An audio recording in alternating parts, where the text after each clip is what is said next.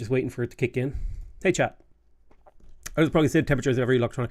CPU Z, I believe it's called. We rocking a new PC? Nope. I just stripped parts from this PC until it worked, baby. I ordered a new PC, but it came. The heatsink was damaged, and there was screws rattling around inside my PSU, and I was like, I don't want to plug that in. And so I emailed them, and I'm sending it back, and I'm thinking of just building my own damn PC. Because I managed to get this one limping along. It's just incredible things. Incredible things are happening. What was I doing again? Oh yeah. Right.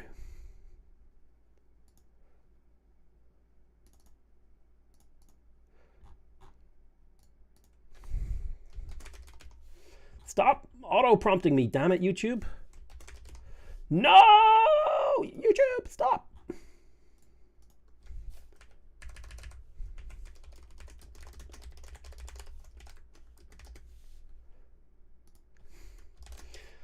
Putting a question mark and an exclamation mark on a YouTube thumb title should be illegal, but it is like at least like 5% of my job. Okay. Whatever, just clicked random. Civ 7. Yeah. You built your first PC back in 2018? Listen, I don't remember the first time I took apart a PC, but I don't know if the year had a 20 in front of it. I think it might have been a 19. Maybe it was early 20. Maybe it was the early noughts. 2000 and like, oh God, am I that old? 2003? 2004? Ooh, I am that old. I'm that guy. I'm the old guy.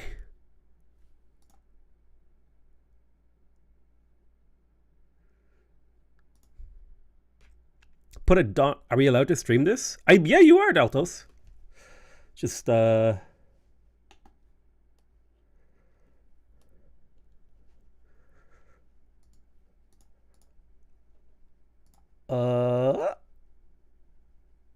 close.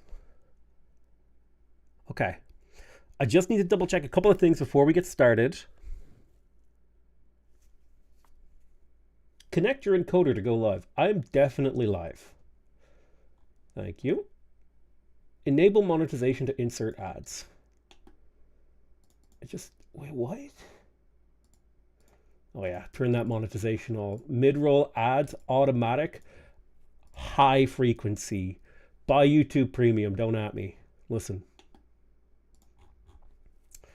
Can I auto roll? Listen. We love money. Where Wingle? One more burn. I like that name. It's a good Twitch name. Does the leader level reset with this update? I do not believe so. This is a preview build that is wonky and not normal. So do not look at this and expect that this is exactly what things will look like when you get to when the update is in your hands. It's in your hands. Not live? No. I am live. What do you mean I'm not live? I am definitely live.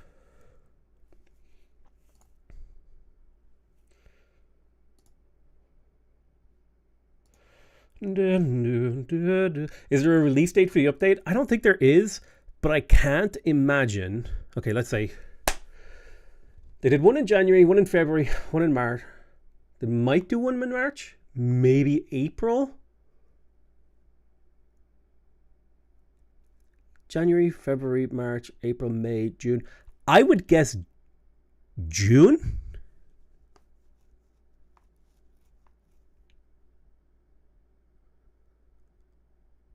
July? That would be the earliest we would see this actually out.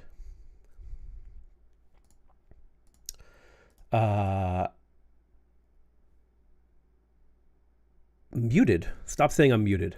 I got it. Fake news in the chat.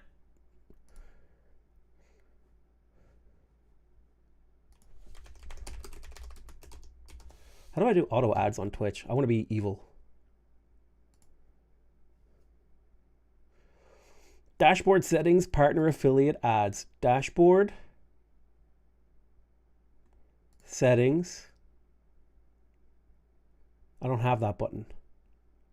I want to maximize revenue, baby. Whatever. Okay, so let me talk you through kind of like a couple of concepts that are working here. There isn't even a fixed end date of the workshop rounds. They're loving the feedback and it might creep them a bit. Absolutely. Potato's thinking of the shareholders. I'm thinking of me. I'm the shareholder. I am the shareholder, bro. I'm thinking of me and my wife and hypothetical children. Okay? That's who I'm thinking about. Yeah. Okay, so I had a kind of an idea for this stream that I thought would be kind of fun. Would be if we played so I have a series that I've recorded and it's going to be edited and uploaded over the next little bit, where I played Greece all the way from Antiquity to the modern age. And I thought it'd be kind of fun if we did the reverse, where we play a modern age civ in the Antiquity all the way to the modern age. So what I want to do, because this is like the new build, this is the sort of beta build that isn't out yet.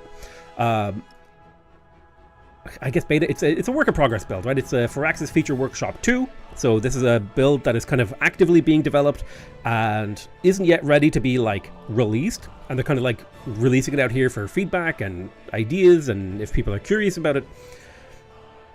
Hi, Andre. And I had an idea, right? So I wanted to play Prussia in the... I decided I wanted... I'm having second thoughts about the leader I chose. So I was thinking of doing Ashoka plus Prussia. Not all the saves are in this build, just to be clear. Because Prussia has a couple of really cool abilities. The first one is you get combat strength for every person that you have an unfriendly or hostile relationship with. The second one is you get production in your capital for every resource assigned to it. And you get a special test of valor ability, which gives you production on your warehouses, which can be really interesting when you're pumping out units. So that was kind of an interesting idea, but happiness in this build is like really harsh. So you need to have a way to get happiness, and Ashoka, like properly placed buildings can get between like 1 and 6 happiness. And you can put 2 on each tile. So that's from a single 2 building tile, you can get like between 2 and 12 happiness, which really helps counteract the massive happiness penalties from conquest, right? And so that was kind of the idea. I did a little quick test game, but I was also struggling with my combat strength. But I am going to go with Ashoka as the world renouncer. And I'm going to go ahead and play as Prussia because I just want to experiment with this, you know. We're going to play a modern age save all the way through the game. Is this a mod to continue a save from Antiquity to modern age? No, this is not a mod. This is a preview sort of feedback build of the game. It's called the Firaxis Feature Workshop, where the developers have created a specific build with some sort of experimental changes and things that they're working on. And they wanted to get preview from people before they continue working on it and figure out like, okay, is this an interesting direction to go? You know, is there something you really like about this? Where is it hitting? Where is it not hitting? Like the it's basically like a sort of an early access to a patch, I guess, that they're working on. And so I thought it'd be really fun if we did a live stream where we played this a little bit and we could kind of show off the fact that you can play Prussia in the Antiquity age now. This feature will be coming to the game, as far as I understand it. They've done a huge amount of work to allow every civ to be played in every age. Now, I will say this, not all of the civs have been implemented in this build. It's either a case that they wanted to keep the number of civs low, or the amount of work to like get all of the civs to work in every age was pretty high, and so they wanted to keep the standard pretty high during the feedback phase so they could just get less, oh, look, this didn't work the way I wanted it to, and more higher level feedback of like, this felt good, this felt bad, that sort of thing. Anyway, right, so we're going to play Prussia. Now, let's quickly talk about our abilities here real quick. So we're playing Ashoka, World Renouncer. So we get +1 food and cities for every 5 excess happiness. Now, if we're playing correctly in the type of game that I want to do, we should never really be getting this benefit. This benefit isn't particularly useful to us. 10% food in all settlements during a celebration is one of those benefits that's really going to help us get off the ground during the early game, but isn't going to be particularly important as time goes on. The one that's going to be really important for us is all buildings gaining +1 happiness adjacency for all improvements. This is going to help prevent us from dipping into negative happiness, because in previous builds, if you were playing this game and you had like a settlement limit of 10 and you had 20 settlements, you only got the penalty from being 7 settlements over your limit. Now that penalty is uncapped. It could just go infinitely. And the penalty to having negative happiness is also a lot harsher. So having something that generates happiness for us is going to be really useful. So let's play some Prussia. And then Prussia is going to fill in because they have this extra combat strength for us, so that we're going to be going to war with people. And the fact that we can also trade with people that we're at war with is going to be really helpful. In circumstances where, like, let's say they have a resource that buffs up the combat strength of our units, and we really want that so that we can engage in war with that person a little bit more heavily. So there's going to be times where that's really useful. So we'll play Prussia. I was testing this out on online speed. I think I'll play on, I'll play standard speed. We're going to be on continuity mode, standard map size. I am going to change the advanced settings. So there's new mechanic in the game in this build called Triumphs, and I've got a game recorded where I played with the default Triumph set. Today we're going to be playing with the Conqueror set, because I wanted to try out the different sets. I think the developers are kind of interested in the idea of experimenting with different Triumph sets, and so I wanted to try out the Conqueror set. So my personal opinion on this, I've kind of had a little bit of a time to think about this. I don't think Triumph sets are a particularly interesting direction to take the design of this feature. That's like my personal opinion. But that is sort of an initial reaction. I haven't actually played with the Triumph set stuff. So my goal is, if I play with a different Triumph set, if you start with a Modern Age civ, can you switch to a new civ entering Modern Age? I think so. Do some things still reset between ages? Yes, there's still a little bit of resetting. But anyway, my point is, my initial reaction is like, oh, I don't know if I like that. But I need to investigate and invigilate this feeling by actually playing a game with this setting. So pretty much everything is going to be default. And we're going to play with the Triumph set. I don't love the end of age countdowns, but we're just going to leave everything default, because the developers are really interested in this idea of creating the ability for the player to tailor the rule sets of the game for themselves. But I'm of the opinion that you should create an experience for the player, and then if they want to tailor it, they should learn to mod. maybe that's it's not meant to be like elitist. It's more like, I want you to focus on creating a really tight experience that like has a really strong concept at the core. So we're playing as Ashoka, Prussia, in the Antiquity age. I'm going to take a militaristic and an expansionist attribute point. I think these 2 points are going to be really helpful for our game plan. I did set up the Conqueror set. Okay, yeah, we're going to be playing the completely militaristic sets.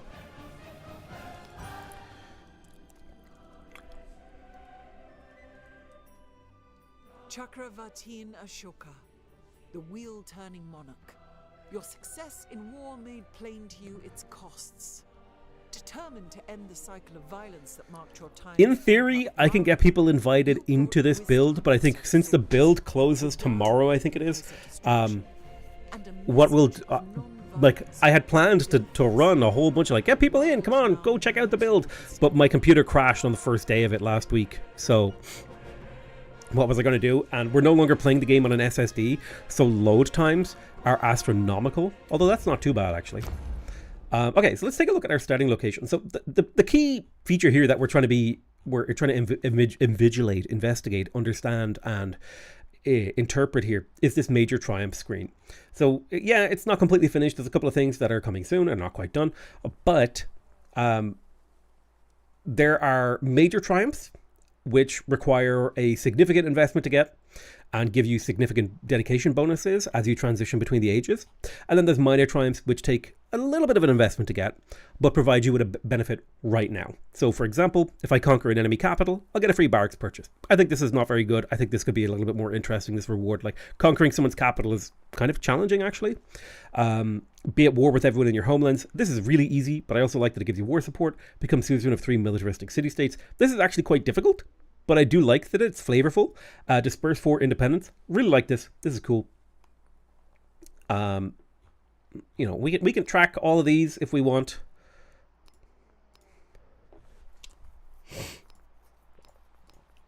And what happens is they appear over here on the left. I don't really like this UI. I like, it's a quest tracker, but it's like, unless I scroll out into the fog of war, it's just like, if I have my camera here, this is like unreadable to me. So I don't really care about tracking things. I really don't like this UI for this. So looking at our starting location, we actually have pretty decent. One of the things that I have found have like incredibly enhanced my game have been having access to the map tax. So this isn't like an incredible start. We do have a good little bit of culture, and getting the early culture is really strong. From the tundra to get up to organized military, there's 2 key militaristic wonders that we would really like to build this age. The Gate of All Nations, which gives +1 war support on all of your wars, as well as a tiny bit of happiness. The war support's really important. And the Mausoleum of Theodoric, which gives you extra HP and yields from pillaging and a militaristic attribute point. If we can get these 2 wonders, that would be really nice. So we do care a lot about culture early into the age. If we can get the terracotta army, we like it. It's not necessary. We would like this, but we don't need it. So a big advantage of settling in place here is we do get 4 different resources. And we have a couple of good spots for production and science. Why do you only have military triumphs? It's because I'm playing on the Conqueror rule set, which basically only has military triumphs. It's a special militaristic rule set. And so I'm trying this out because I want to see if it's actually any fun to play with a specific rule set. I think we settle in place. You could make some arguments for moving, but then I lose access to the salt. And salt is unit production bonuses. Gameplay is definitely the most important, but the UI needs work. I think the UI was built in a way, the sort of fundamentals of the UI were built in a way that I just really don't like. And it's going to take the developers to take a very long time to try to pull that back from where the fundamentals are. So we're going to settle in place. I think this is a perfectly reasonable settle. We have settled Berlin as Ashoka. I personally really like a double scout opener, even in a militaristic game, because the value of discoveries is extremely high. The amount of tempo you lose by going warriors instead of scouts is actually pretty high. Getting discoveries can really shape and change your early game. So in terms of technologies, we would, so kind of like thinking out loud about what our technology. You hate how gray it is. I don't like how gray it is either. I really like the areas where there's like lots of color and stuff. Weirdly, I prefer Civ 5's tech tree. So kind of like thinking out loud about like, what is our goal plan? Well, one of our plans is to get down here, right? We want to get to the phalanx. We want strong infantry units backed by archers. So we want to get the bronze working and iron working. And so how do we weave a game plan that leads that way? Well, riding leads to bronze working, and the library and the barracks have really good synergy. And there's also another bonus that we're going to see in a couple of moments, where Prussia has a special test of time ability where they get +1 production from warehouse buildings, which is going to be really key to the development of our empire. Thinking about where our first populations are going to go, what tiles we're going to work. We're actually not going to be expanding in a way that you will be used to in a normal Civ game. We're going to be kind of developing our cities kind of like sausages to maximize the number of tiles that our buildings have improvements adjacent, so that we can take the maximum amount of benefit from Ashoka's all buildings having happiness adjacency for improvements. Now, we're also going to go ahead and come in here. We're going to spend our expansionist points, so we will build settlers faster. I'm not going to spend the militaristic point just yet, because if we find a lot of independent powers nearby, buying this can often lead to you getting another militaristic point, killing those city-states really easy, and getting the war support one anyway. So it'll kind of make sense. The opening, let's see here, we've got a lot of forest. So I think our opening one is going to be animal husbandry to get access to the saw pit. The saw pit gives you +1 production on camps and woodcutters. And we have a decent amount of camps and woodcutters in our initial sort of tile zones here. Scrub? How dare you call me a scrub? Scrub-a-dub-dub. So our city has grown. We're going to prioritize growing to the woodcutters to get a lot of production and culture. I'm going to grow to the +1 happiness and +1 culture tile right here. It's very nice. I'm going to step 1 tile with you, and then I'm going to do a search action to see if we can find... Okay, there is a coastal edifice there. Yeah, we've got a couple of things we can pick up, which is nice.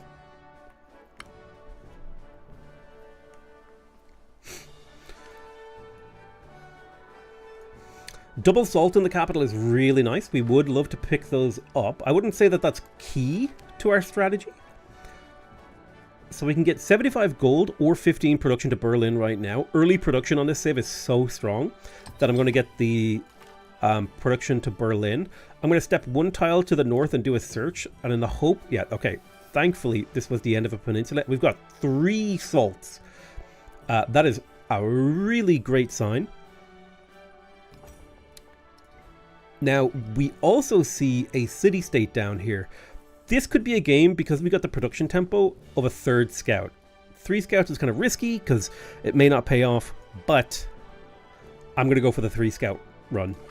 Because we got the production boost from 1 scout, we can kind of justify it.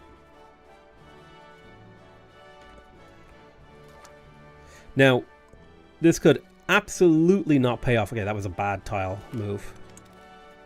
I'm going to scout here. Okay, there's another one up there, so I can send this guy up that way to get that, and I'll grab this wreckage here. Hey, nothing wrong with a salty potato, let me tell you. So again, I'm going to grow towards the culture and happiness here. And I wish I had the map tax to kind of explain what's the maths that I'm doing inside my head. But basically, I want to put a couple of warehouse buildings here. And then like a library and a barracks here, and then make sure that I grow to all the tiles around that and create like a sausage city. Now, let's grab that wreckage. We're going to grab more production. That'll finish a scout, another scout in a few turns sooner. This is one of the few builds where early production actually really helps us take off. Let's go grab that campfire. I'm going to send you over here to grab that. Ooh, okay.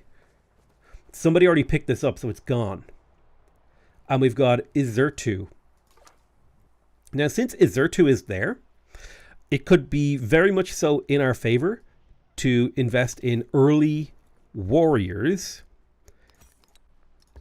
in preparation of clearing this once we have discipline. It would make me really happy if we got some culture from some of these. All right, let's step 1 tile. Will I be able to make it here next turn? I will. Let's do a little scout radius. Unlucky. Let me step you 1 tile this way and do a little scout radius. Okay, nothing there. See if we can't zip around this. Okay, so it looks like we found Ada Lovelace. Ada, I am going to give you a hostile greeting, actually, because our units get combat strength bonuses from being hostile with people, so I'm just going to immediately denounce her. We get +1 combat strength for every person we have a hostile relationship with. There we go, culture. That's huge. That's going to finish chiefdom for us. And now we can plug in the +2 culture on the palace. So let's go ahead and change our policies. We want this culture really badly. And we want this culture because we want to research discipline. And discipline is going to give us access to an army commander. Worth noting that the UI is moddable if that's the only thing holding you back from liking the game. I think it's really more about the fundamentals. It's really about the fundamentals. How's things? Things are good. So now we get the gears turn. This is going to be one of the things that makes Prussia a really strong production powerhouse in the early game, in particular in the Antiquity age, is if we take a significant penalty here, which is -1 yield in all settlements for 20 turns, we'll get +1 production on warehouse buildings for, I'm pretty sure, the rest of the game. And that is a really, really strong... so we take a really big penalty now for a potentially massive production boost over the course of the game. I really want to grow here. Units, does units include settlers is a question I have.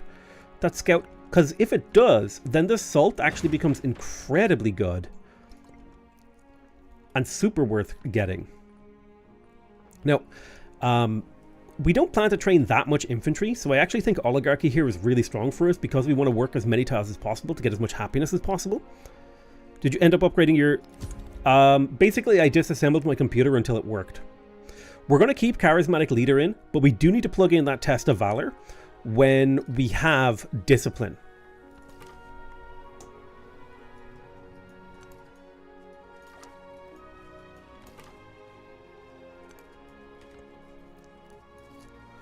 Basically, my game SSD drive, my game SSD died, and I had to reinstall any of the games and recordings on my hard drive that I have at the computer.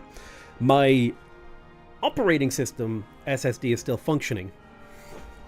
So salt does affect settler production. That makes that a really nice thing to pick up. So one of our key early techs is going to be writing, because we want to get to bronze working, military training, and iron working to buff up our production and military prowess. We also want to build as many warehouse buildings as we can. So the brickyard here, I think, is going to be a really nice pickup, especially because it leads to writing. So let's grab pottery. I mean, I don't think the price of PC parts is ever going to go back down. I think that's just the new reality. So, like, whether it happens now or a year ago or a year from now, I think it was just going to be painful no matter what. Good thing SSDs are so cheap these days. ... Well, you know how it is. I will let her do this because I don't want to spend the influence, but now I do see another potential city-state for us to hit up here, Mesa Verde. We definitely want to kill them. She is going to make me lose 10% science per turn, which is only 1 science per turn, which is a lot at this phase of the game. It hurts quite a bit, but it's fine.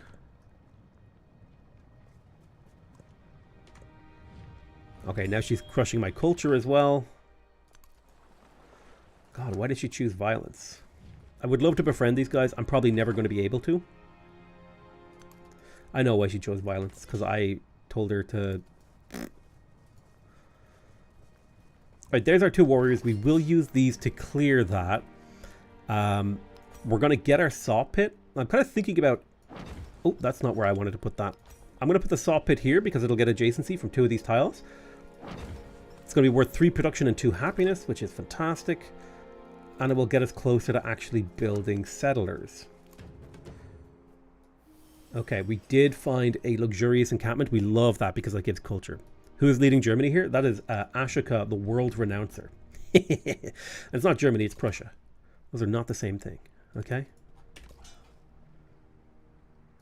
One may have led to the other, but that does not mean that they are the same. Okay. 160 gold to improve the saw pit. That's fine. Oh, goodness. All right, see if you can sneak your way through. We did meet Gilgamesh. I am going to denounce him. I'll give him a hostile greeting. I'll denounce him next turn. We want to have as many leaders with a negative relationship with us because we are going full world conquest, militaristic triumph mode. I can see 3 independents. I hope nobody's befriending you. Nobody's befriending you. I would love to befriend this, but I may just disperse it. I'll send this scout up this way. The 3rd scout was a waste in the end. Can I block this choke point? Yeah, you're getting slingered. It's okay. We'll try to zip you away. There's another city-state here. Nobody's befriending them just yet.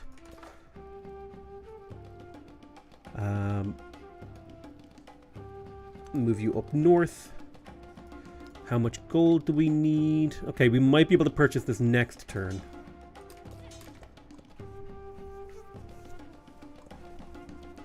Und das ersalte Engländer mir.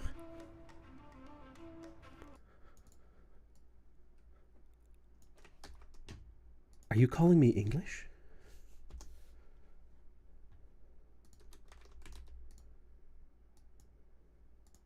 And that's what the Englishman told me? I'm not English. You watch yourself.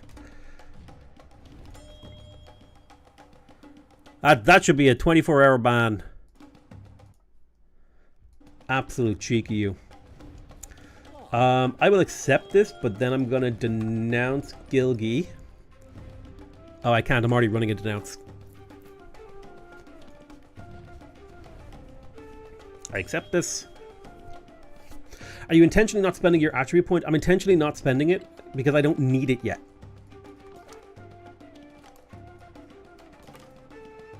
Give me that luxurious encampment. Oh, no, I wanted the culture. Well, I'll take the gold because the gold... It's such a weird mechanic where you have to cancel the saw pit in order to buy it out to finish it. I can't afford to buy a settler, but we can get our settlers started.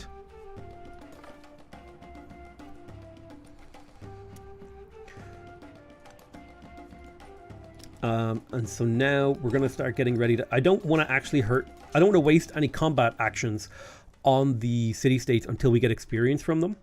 It's very important that we generate as much experience on our first army commander as possible, because he's going to be the mobile killer. I want to grow to this tile.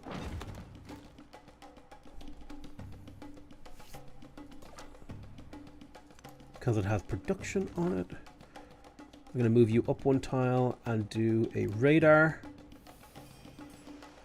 Okay, it looks like we're on a kind of weird continent. That's fine. We'll make it do. 3 turns until discipline is finished. I just really don't like the UI. So to summarize the things I don't like about the UI, I don't like that this is transparent, this whole area, because it means if there's anything busy behind it, it becomes unreadable. I don't like that there's like these weird gaps between the buttons. I don't like that there's like this weird dark area of the screen on the top left. I don't like, just, yeah. One thing I hate is when you click on a unit, the size of the unit window changes, which means like, let's say I'm like tabbing through my units and I want to put them to sleep. I have to move my mouse around to click on the sleep button. That shit drives me crazy, because even like the same scout will have a different button locations, like the same unit. It just drives me insane, dude.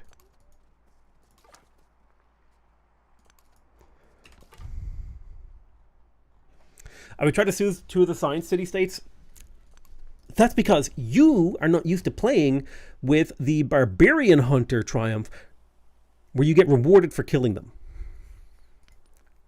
And the fact that we're playing Prussia, where we want to spend all of our influence on denouncing people. And this isn't a science game. This is a world conquest game.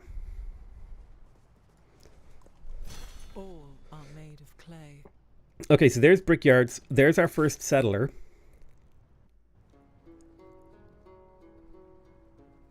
I hate all of the available settlement locations that we have. I hate them all. This is where the map tax mod would have been really, really nice.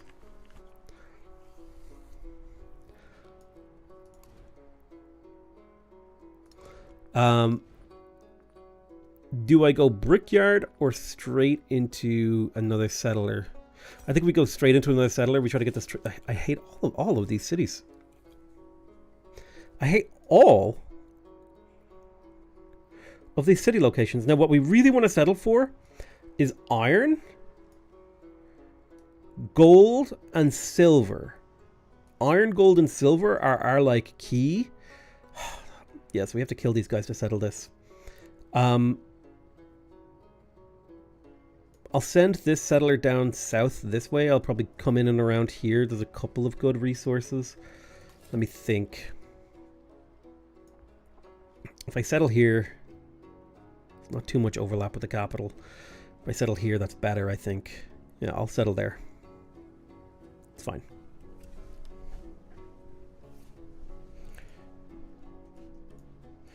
When I get a map with no good settles, the urge to restart is maximized. Agreed. We're going to go for sailing too. This might sound a little bit weird, but we actually want all the warehouse buildings as Prussia because we're going to get a special card in the future.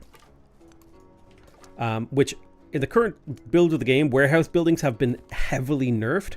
It's only as Prussia does it make sense to do that.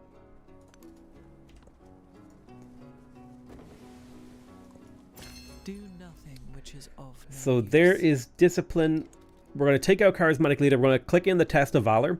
We need to have this plugged in for 20 turns before we get the special Prussia card. So it's a pretty painful hit to our yields, but it will pay off over the course of the age, in my opinion. Bum, bum, bum. Bum, bum, bum. If I settled here, I would only really get horses, so this is not even that good.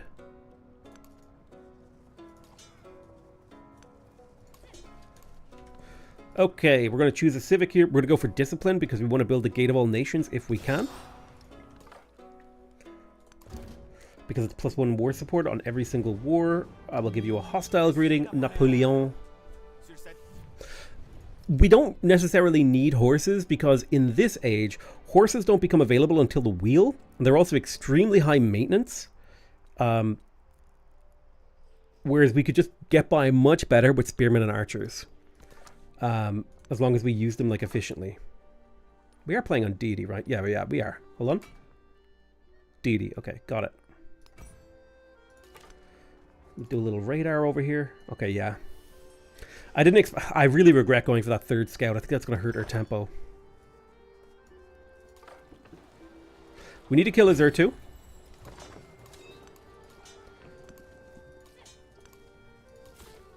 You should go south around. Alright, we're going to go for 20% food. And I'm going to take the production and science because we need to crank out as much production from our empire as possible. Everything in this age is completely dependent on how much stuff we can get built infrastructure-wise. Perfect. We're already getting attacked. We're getting that experience. This is what we're here for. Let's attack once and then attack twice. We have +5 against these independents. Beautiful. We get a narrative choice of 100 gold. That's excellent. That might be enough to purchase a brickyard. If I build this brickyard here, we'll get 2 production, a science, a culture, and 3 happiness, which is amazing. You're going to hurt my science per turn. That's fine. You're allowed to do that. I'm allowed to be mad about it. I will eventually make you pay for it. Okay, nobody's befriending you. Nobody's befriending you. Nobody's befriending you. Got it. Trying to slip in now so we can figure out what her empire looks like. We are going to want to declare war and destroy her pretty much as soon as possible. Although we need to spend a little bit of time building up our empire before we do that. Okay, that's actually really bad. Let's pull back and heal. I'm going to grab myself a slinger to assist in the war. What a terrible start for settlers. They're going to have to run south and do all sorts of shenanigans just to get yields. Get cities out. Really, really, really a bad start for the build that I wanted to do. But I am more than happy to bang my head against the wall.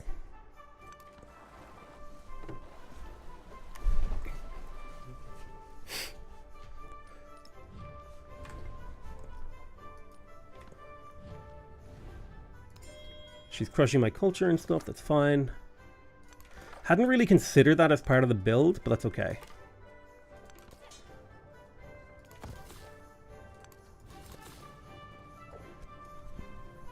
Alright, so where's the settle here?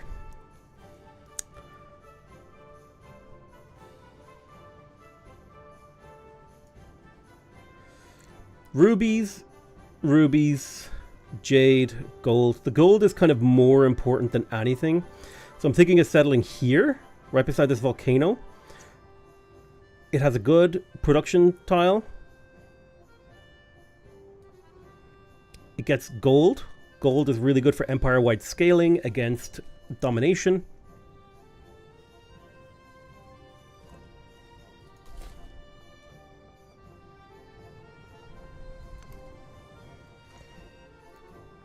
Alright, there's a slinger. Let's get our second slinger now.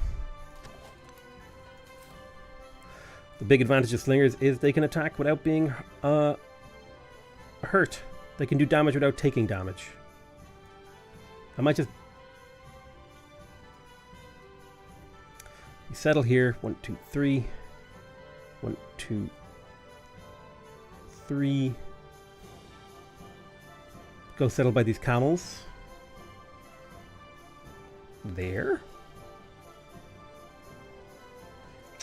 The city-states are in the way, so I think we just delay settling until we can kill the city-states. Hopefully killing the city-states will give us a tempo refund on getting our settlements delayed.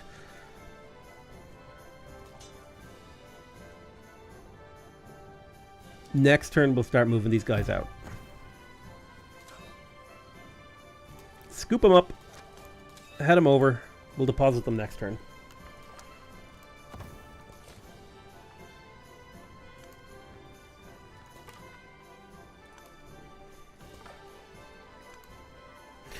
Look at all that beautiful gold over here. That's going to support our empire like big.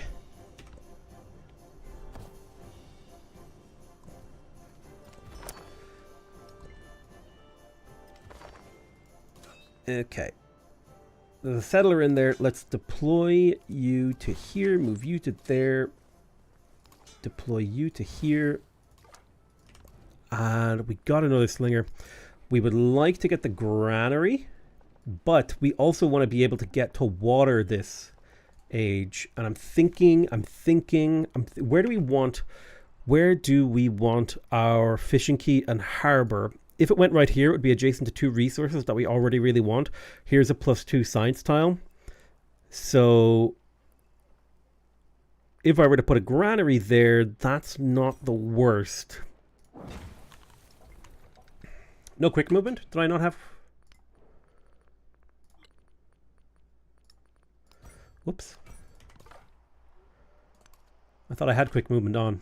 My brain... I don't think quick movement is as necessary in Civ 7 as it is in previous Civ games.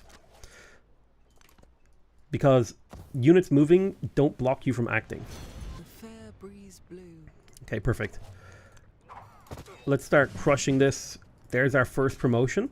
The first promotion might seem a little bit weird, but it will make sense once we're skedaddling around the map. We're going to grab maneuver here. This is going to give the commander +1 mobility and being able to ignore terrain restrictions. This is going to let us zip around the map and kill all these city-states really fast, getting a huge amount of benefits and leveling up our army commanders. Happiness, happiness. I think pigs are protected. I love pigs. I love any animal that I can feel like I'm an equal to. Let's get another copy of Salt. No, if I got this building here, this would have +3 happiness adjacency, so I'm going to get this up first. Now we want to get writing, because science is very, very important for the long-term viability of our plans. Zippity skedaddle over here to the east. We're going to settle this settler in Hanover. Let's get the rubies, because we want that gold income.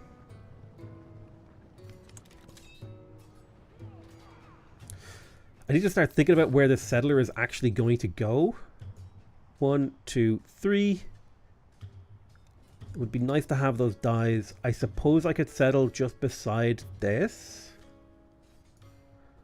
This is on freshwater. Freshwater is going to be important during the long arc of history.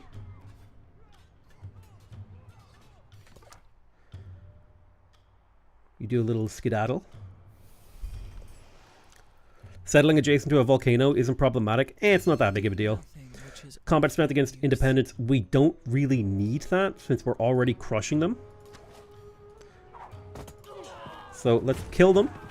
Pick up a bit of experience. Then we're going to disperse. That's going to get us a militaristic attribute point. Now we could get this here or here. I'm going to put it here because war support is very important. This also picked us up discipline 2. Let's go immediately for tactics into organized military. We want to rush for the Mausoleum of Theodoric if we can. My commander has earned another promotion. This promotion here, Assault, is the second sort of part of the key opening strategy, which is to skedaddle around the map, scooping up stuff and being really annoying. This is the only fresh water in the area. I guess I could in theory settle here, but this is like very close to them. So I'm going to skedaddle a little city down right there. That's going to give us me some nice roads. Let's get the iron improved. I'm going to skedaddle you to the left so he can shoot this and you'll get 1 experience out of that. It's not a huge amount of EXP, but it does help.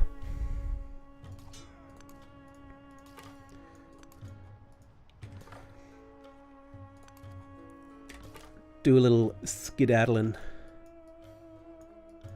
You know, it might be good for me to pull you back. Jump in the water. Ooh, I don't want you to take damage. Alright, let's get all our units to heal up. Any full health units will get inside the army commander. There's the granary. We want to get the Gate of All Nations. I think here is okay. Ideally, it would have been here to give boosts to these 2 tiles. But here is okay because it makes this into a +3.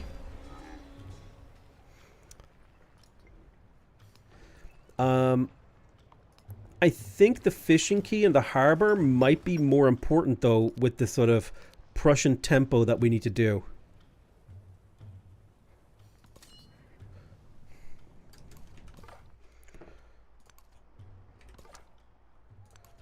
Okay. It's a big continent. We've got a lot of stuff to kill. Alright. No one's befriending Mesa Verde, so we're not on a time limit on them. No one's befriending Khotan. No one's befriending Virsong. So we're not on any time limits on any of these guys just yet. Actually, these guys have fallen into my trap and have given me an opportunity to farm a tiny amount of experience. And I will always take an opportunity to farm a tiny advantage while I wait for these units to heal up. Let me move on over to Mesa Verde. What I may actually do is once this warrior is healed, I may skedaddle down because I can only have 1 warrior and 2, like 1 warrior and a slinger attack this, so we probably don't need the full squadron healed. Okay, that's already been captured. You have the Prussia tree already? No, but I have a special Prussia tree, which gives me access to coking. But we're not quite ready to pick that up just yet.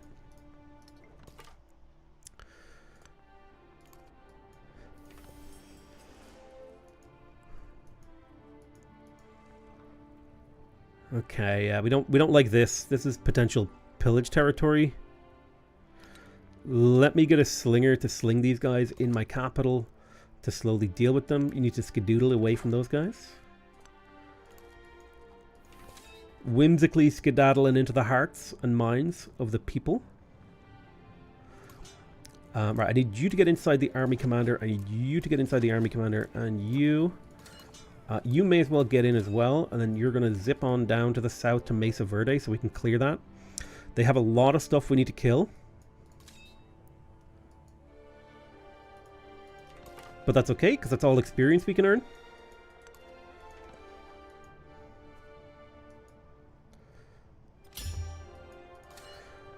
Let's initiate hostilities.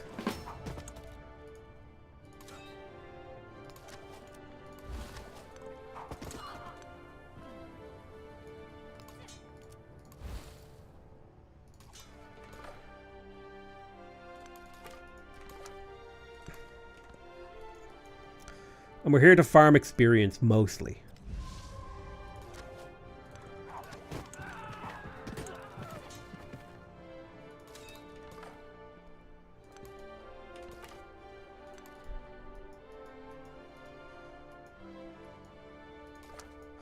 Right, we'll grab this.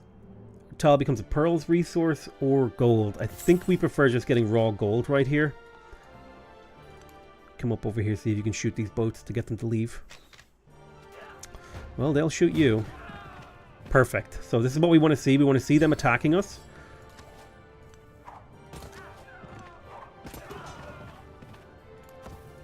Because our goal is to try to farm experience off them. I might pull back a tile on you and move you over. We take the food. We could go for survey. The culture is really important for us. I would love to do survey, but we need as much culture as we can get our hands on. I actually have the influence to befriend Khotan, and so I will. Having a militaristic city-state on my side could be huge for combat strength bonuses.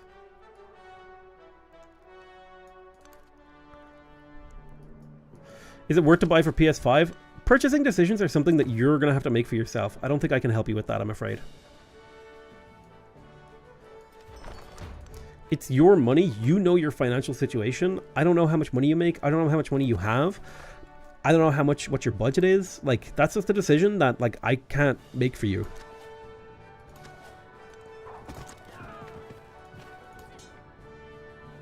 Okay, kill, step, sling. We're slowly getting experience. Is this game still bad? Was it ever bad? Or did it just need work? Okay, so in Hanover, our science buildings are going to go here, so we kind of want to develop around them.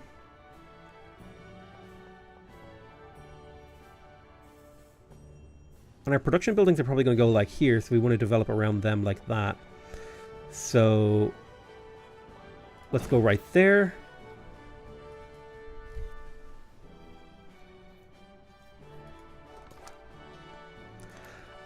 I don't think Civ was a bad game. That might be a controversial take in the Civilization community. I don't think Civ 7 was a bad game. I think it was just... Listen, the most critical thing that I probably... Like, the meanest thing that I feel justified in saying is the game should have been an early access release. And for whatever reason, the publisher or the developer didn't want to do an early access release. That's, you know what, that's fine. But, like, you got to deal with the consequences of that. Not able to watch with sound. Refresh your stream. He can't hear me. Why did I... Why did I bother to talk to him? Okay, we're going to go for the 3 food, 1 production right there.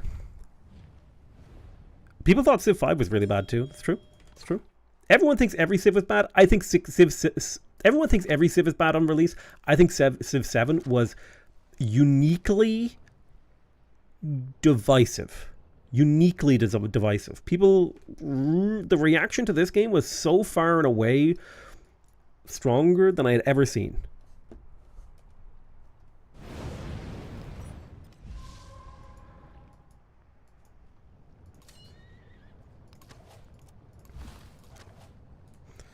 Okay, so we're farming experience from Mesa Verde. Let's move this army commander up so we can get this experience. Beautiful.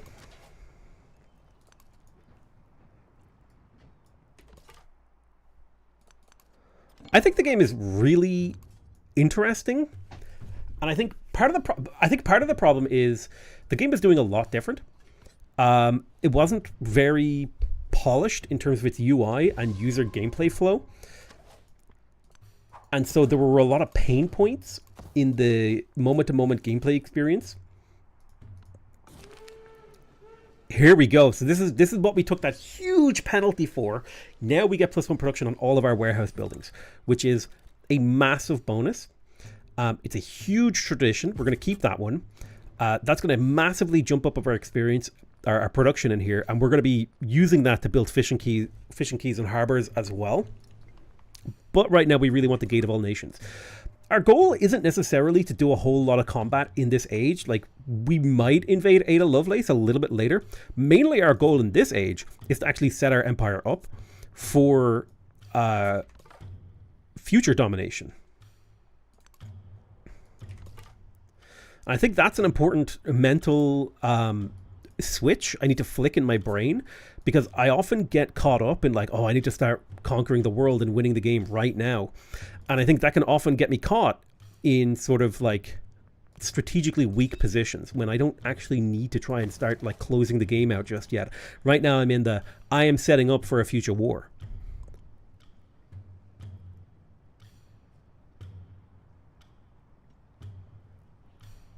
Cities feel way too big, in my opinion, later in the game. I actually think that that's a pretty reasonable critique of the late game city development. I kind of feel that way too. They just feel like sprawling messes. They almost like unstacked cities too much.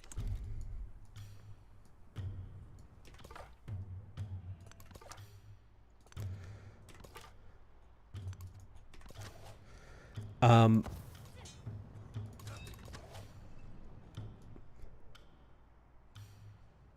I'm going to leave this slinger here as a defender.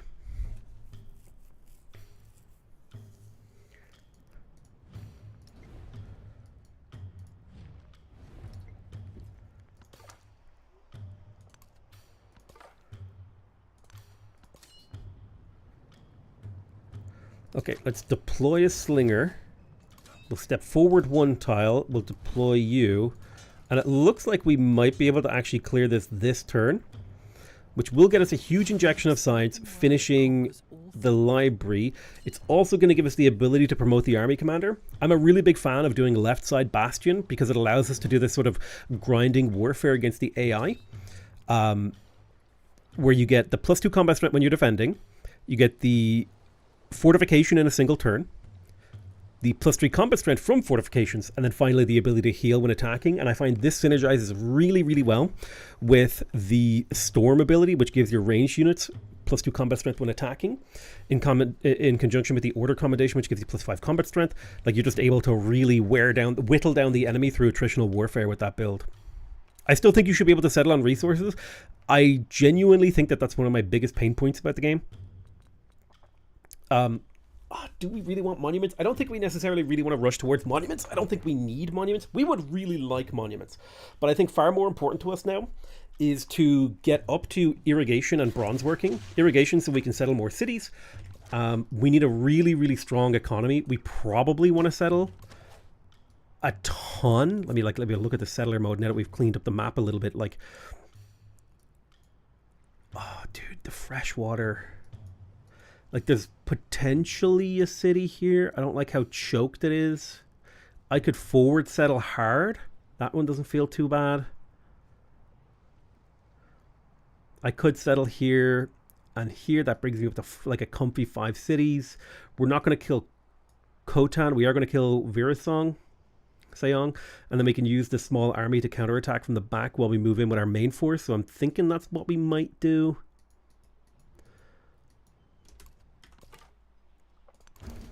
Damn, this is a big-ass continent. Hostile greeting. I don't want to be friends with anyone. Civ 7 is part of the Apple Arcade if anyone wants to give it a go. That's pretty cool.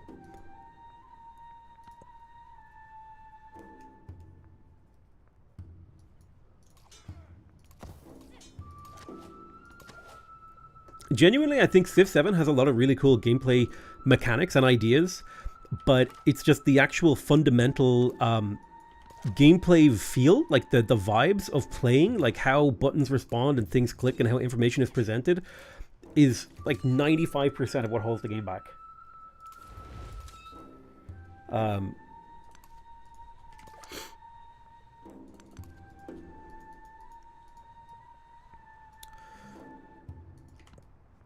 So once the Gate of All Nations is finished, we're going to drop down another 2 warehouse buildings and then get ourselves 2 more settlers. In here, I think we'll just try to wrap the city center in tiles. Frankfurt am Main, I would like to convert you to a city. Hanover. So there's kind of like a really fun thing you can do with this build where you just go really heavy into cities. Let me get you to this tile where you should heal nice and quick, and then we can zip you on over to Sayong. I thought you loved being told the town can specialize every 10 turns. Listen.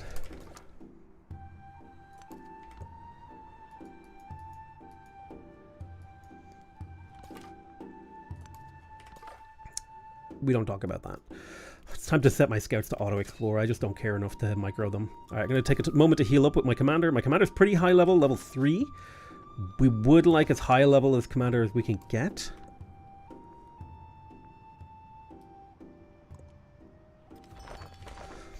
Okay, so there's Hanover. We really want this gold tile, so we're going to grow towards it. Did you build a new PC? No, I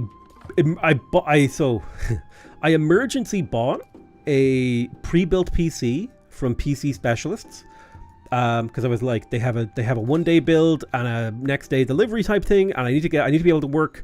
It's not gonna, like, I need this as soon as possible. This is my job. This is how I make money. I need a computer now. I don't have time to like sit around and build a PC. And then I spent my time troubleshooting this PC, and I figured out that it was my SSD with my games on it that was dying. So I have three drives on this computer. I have one for my operating system and my programs. I have one for my games, and then one for my video files. And the one that holds my games was dying, and that's why we were crashing when we were trying to stream. And getting blue screens. It also turns out that my memory is faulty, but the memory is just not faulty enough to function once I fully killed the game drive. That PC that I ordered, and like next day and everything, it arrived. I think I ordered it on Thursday, Friday, whatever. It got here yesterday. The water cooler heatsink had like huge dings on it. Okay, it was terrible. Like, I have the picture somewhere, like giant dings, right? Damaged.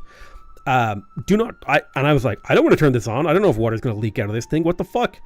When I tilted the PC to like try to remove one of the panels, I heard like a little like a screw rattling around inside, and I managed to isolate it to being like a screw loose inside the power supply unit, like inside the box of the power supply unit.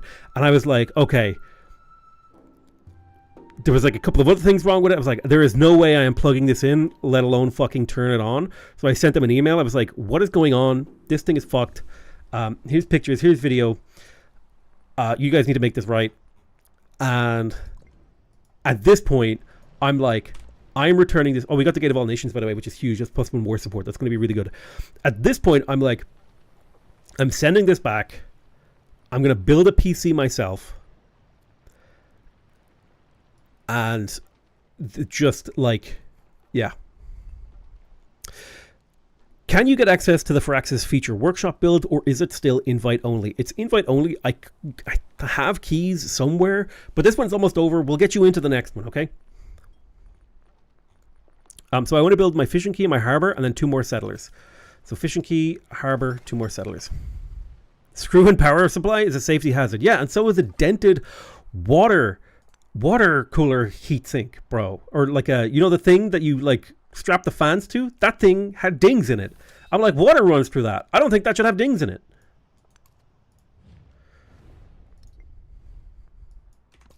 Anyway, it was very frustrating because you just really want your stuff to work.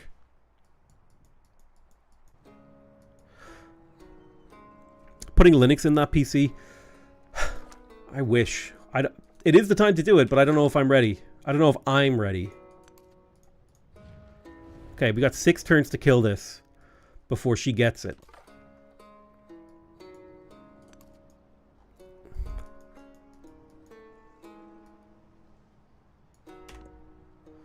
Yeah, the workshop build is about to end. So don't think there's a point in getting you in on it.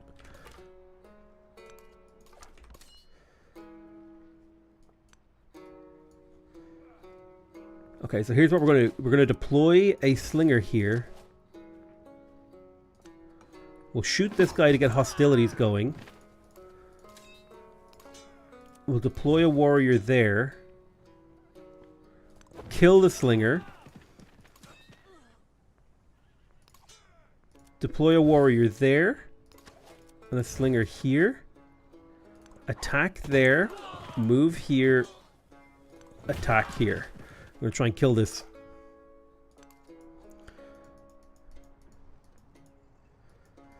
Okay. We're building the harbor. Excellent. Did we already get the fishing key? Yes, we did. It's the power production, baby. So we're just trying to farm experience here. killing city-states is kind of secondary. We would love to build the terracotta. Do I have terracotta tiles in the capital? I do have a couple of terracotta tiles, so that's kind of interesting. If I put one here and I could get the mausoleum here, we create like an insane adjacency, which is really cool. Let me do this just so we can kill these independents even easier.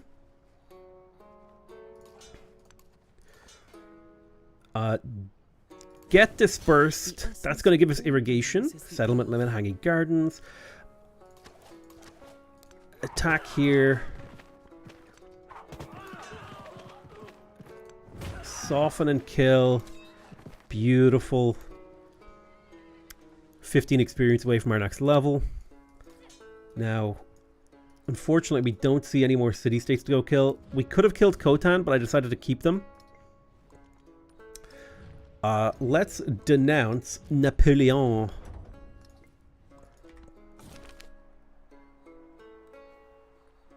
I will take the gold. We have 400 gold. You're too expensive to expand. You're still too expensive to expand.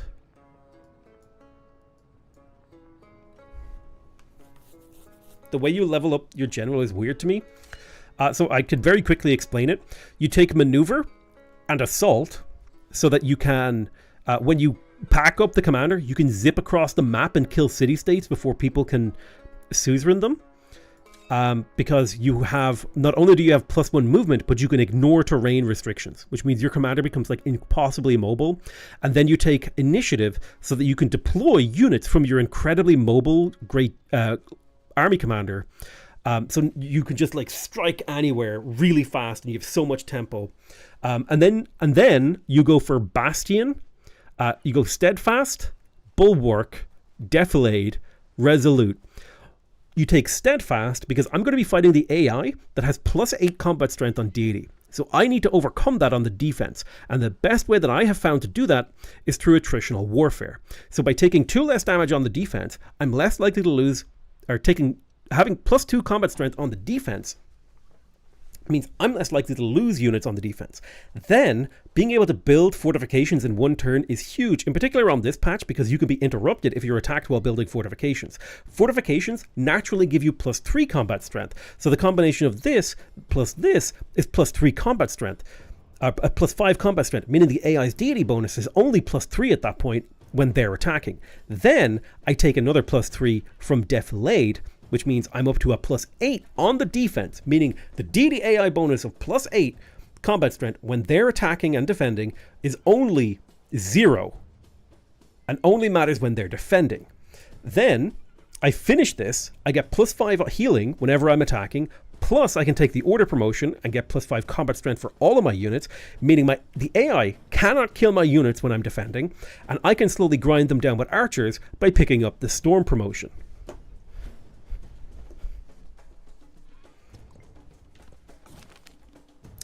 Codex or influence, I think we would like the +2 science right here over the influence. Influence is really good, but we don't need it. We're going to go straight for bronze working because we want the barracks for production.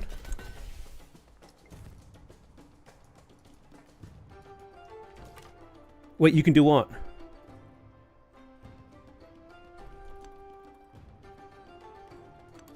Ooh.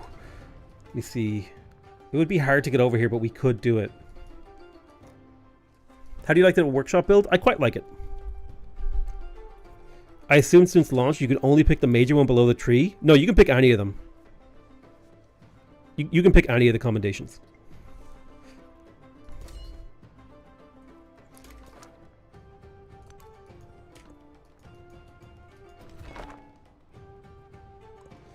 Well, that's an interesting settlement. I do like that I'm going to be able to conquer that. I'll lose culture, that's fine. Do I send this commander on a huge expedition to kill this, or do I come back with him and prepare for invasions? I think we come back and prepare for invasions. Let's pack him up. We'll start moving him back. We'll take the 20% food because growth is going to be key. We will also take the tool making for the +1 science and production in the capital. We have our harbor in here. We would love the terracotta army. We also really want our library. It looks like we got a wonder cancelled. No, we weren't building a wonder, were we? Am I stupid? No, we were going to build a settler right now. Sorry.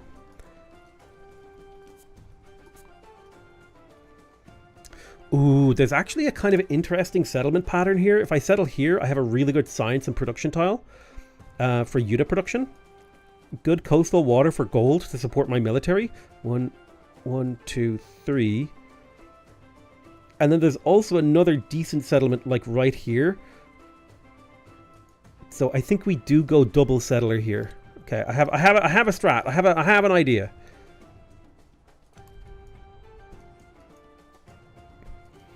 The new traditions and policy screen is kind of trippy. Yeah, it's really nice. They have traditions and policies separated into their own like categories. You can put policies into traditions, but you can't put traditions into policies. So like if I do this, I can't slot that in. So there's like a particular way you have to like do it. Ooh, you know what? I think we'll take the scouts gain movement in sight because this is actually the perfect time for them to start scouting more.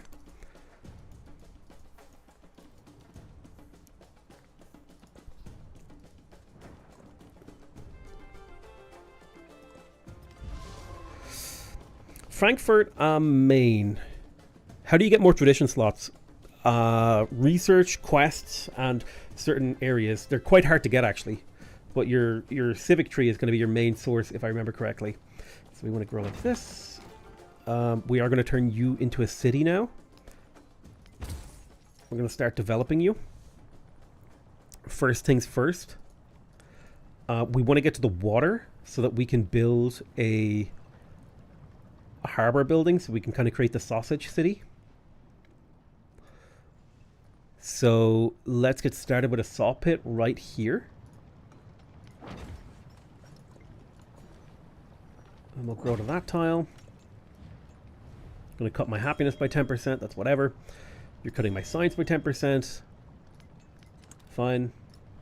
I'm already denouncing you. That's good. We want to denounce everyone because we get combat strength from being in conflict with people as Prussia. So look how fast this army commander can zip across the map. Like, I can almost make it all the way home. Let me add some influence here just for the sake of speeding this up. Because these guys will be worth a combat strength point, at least one. We're getting ready for war with Ada Lovelace. Okay, I'm getting really tired of this guy blocking my movement. So let me just kill him.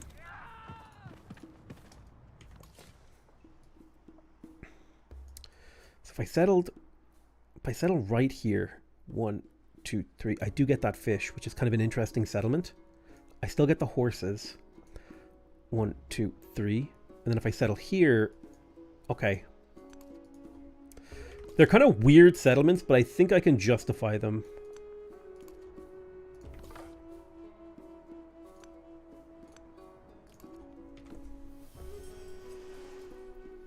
Huh?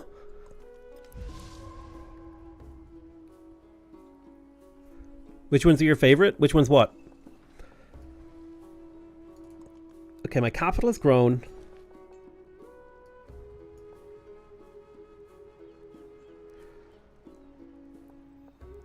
Let's get the salt because it's a unit production boost. Crushing my science, but that's fine. We don't care about being sanctioned by everyone.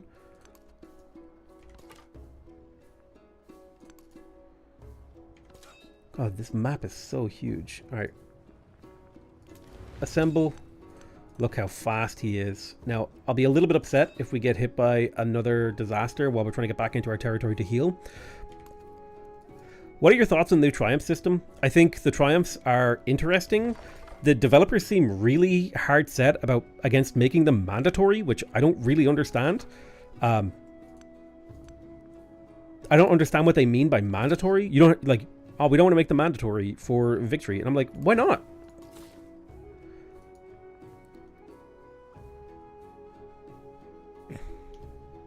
I feel like they're limiting the potential design space of the Triumph system by doing that.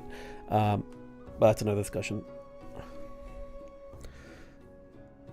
Did you enjoy doing the disaster save files in Civ 6? Thinking of doing them for 7? I did actually really enjoy doing the disaster save files.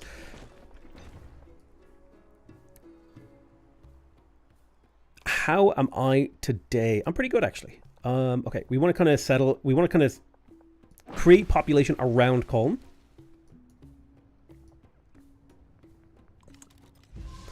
Won't that location eat too many tiles from the capital? It's not going to eat any tiles from the capital the way that I'm going to settle it.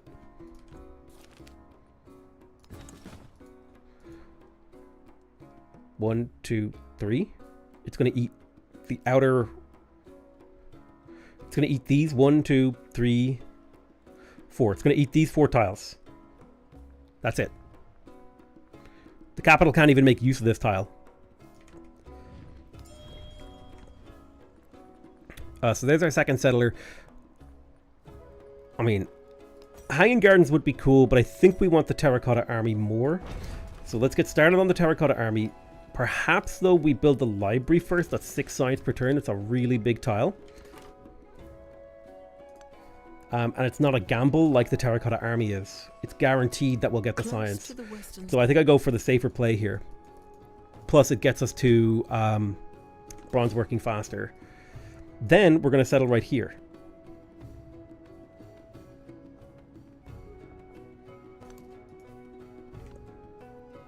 What? You can't conquer the world? Conquering the world is difficult. Okay? It's not easy. That's why we're settling a bunch of cities and we're putting the work into to get our empire in a position where we have the yields and the production and the combat power to conquer the world. Oh my goodness.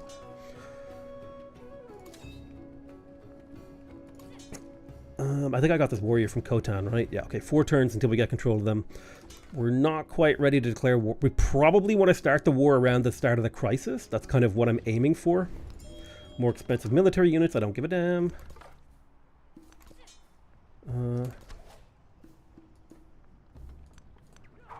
Shoot those nerds. Civ 2 for life. I don't know which game you're talking about. You get the production refunded. You don't get all the production fund refunded, and this way I get the benefit from the library immediately. So we could lose these 2 tiles in the capital, no problem. I think we prioritize getting these fishing tiles up. We got the saw pit in this city. Let's get the brickyard. 4 production, 2 happiness in here. It's going to be a very strong city. Unit production center is the goal.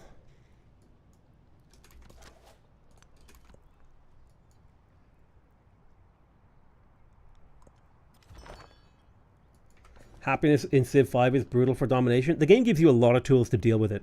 So we want this gold because it gives +1 gold and happiness in all of our settlements, which is really good scaling, and that's going to get even stronger as we continue to expand throughout the world. It's going to end up saving us a lot of yields and money.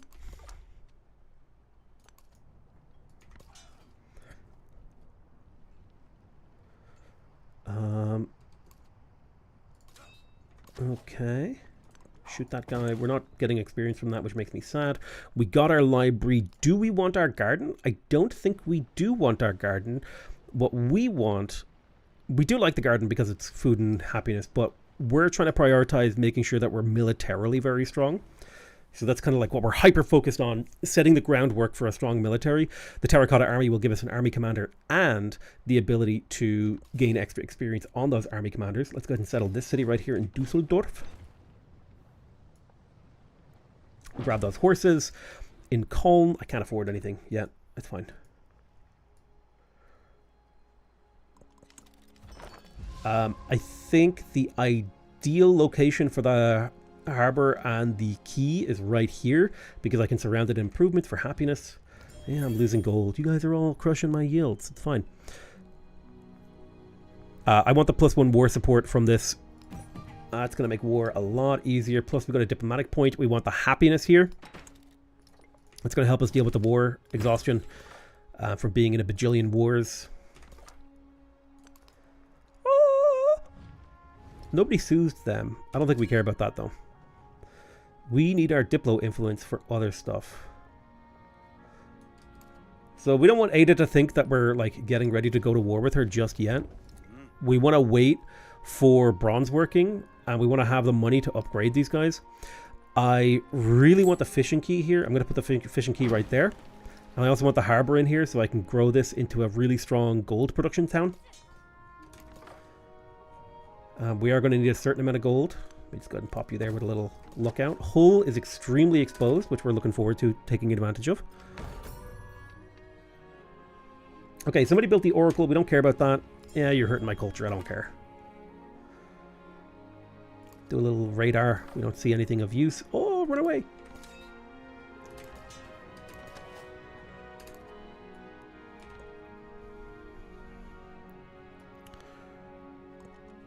Okay, Frankfurt. We want to expand to tiles adjacent to the buildings you have built, which is right there. You got your brickyard. It'd be great if we started with the fishing quay and the harbor, because we love that. That's another +2 production in this city. That's great. We get so much benefit from warehouse buildings. As Prussia, Prussia's special ability is we got a special, unique, ancient Antiquity era tradition that allows us to get extra yields from warehouse buildings, which most civs don't have access to, which gives Prussia a really strong warehouse economy, which in this build does not exist for anyone else.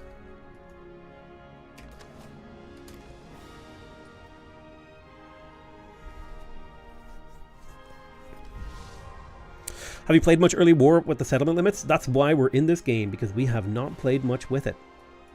Look at that, 3 food, 2 production, 1 culture. That's a beautiful tile right there. We got Dusseldorf. I think harbor thingy's gonna go there. Unless the harbor is going here. Although this is actually a really attractive tile for the harbor. And then the production... Yeah. Okay, so we'll grow there.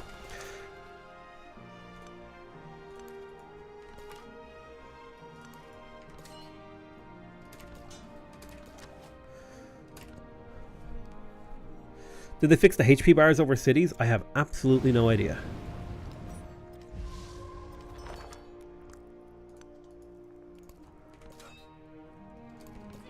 I don't remember them, what they looked like. Okay, so she got the giant stele. That's good, because we're going to be able to steal that. I'm going to lose more happiness. The AI are spending all their resources sending me sanctions. But that's good. We're getting +4 combat strength from every single one of these people hating our guts. She is setting up defenses in Hull. She suspects that I might attack once we have bronze working, which we will be attacking. With at least 2 archers. Perfect. We are going to be holding off on the attack, though. God, he's crushing my happiness as well. Ugh. So many negatives. So now that we have bronze working, we want to grab masonry. We want to grab the wheel, and we want to grab military training. We want to grab masonry because it leads to the wheel. The wheel leads to military training. Military training gives us access to the blacksmith, and it eventually leads to ironworking. And then we have our ultimate build, which is tier 2 archers with tier 3 infantry in front. And also we want the Mausoleum of Halicarnassus if we can get it. It's not the end of the world if we can't. Thoughts on the new victories? They seem railroady in their own ways. My thoughts on victories are kind of like multi-layered and takes a lot to unpack, but I think I can give you like the short summary of my opinion on victory conditions. I think victory conditions, like the layer that underpins my opinion is that victory conditions are actually bad for the game. Like fundamentally, in that I don't think that, generally speaking, I don't think the way that people play Civ games is to like, or at least for me as a player, I don't think that people come into, like, for me, I don't go into the game with a goal, right? And a victory condition is basically asking the player to pick a goal on turn 1, and that's not, I don't think that's good. Far more interesting to me is the process of, like, think of Civ 5, right? You start off, you have, you choose between tradition, honor, and liberty, right? That's your early game decision, and you're going to make that decision based on the land and scouting information that you've done in your first few turns. And you're going to be like, ooh, this land looks really good for tradition. Or you might just say, I really like playing tradition. Whereas I feel like with the way that Civ 7, and to an extent Civ 6 works, which I don't think is as good, is that you come into the game, and if you random a Civ that has a science bonus, you're like, well, I guess I'm doing a science victory. You know what I mean? Whereas, like, I feel like it would be more interesting if there was a...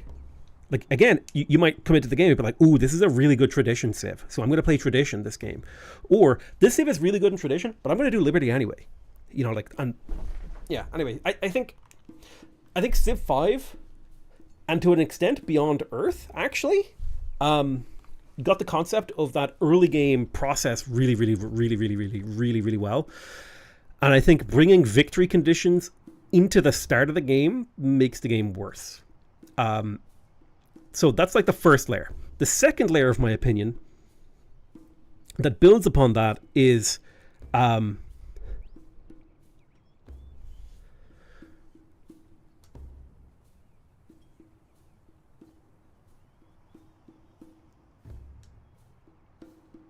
the game should be much more about the journey and not the destination.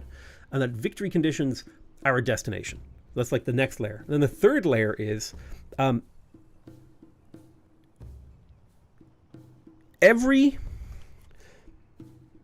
you give the players are the problem when it comes to victory conditions, because we will optimize the fun out of the game for ourselves.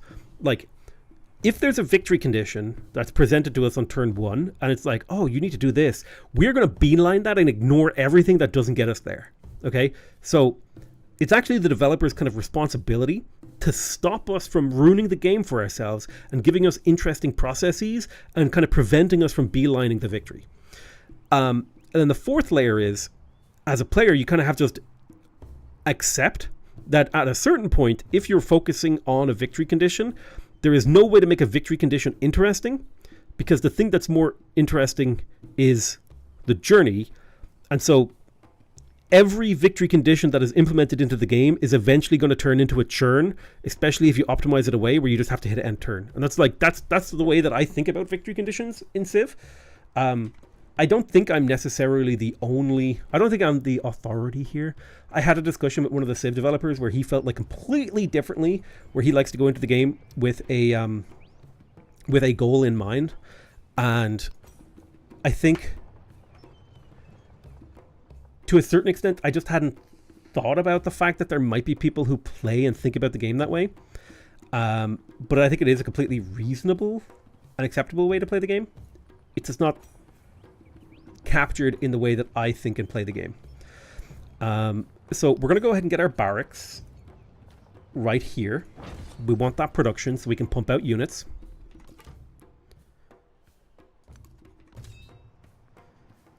I mean, I full beeline every game. Yeah, of course.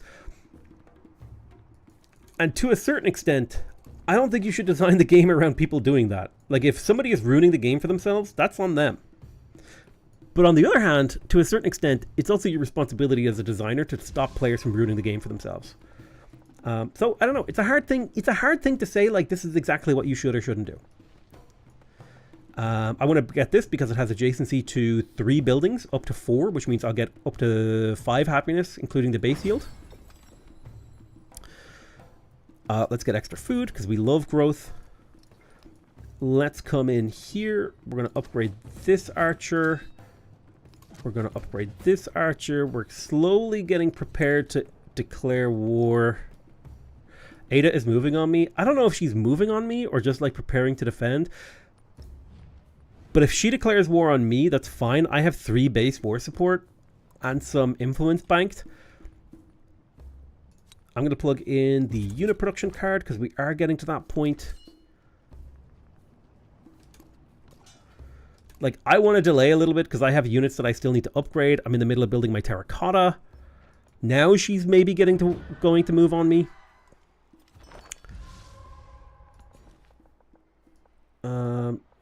Keep on growing. I usually go in with a goal in mind. It's not necessarily related to winning, but I want to make a beautiful empire. I think it's very important to make a distinction between, like, when I say a goal, what I mean is like a victory condition. A goal is not a victory condition.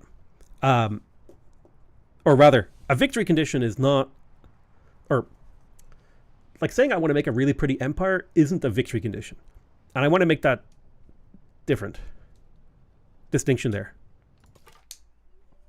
In the way that I was talking, in the context of what I was saying, maybe the word goal was a poor choice of words, but what I specifically meant using the word goal was that the player had a goal of aiming towards a victory condition. Okay, perfect. She declared war to me. So this is actually really good for me, as long as I don't get screwed by this volcano erupting on my units. So I need you to be an archer to defend this. I'm going to pop you forward. I'm going to put a warrior on this tile, archer here, plus an archer here. And basically our goal isn't necessarily to advance on them, but simply to farm experience from fighting them.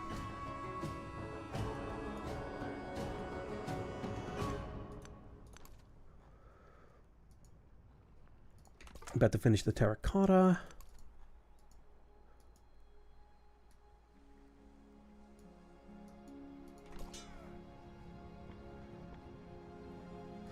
If I move you forward a tile, well, if I move you forward to this tile and attack here, we'll get some experience. And then if I attack here, we'll get more experience, getting us to level, which means now we can one-turn fortifications. Perfect. Let's zip this warrior forward. I don't like that Colne is under attack. I have to buy a unit there in a moment. After the battle. It's very annoying. But there's the Terracotta Army getting us a second Army Commander as well as more Army Commander experience. I really want to build the barracks, but I need to get a few archers out here to defend my territory. So unfortunately, I'm going to have to delay what I actually want to do.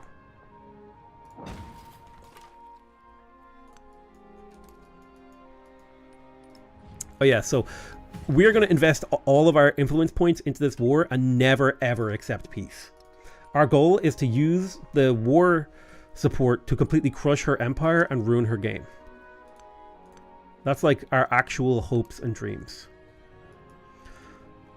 So I'm going to zip you back. Let me fortify this tile. I'm going to pull you to the right. Shoot there. You fortify.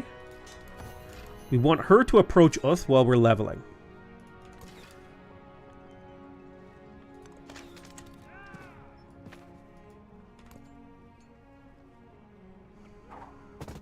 Perfect. Gather that experience. Beautiful.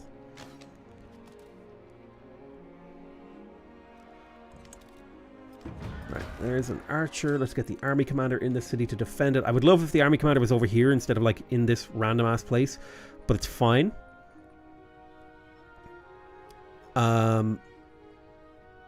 Let's start producing spearmen and archers to hit the front line. The music is so good. I do think the music in Civ 7 is absolutely brilliant. Excellent. Both of these guys, I just want you to heal. That's your job. Your job is to soak up experience. I can't quite get you out of here. That's fine. Yeah, you damage this guy. What do you think about the leader-specific victory based on our real-life actions? I think the leader-specific victory conditions were actually one of the most interesting aspects of the game. And I'm kind of sad that the new system, where we're not... Like, I would honestly prefer if, like, each leader and civ had their own unique triumphs rather than, like, a big set of generic triumphs. Like, instead of having generic triumphs, it's like, oh... Just, like... It's a goal for the civ/leader combo. That, to me, would be a little bit more interesting, I think, than generics. Okay. So we're moving our fortification lines forward. You're able to zip away now to survive. And you can shoot this guy to punish him for coming in and hitting the city. Even if we aren't gathering the experience. I'm going to put you right there, because it puts you into a better position to gather experience when we assault the city a whole. Like, Spearman is +5 over Warrior, who cares? Yeah, that's why I haven't upgraded my Warriors. Because the Warriors just exist to, for lack of a better word, eat shit in front of my archers. That's their whole purpose. What's that butter robot meme from Rick and Morty? What is my purpose? You eat you eat shit, bro.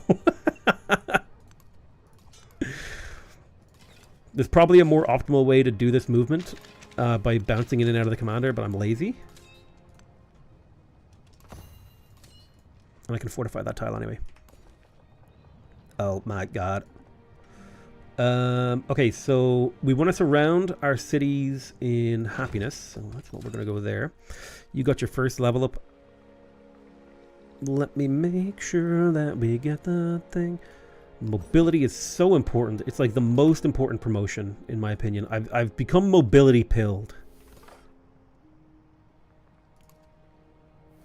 Oh, a little city-state we can make friends with. +2 damage on our archer, or +2 combat strength on our archers, potentially.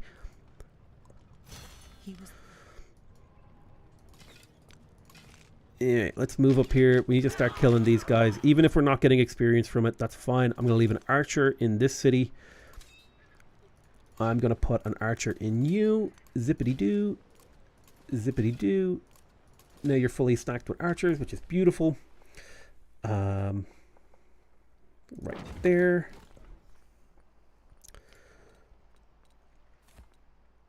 We would like the extra 3 combat strength for infantry units, but we'd much rather go for the wheel and get the 3 combat strength for range units from military training. We get a significant amount of combat strength from people hating us.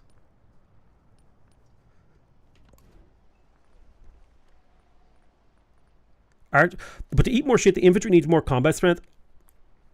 The point of the infantry is just to tank. That's their whole purpose. They don't need to tank well, just to be clear. So I would love to build this barracks. There's a 7 production barracks in a 30 production city. That's going to mean we'll be able to crank out an insane number of units. Plus it's going to give us science and culture. So we will get that barracks up. In Frankfurt am Main, I'm going to go archer or spearman archer. I want to make sure that I have a couple of spears coming through. Colne, yeah, you're fine.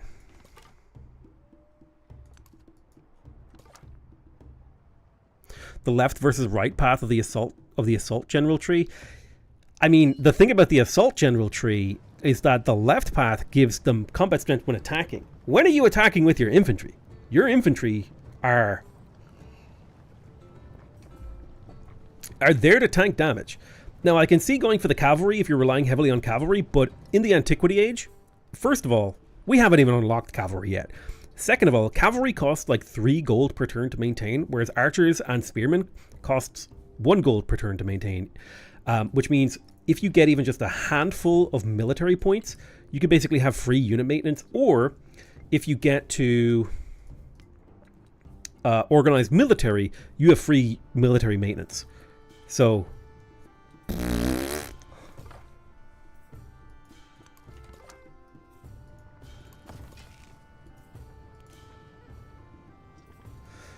I would like to advance.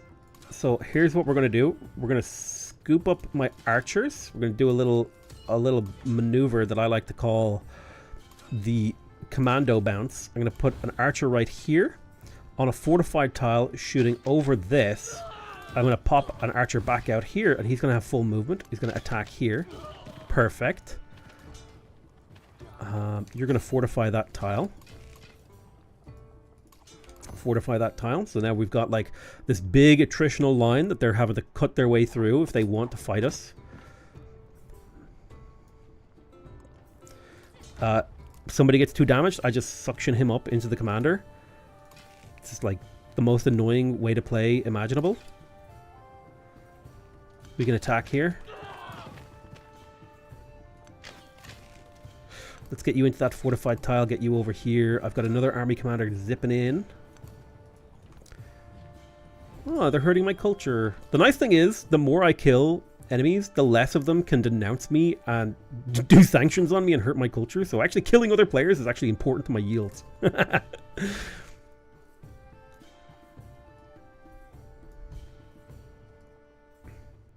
This archer needs to defend Colne from any random city-state ships.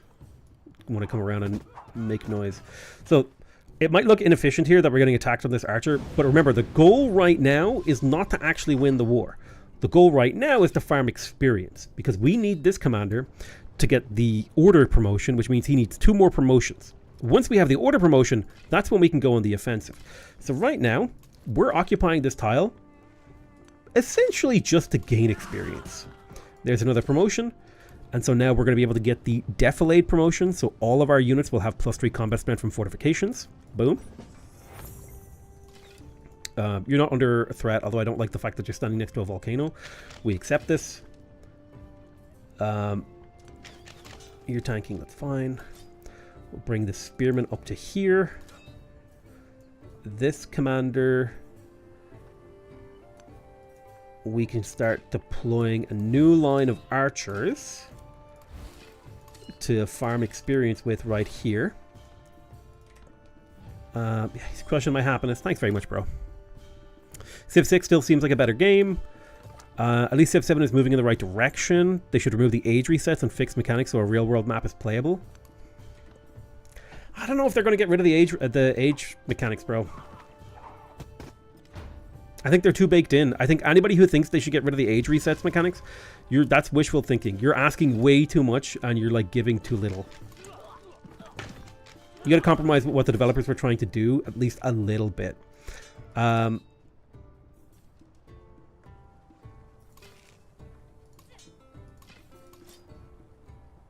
Go there, because that means you're in range of this commander to farm experience on the defense. These are very strong defensive districts, but that's okay. So we're mostly just grinding down experience at this point. Let me pop this archer out to heal in the nice safe nook of the city. Things I have zero interest in, anachronistic civs. I think, like, I mean, look, the syncretic civs thing is actually really fun, but I think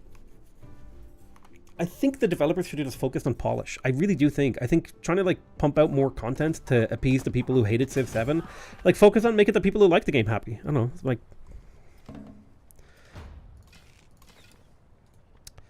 Listen, we got opinions. We're going to take the Bastion promotion. We don't need assault on that leader because he's mostly static right now.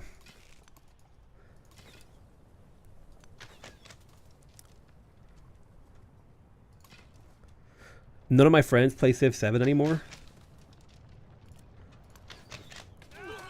I'll be your friend, but I also won't play Civ 7 if I'm your friend. You can either have me playing Civ 7 or I can be your friend, not both. That's the rule. We would love to build a monument, not because we want the culture, but because we want that influence. So I'm going to just cram down the monument right here. I don't need you as a friend. We love the influence per turn, but we would love to be able to start producing units again.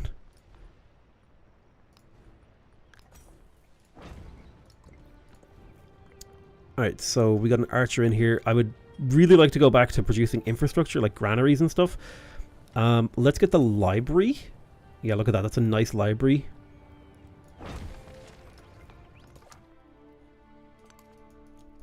I want to make more cities if I can, but I just don't have the money right now.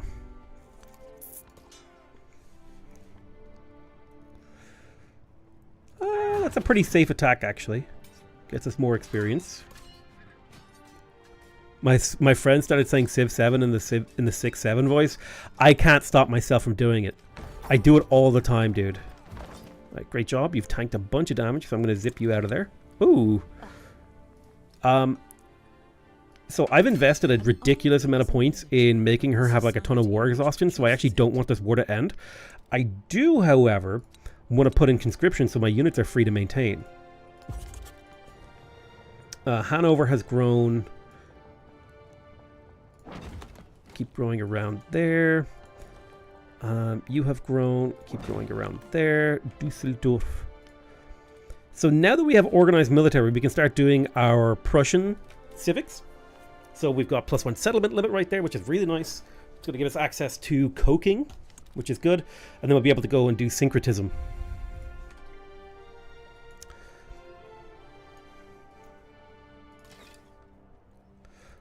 Ooh, can you shoot that? You can't. Okay, I'm going to pull you back to heal.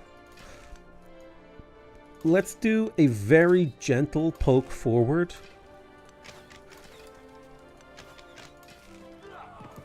I'm worried about going to this tile. I will.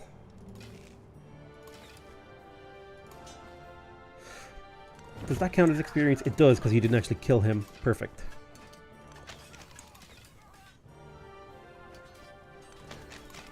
Keep hammering this district for experience. You're healing up, that's great.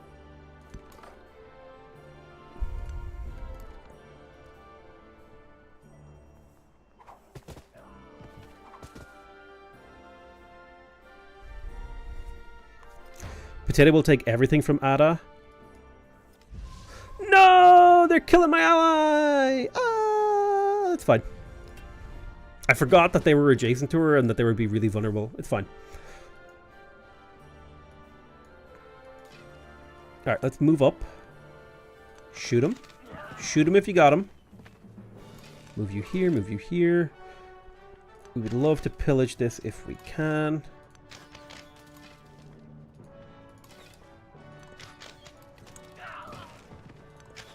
Farming experience across multiple commanders. This guy's just on the edge of getting the order promotion, which is exactly what we want.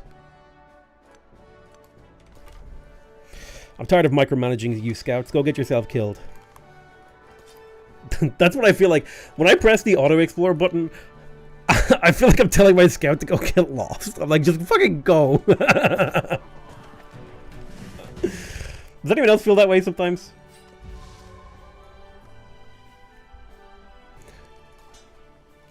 I'm like, dude, I'm tired of giving you orders. Just like, fucking, just leave. Okay, so advantageous attack here. We can get the kill, but it'll stay on this tile, which should get us experience because we can't push the scout off the tile. Okay, we didn't actually get the XP. Interesting that that's how that works. Alright, pillage here, 30 health.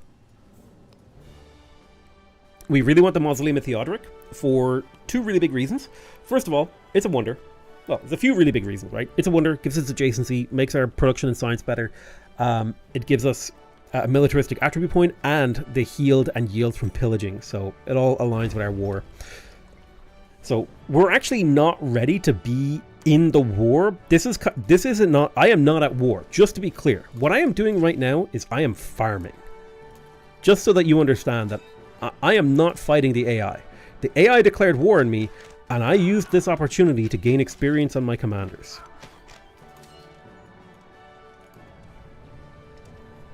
Okay, so we pick up Bastion. Now when we attack with our range units, they're going to heal 5 health. And we pick up the Order Commendation, getting us +5 combat strength for our land units. Boom. So now, on the defense, the AI has to break through 13, right? When we're in a fortified tile, if we count up our bonuses, right, that we've managed to stack, it's +2 when we're defending, +3 from fortifications, plus another 3 from fortifications, and then a +5. So that's 2, +3 is 5, +3 is 8, +5 is 13. When the AI wants to attack us with their +8 combat strength from deity, they have to overcome 13 defensive bonuses, which means the problem is when you start taking cities, your empire will basically set itself on fire. So basically, you only get the commander XP if the unit's action finishes inside the commander's radius. That is not true, because if a warrior attacks inside the commander radius and does not kill the unit, you get experience. If he attacks outside of the radius, it happened already in this stream, and if you were watching carefully, you saw it happen. So the commander rules are very strange. They're way stranger than you think. I hate that you can't really conquer that much. I hate it too. I really like the settlement limit thing is my least favorite aspect of the game, and listen, I've been complaining about it since launch. I don't like it in Age of Wonders 4. I just don't, conceptually, I hate the idea of the game saying to me, You are only allowed to have this many settlements because this magic number says you can. I hate that. I like it when there's some like strategic restriction to the number to conquest that I have to like overcome. That is fine. But when it's just like you can't go above this magic number or you get penalties. Okay. Ada has fallen right into my trap. Exactly. All right, so there's the library. We would love to get the granary because it's worth a production point. Where do we want to put the granary is the question. I think this tile right here is a perfectly reasonable place to put the granary. We want to save this for the grist mill in the next age because that's the only river tile. I guess in theory we could put it there. Actually, now I'm thinking granary here makes a lot of sense. Because, yeah, okay, granary there. We want to create like a weird... The way you build your cities when you're playing Ashoka because of the +1 adjacency on all buildings from improvements combined with the +1 production from Prussia's warehouse tradition is kind of interesting if you want to optimize.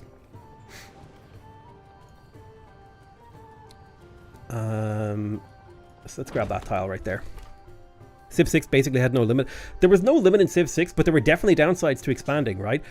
You needed to improve a lot more tiles. Your workers, your builders got a lot more expensive the more cities you had. Your settlers got a lot more expensive the more you settled. You needed so many more amenities, so you started taking amenity penalties. But in Civ 7, the penalties for conquest are just so raw and powerful that it kind of makes it not very fun. So now that we have the order promotion, I think it is fine for us to start conquering the city. Let me move in there with this archer. We captured Hull. We're going to start taking penalties, but we are playing the guy who can deal with the penalties the best. So we're going to come into Colne. We will purchase ourselves a harbour. That's a 5 happiness harbour right there with 6 production on it. Beautiful.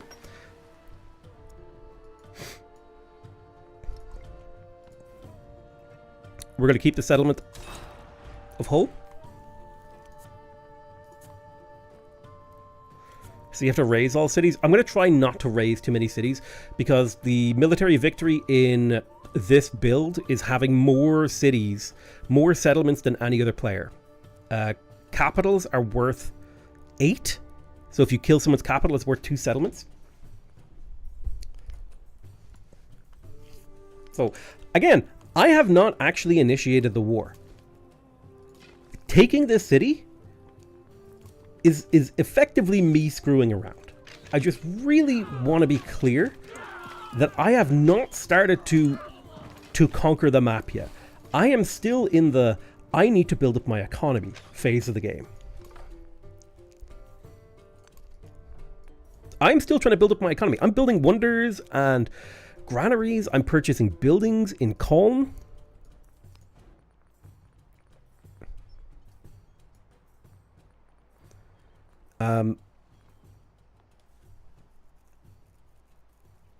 I would like to turn Colne into a city if I could, so I would like to continue to build stuff in here. Like, ooh, what if I put a thing right there? We get a little bit of extra production, plus now I can start to surround this. Yeah, let's grab that horse. Just have to invest in happiness more. I really disagree. It is not the same in Civ 7. It is super, super, super, super not the same in Civ 7. I'm going to build a monument here. I don't necessarily need the culture, but I do really want that diplomatic influence so that I can keep my war support really, really high against Ada, which will crush her happiness and give me lots of combat strength bonuses against her. I heartily disagree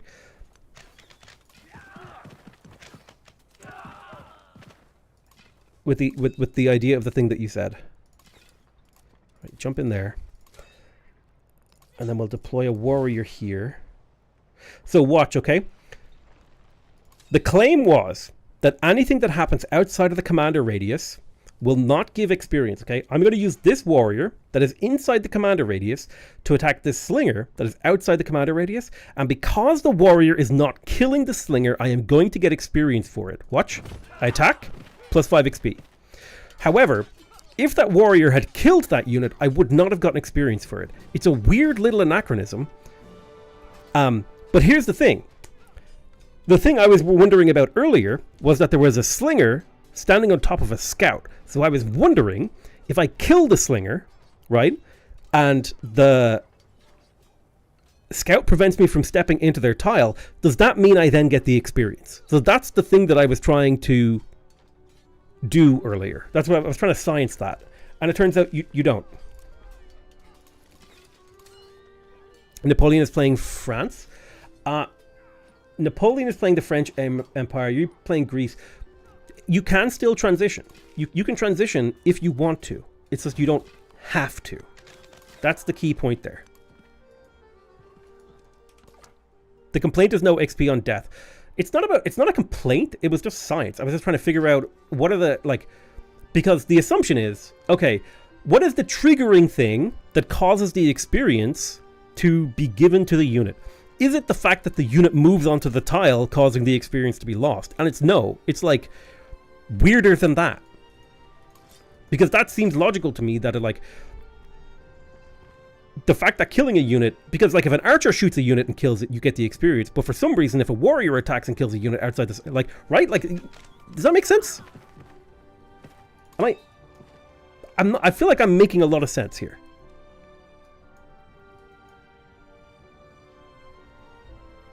Also, America is completely busted in the Antiquity age in this build, because every time you get a resource, you get 50 gold, which means you could just spam settlements and buy everything. I legit don't even play Civ, I just like watching it. Me too, bro. I hate playing this game. I also hate watching it, though. No, I'm just kidding. I love playing this game, it's a lot of fun. Okay, so we're going to use some commander bouncing to reposition our archers. Oh, I misclicked.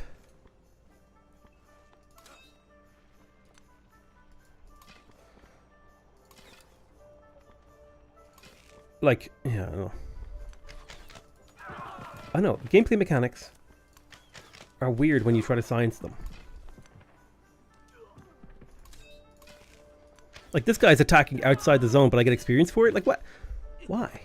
Why does one work one way and the other works the other way? Alright, so we want the food. Because we want to grow really, really hard. I'll take the scout movement, that's fine. I feel like I'm making a lot of sense. Random live streamer every day. True. Don't listen to live streamers, kids.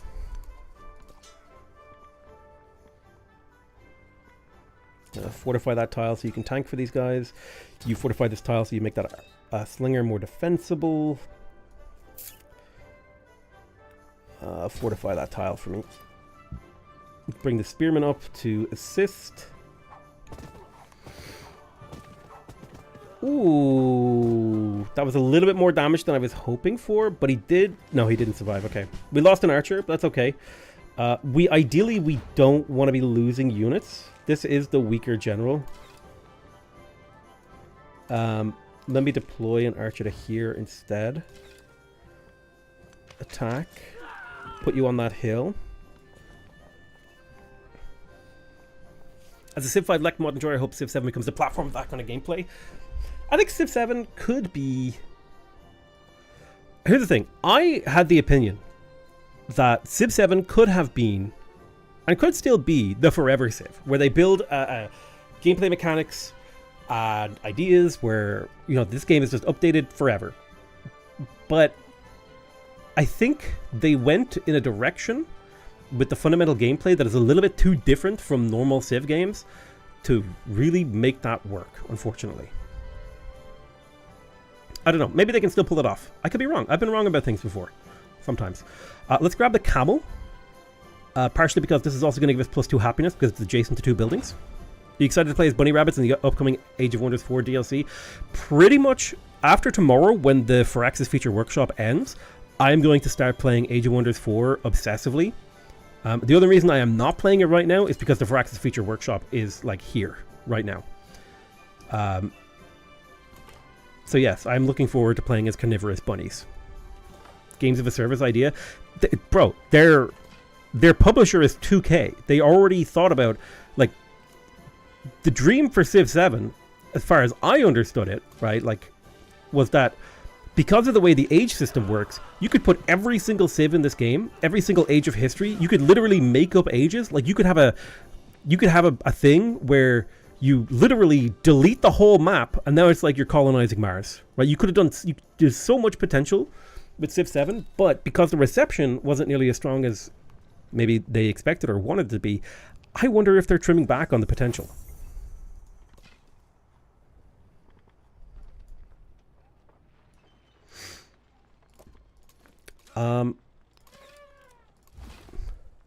Now, I think, because the game that came out before this was Marvel Midnight Suns, which is a game that deserves its own video essay because it's actually one of the best superhero games ever made. Okay, it has problems, don't get me wrong. But the problem is that the people wanted XCOM 3. And they didn't really understand they didn't understand card game mechanics and didn't, like, get it. And they thought, like, oh, it's a card trading game, which it really wasn't. They just used cards as a way to represent abilities in the game. Anyway, the whole thing. The point here is that Marvel Midnight Suns, like, a few months after Marvel Midnight Suns, I think it launched in, like, November. Like, it launched towards the end of November in 2020 something, right? It would have been 2024. Like, 4 months, maybe like 6 months later, Jake Solomon and I forget the other guy's name. The guy who, he was like one of the chiefs of Firaxis for 20 years. They both resigned, and Civ 7 was announced on Twitter. And then a year later-ish, maybe 2 years later, we got Civ. So I don't remember the exact timeline. And what I think happened there was they had this big, long tail plan for supporting Marvel Midnight Suns, but the reception for the game was so low that Midnight Suns is 2022. Yeah, okay. But the reception for Midnight Suns was so low that the company basically had to do this huge pivot and restructure towards Civ 7. And that created a lot of pressure for the game to come out and do really, really well. But it also meant there was no wiggle room for the development. And the game needed to be in the oven a little bit longer. So it kind of came down the pipeline just a little bit too quick. And the development was affected significantly, in my opinion, by the release of Marvel Midnight Suns not going as well as it should have. Like the way that it was expected. And that caused the pivot. I think a lot of people were pulled to work on Civ 7. I don't actually know that. I know, like, I have heard people on the team, like, keep in mind, these are all things that I am inferring. I haven't actually been told any of this. These are things that I am inferring from, like, what people say. And, like, it's not even about reading between the lines. It's that, like, a couple of the people who worked on Civ 7 were like, oh yeah, I worked on, when I was working on Marvel Midnight Suns, I used this technique and this development. I'm like, okay, so you worked on Marvel Midnight Suns and then you switched to Civ 7. Even though you're normally on the XCOM team, that sounds like an interesting restructure, right? Because usually they have two teams inside Firaxis. You have the XCOM team that works on the XCOM style games, and then you have the Civ team that works on the Civ style games. And then you have, like, I'm pretty sure Sid has, like, his own little team where he's like, I want to make a Starship game. And then everyone's like, yeah, let's do Railroad, Sid. This is none of this is confirmed. This is just, like, me speculating. I want to make that very clear. This is all speculative. I think Chimera Squad was one of the best XCOM games ever made. It was so crisp and clean. It's so sad that it didn't get the reception that it deserved. Like, I really do think that game deserves a huge reception. Like, people should have been like, holy crap, this game is awesome. But instead, they were kind of like, oh, I wanted XCOM. And I'm like, bro, you got, like, a really cool, like, artsy XCOM game that did a lot of really different stuff. Like, why aren't you happy? Mark Nada? I think that was his name. I don't know. The guy, the lead dev on Chimera Squad, he was cooking with that game. Maybe I worded it badly. Your military unit must be inside the command radius after a performance action. I.e., if a warrior were to kill a slinger. That is wrong, Brelshar. I literally proved that earlier. I proved that is not correct earlier. Because there was a slinger that had a scout standing on it, and when I attacked with my warrior, He could not step into the tile with the slinger, and so he stayed where he was, and I didn't get experience. So it's not about where the unit ends. Chimera Squad does not have close to the depth. It wasn't a game about depth. It wasn't meant to be that. It was just meant, it was a really cool story. And a really cool twisting of the mechanics of XCOM. Think of it like it was a mini game. Like it was only like $20 or something. It was like an indie game. It was like a Firaxis indie game, and people hated it. Let me check. Right, hold on. I think that game was like 25. Maybe it's about the attempt to leave the radius. I just don't know how it's programmed. Like if we look up Chimera Squad Steam charts, okay. This game had an all-time peak of 20,000 and has about 100 people playing it right now. That feels criminal, dude. Like if we look up Chimera Squad, it's a €20 game. This was like Firaxis releasing an indie game, and it was sick. It's an awesome game. But it just didn't hit the normal XCOM numbers.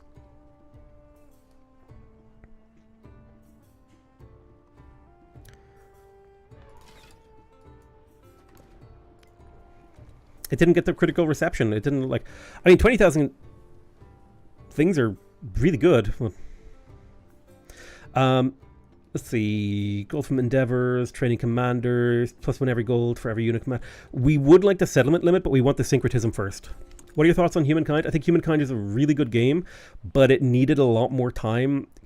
It needed more development time. And in particular, there are certain things that Amplitude Studios are married to that I really hate.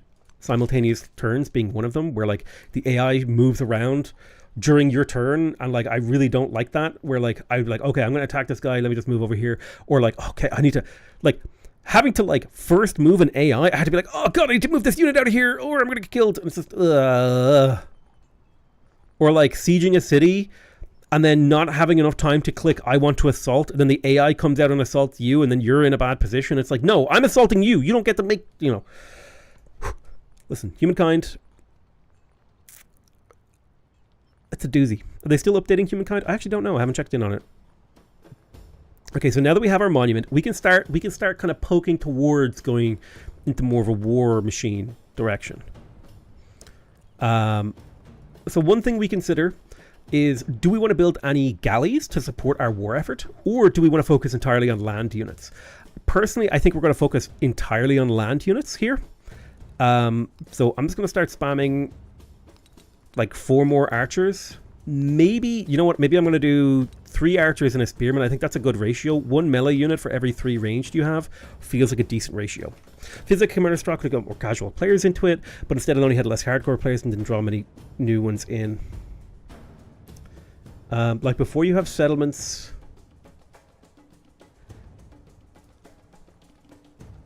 I would love to plug in coking, but I don't think I can.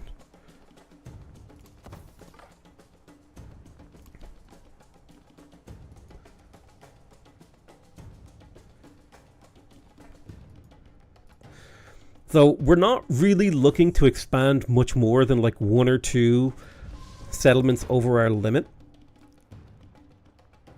1 galley pays for itself if there's enough pillage potential. That's actually a really good point. Let me go ahead and just get 2 galleys. That should be enough to do a decent amount of pillaging on the coast, especially since we're about to get the Mausoleum of Theodoric. XCOM 2 is such a masterpiece. Maybe one day we'll get a new one. I don't know. I haven't heard anything out of the XCOM like side of things in Firaxis. I don't know what they're working on.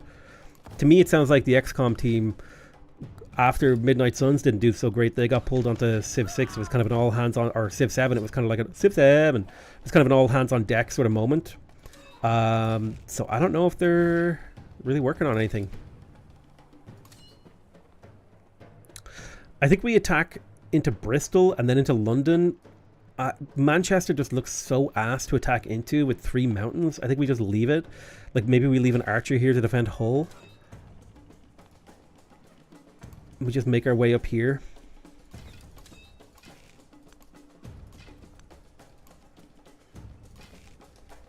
Should I get Civ 7 yet? That's a decision only you can make.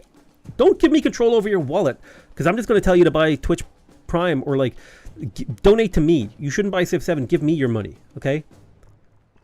I'm going to start telling people to do that, and hopefully they stop asking me for purchasing decisions. Just give me your money. What's FFW? That's the Firaxis Feature Workshop. So the Firaxis Feature Workshop is basically a version of the game that has sort of like, it's a version of the game where they're trying out new gameplay mechanics and they want to get feedback from players before they actually release it to the general player base. Okay, so there's the villa. We would like the villa because it has influence on it. Influence allows us to crush our war support. The last Q&A session just started. I don't think I'm allowed to stream that, so while I would love to jump in there, I think I'm just going to chill. Who needs in-game happiness when you can get it IRL with money? Yeah, give me all your money. Don't buy games. What the hell, bro? I'm out here starving, okay? I've only got like one house and one car. And you're thinking of buying video games? Your favorite streamer only has one house and one car. It's not even a good car, okay? It's a nice house. I will say that. In terms of house to car ratio, where I put my money, I put it in the house. My house is so nice that if it wasn't in the countryside, I wouldn't be able to afford it. That's how you know. If my house was in a city, I'd be living in a cardboard box, bro.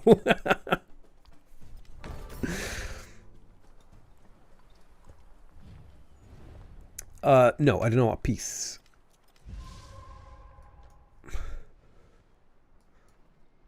Yeah, I lose gold. Oh no.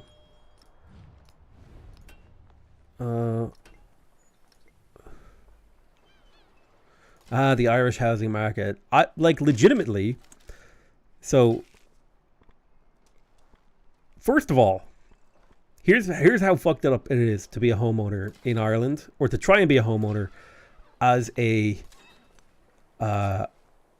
child of the 90s. Okay. First of all, it is cheaper for me it was cheaper for me to pay this mortgage than it is to rent. That's first of all. And not like, oh, you saved, like, half. Like, I was paying, like, my mortgage is half the rent I was paying. Okay? To afford, like, the fact, how do I say this? I think if I wanted to buy this house in the city, I would have had to save up 200,000 euro. Yeah, like this house probably would have went for like 1.2, 1.3 million in the city. It went for like a third of that in the countryside.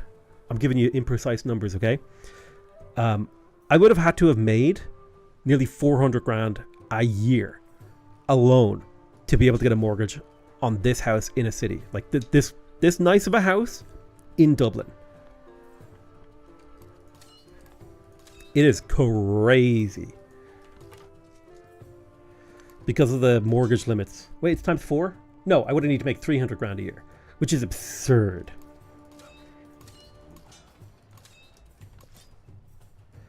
Thankfully, we had 2 incomes.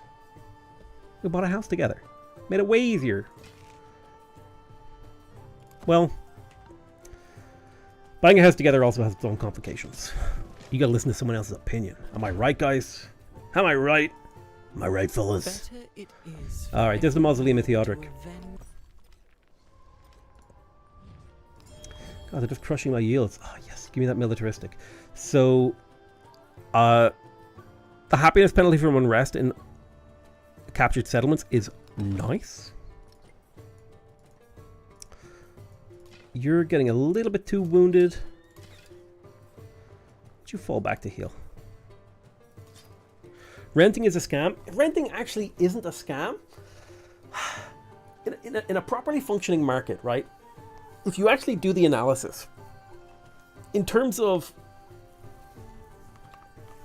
if you're a renter and you put whatever spare cash you have into some sort of tax advantaged retirement account, and you lived out your whole life, statistically you actually end up in the same position, roughly speaking, financially, if not slightly better off, because you're able to translate a higher proportion of your income to non-maintenance, like non-property maintenance things, because in theory the landlord should be handling all that. In theory, you should actually end up with a slightly bigger retirement fund than a person who bought their own home, because, yes,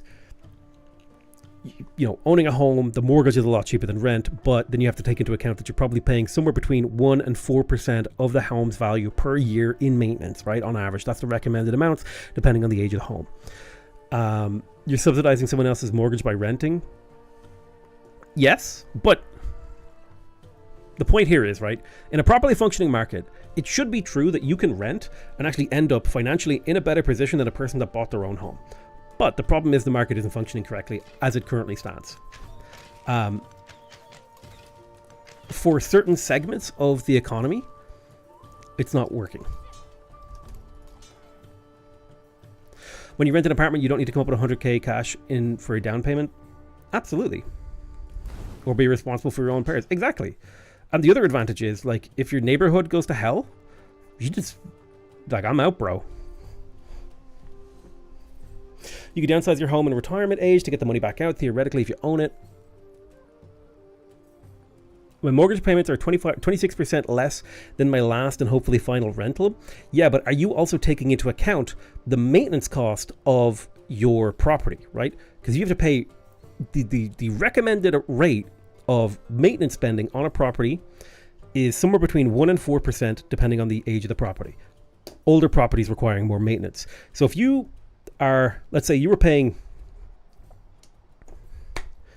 €1,000 a month in rent, okay? No, let's keep it even simpler, right? €100 a month in rent, and now you're only paying €75 in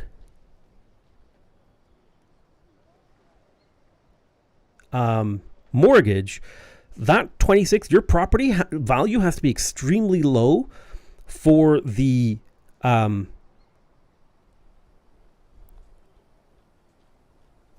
delta between those two to be worth it, right, financially.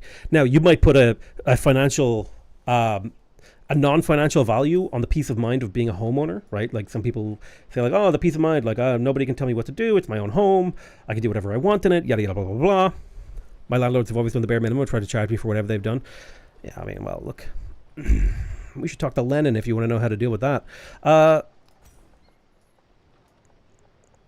No, don't. We love landlords in this chat, okay? I'm kidding. We're land chads. We don't believe in rentoids.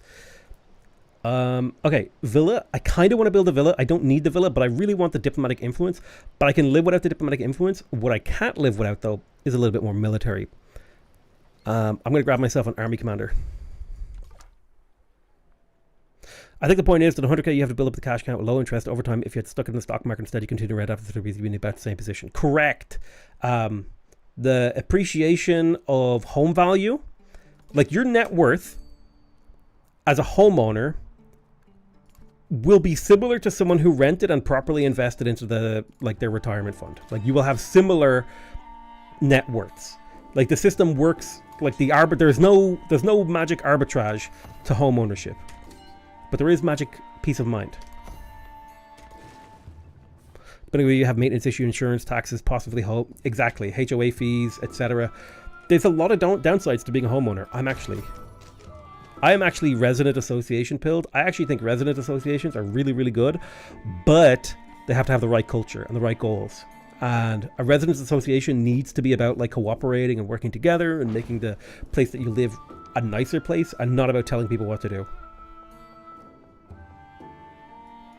Once it becomes about telling people what to do, it's ogre. How can I learn Civ 7 basics as a Civ 6 player? The game guide isn't very helpful. Play it and have fun. That's one way.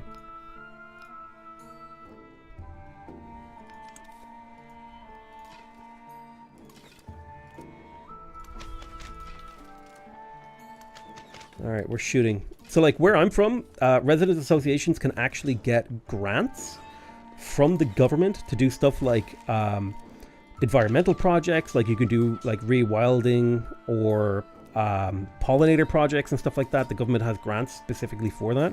So like being in a residents association has a lot of positive benefits. For example, if you need to get the road near your housing estate repaired, being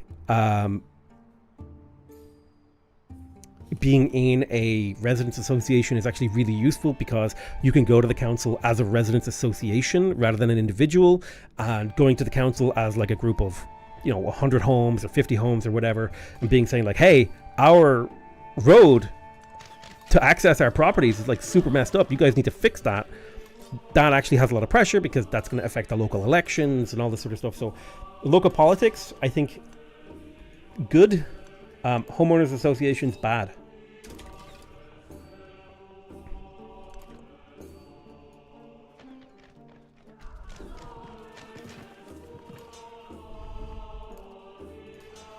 But yeah, for example, like I've been looking into stuff like we can get grants for improving amenities in the local area, which like the government literally, like you just apply for the grant, you tell them the proposal, and they will give you money to like build a playground in your housing estate, which is sick, dude. Isn't that awesome? We're getting kind of messed up a little bit. Let me just...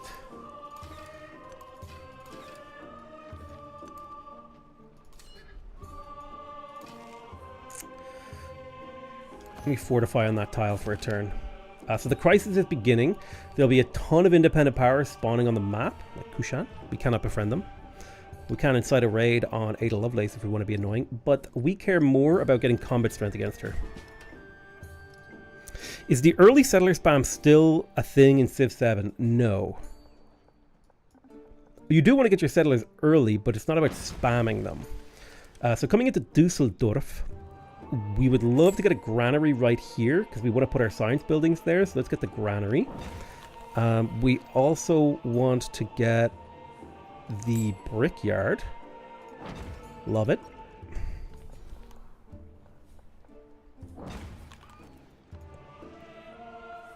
I don't care about fighting independent powers right now. 2 towns is good for gold. Yeah, I think a ratio of like 3 to 1 towns to cities, or 2 to 1 is like pretty decent. Right now I'm at like 3 to 2. We're not really interested in expanding until the start of the next age.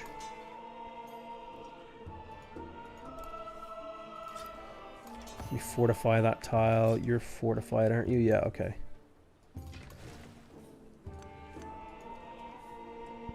Pillage the Temple of Jupiter. Fishing towns are awesome in this game. I will say that. I agree.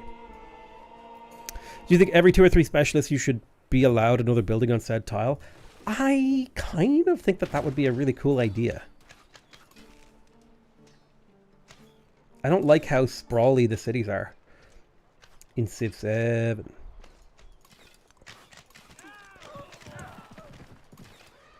Alright, we do a little... Do you have a promotion? You do. I'm going to take the assault promotion so I can deploy people out of you. Deploy you here, and then you should be able to attack the galley.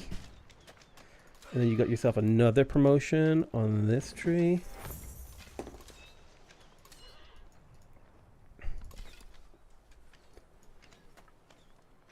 Yeah, we're more interested in killing units than cities right now. How about a 1-to-1 or 1.5 city ratio? I've been playing that since launch and I haven't put much thought into it. Since the changes to building cost scalings, I think 1-to-1 is like pretty spicy. Sometimes you want to just stay on 3 because it's a really optimal number. For this kind of build where we're going all in on murder, have you noticed getting the have you considered getting the town focus mod? Notice you didn't have it. Makes your life much easier for town specialization. I just kind of refuse to mod the UI. I want to suffer with it so that like every piece of content that I make is me complaining about the UI. So like every time the developer's like, ooh, yeah, we need to fix that. Whenever they like watch, or like anytime there's a piece of media created, I don't want them to like, And I'm not trying to be mean. It's more like, also, there's a lot of people that play the game on like console who can't get mods, and I feel like then I'm making content that they just can't identify with. And so I try not to play with mods where I can. But man, the map tax mod is one of my essentials. Like from now on, when I play Civ 7, I'm playing with the map tax mod, like, well, permanently. And I'm planning on making a video where it's like, we need map tax, like yesterday, in the base game. So there's the archer.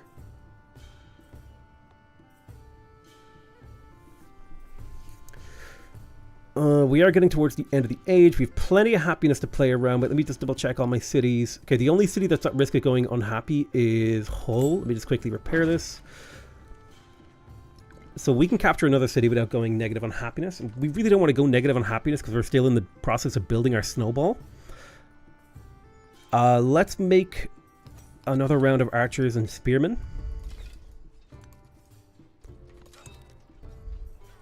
Games should not require mods to play. They shouldn't require mods, I agree. I think you need to get the fundamentals in a good place. I think it's fine if people make mods and mods solve problems, but I think mods should be enhancements to already existing features, not like complete replacements of the developer's responsibility to create a good experience, in my opinion. That might be controversial, I know. Alright, keep healing.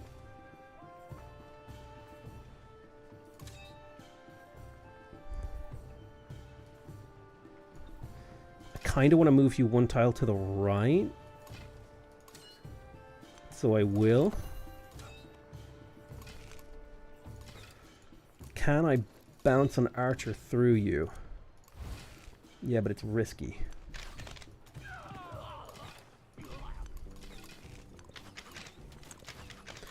Keep slamming with the spearmen. Except for you, you're a little bit too hurt now. This archer could die. There are 3 people who can shoot him. Yeah, okay, I was worried about that. Ooh! No, the boat finished him. I thought he might survive. I should have waited until I could fortify the tile. Would have given him an extra 6 defense. But the good news is we can hammer this city. Pull you back to heal.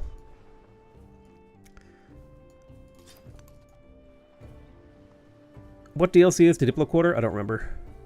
Weak auras. Oh, dude. The WoW stuff is kind of interesting.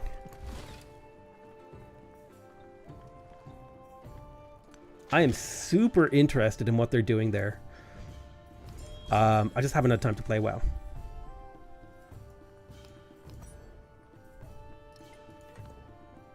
Downside of being married, bruh. You got a beautiful woman to spend all your time with. Who needs video games? The new expansion comes out tomorrow. You're tempting me. No, I have so much work I need to do. I need to make money. Listen, we're going on a honeymoon to Japan. That shit's expensive. Pay me. Donate.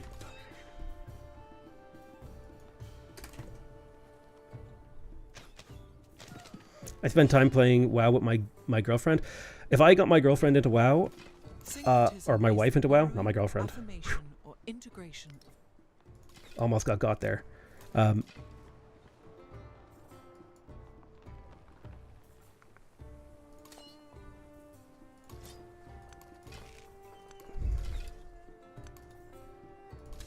Don't call your wife your girlfriend. It's a dangerous road to go down. Alright. Slowly chipping this city away. Well, it's the second most played game by World Girl. The problem is... Alright, so this is where we get to play syncretism. So we just finished... Hold on, let me finish my thought. Problem is, if my wife got into WoW, I don't think she would... Like, self-admittedly, she'd be like, I would never get anything done because I would get too addicted. And I'm like, you know what? It's probably good if we don't play those games. Thank you so much, Framby. You the best. We will pick up the settlement limit just because it's worth extra happiness. What we choose here doesn't matter that much. Got my wife and girlfriend into WoW. True. So we just finished getting syncretism.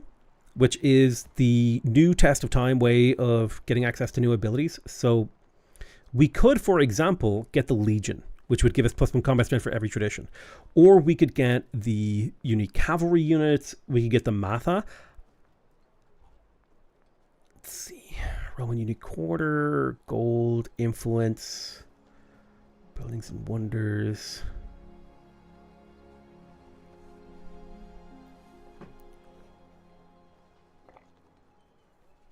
Getting a Matha or two could be really good for keeping our happiness really high as we go to war. So I'm tempted to pick up Moria here. I don't think it's too late into the age to get one of the units. I don't think the Barre is going to do a huge amount for us. The Roman one is pretty good and the Legion is pretty cool. But I think we're going to go for this because the 10% happiness would be really good. Like in our capital for the next age. Frankfurt would love that. A lot of really cool things that will come out of this. So we got another army commander. That's wonderful. So you like quarters and wonders. And you like wonders and mountainous terrain. So I think this is actually a pretty good spot for it right there. And this, the combined thing here will give us quite a bit of stats to kick off the next age. So I think we'll get both of those up. Remember, we're not really looking to do domination until the next age. This is all just setup. Again, I need to emphasize that. Deploy a warrior there. Slam this archer. Break the city. We need to kill here.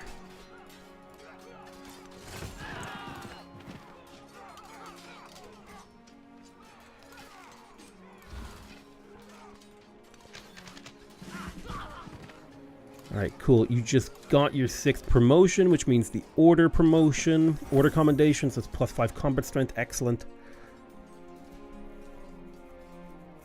Does Potato have a boyfriend on the side? Who told you? We also want this and this. We would like to get another city. I think Hanover could be a good call. Could be a good shout. Cologne could be a good shout. Ooh, I do like Cologne as a city, actually. There's some potential there. I would like to get 3 cities in this age if I could, to get 3 copies of that happiness building to provide me with like a nice baseline area where I can get like quite a bit of happiness and not suffer many penalties.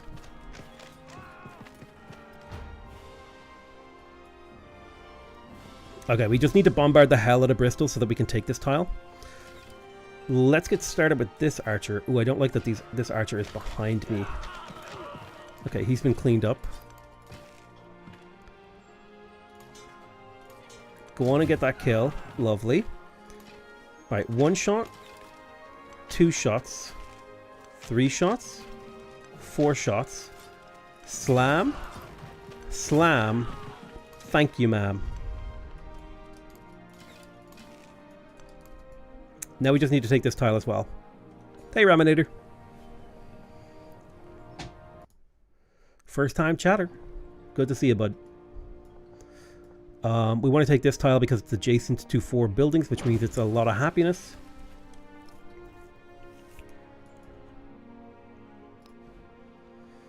I think we cancel these and we try to get these up because the age is ending rapidly, so we want to get these done. In theory, the Vihara has nice adjacency right there. The culture is really useful. As is this. Perfect. That's not a bad tile right there. Let's grab it.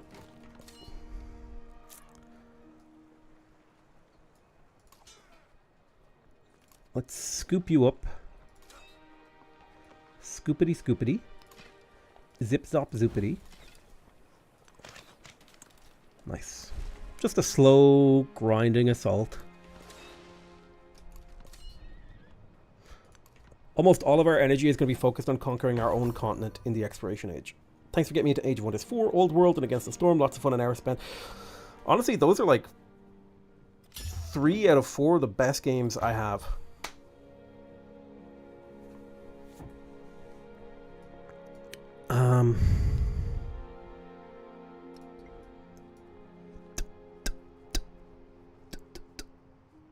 I am going to get Colne. I really want to turn Colne into a city. I could do it next turn and then get the unique quarter. I could develop that quite a bit. Yeah. The strategy will start to make sense as we get into the next age. Just scoop up all these melee units and heal on them. You fortify that tile.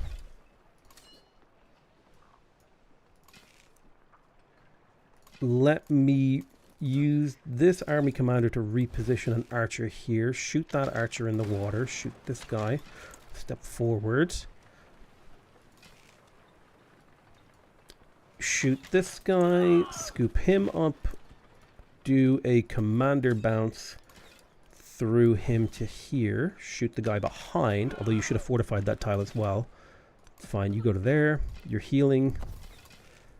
You're on alert because you're defending Hull from counterattacks from Manchester.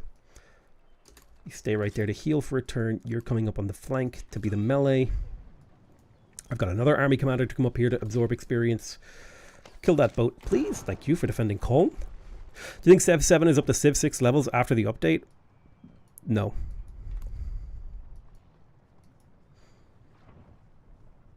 What do you mean with this title? I mean, I'm playing Prussia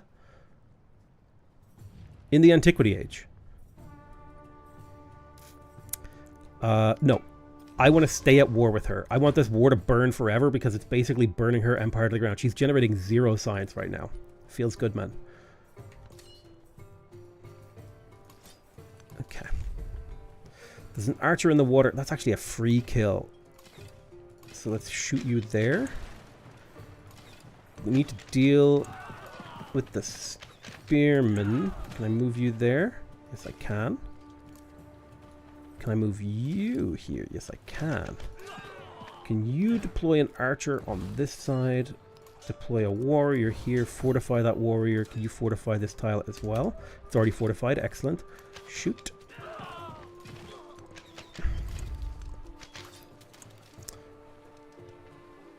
Ooh, 80 science. We love that. Shoot him. Don't let him escape. Civ 6 seems so polished. Do you have any videos where you go over the weak points of Civ 7? Like, only from, like, right around launch. Civ 7, kind of like a... Civ 7 doesn't perform very well on the channel.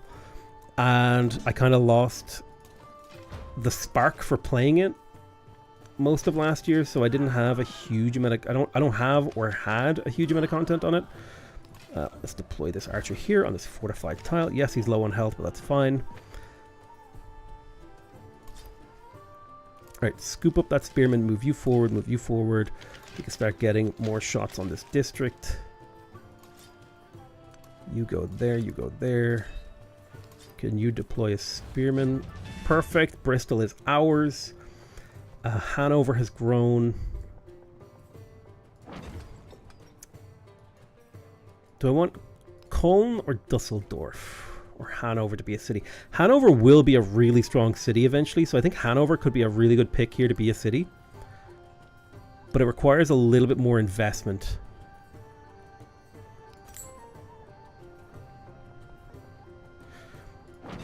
I'll get the brickyard in there.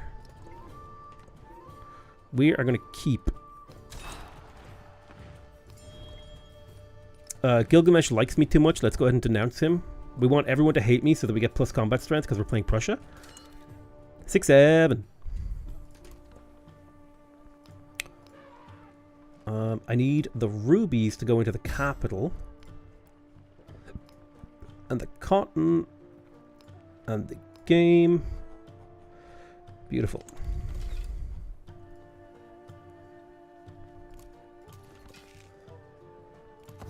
Two archers defending Hull. Perfect. I'll leave an army commander in Hull as well. Shoot that guy. So much experience. Like an absurd amount of experience. 8 levels in the first one. 6-7 is the worst meme ever. Dude, it just sounds like you got 8-9'd. I'll be real with you. You got 8-9 mogged by the 6-7 maxers.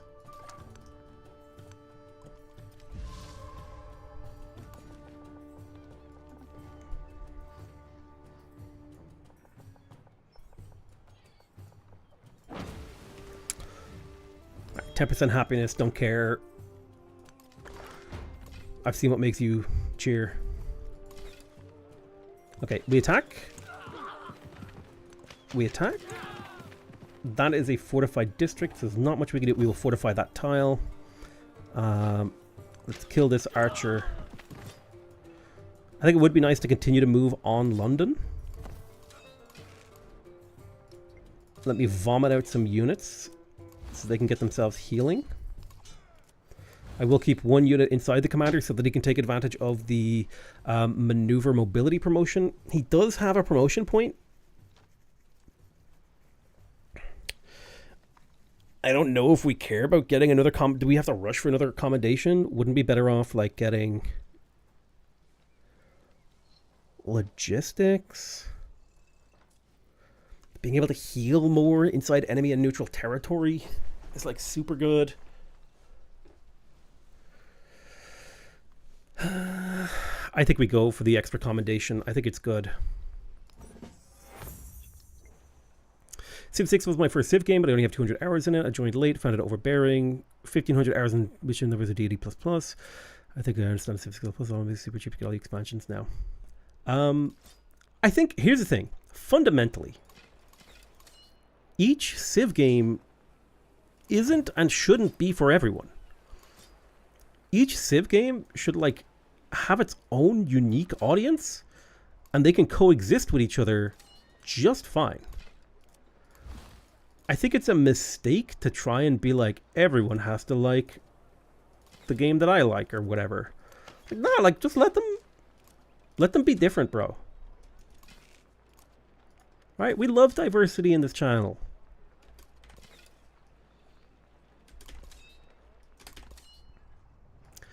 I guess I kind of, you know, if I'm really being honest, right? In my heart of hearts, when I analyze my feelings, ooh man, I really want this. I was kind of hoping for Civ 6 2. And that was kind of like a me expectation thing. But when I think of Civ as its own unique game and not Civ 6 2, it's actually a really cool game. And like, I think that that's a mindset that maybe some people just haven't come around to just yet. Which is why they're so butt smashed about Civ 7. Doing a little unit dancing. Oh, I don't like this. Fortify. This is a hard line to break, but we should be able to smash it.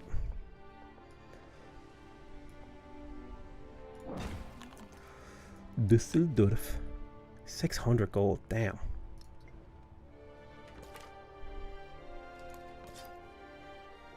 We're just saying that so we could get Civ 3 and eventually Civ 6, 7. True. You figured me out, Carl.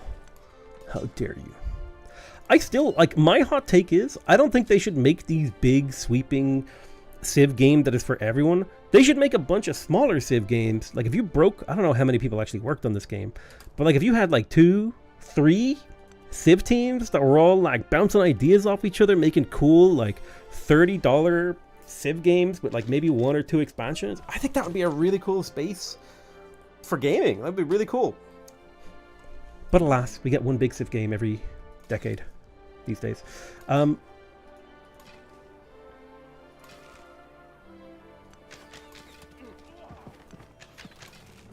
Okay, you've taken a little bit too much damage. I'm gonna squanch you out of there.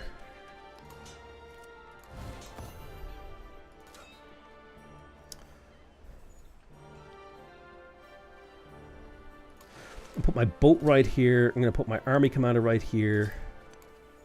And we're going to try to assault the silver tile. It's part of the grinding war. It might be good for us to get some catapults, but I think we'll look into siege units in the next age. I think Sid wanted that, but the publisher said no. I don't know. Dude, more Civ Revolution games? Dude, the guy who did the art, he was the art director on Civ Revolution, was the art director on Civ 6, and I'm like, we didn't know what we had. We didn't know the gold that we had in our hands that was taken from us. It was gold. We didn't know. The villa would be nice to get an influence boost in the start of the next age, which is going to be an important part of maintaining our war. How close are we to picking up military training, which would give us access to the arena and the blacksmith? We're like not too far on that one. Let me see. So where's the villa going? I think the blacksmith is going here. So the villa goes there. Blacksmith here, villa here. We're trying to set up for the next age, basically. So we can actually, like, storm out of the gate.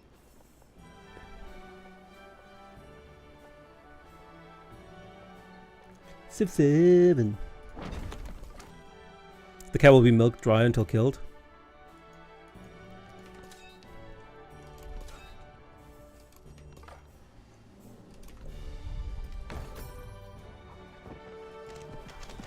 No! Don't kill my archers! Ah! I forgot to fortify that tile. No, my little scout. I'm glad you're dying, because I'm tired of you asking me for orders. That's how annoying you've been. If I could delete you, I would. Here, I'll give you one chance to survive. I'll run you to the left. Me when I'm looking at politics. Fortify. Commander up. Support boat.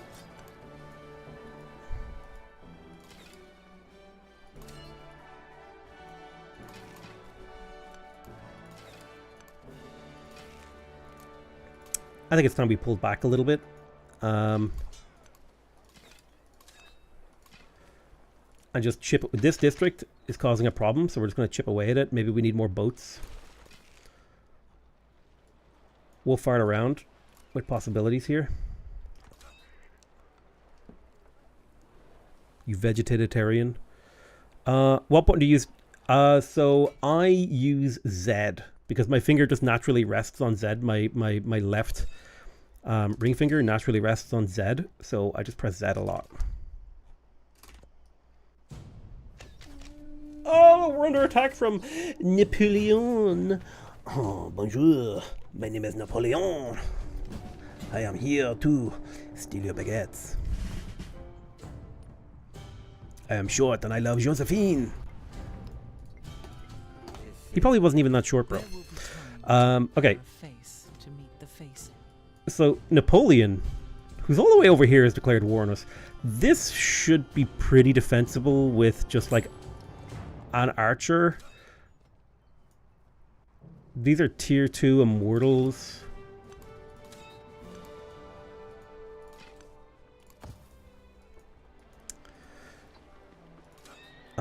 Let's deploy a spearman here and fortify. We'll bring the boat up and shoot. Spearman can't quite clear that unless I bring you forward, and now he can. Excellent.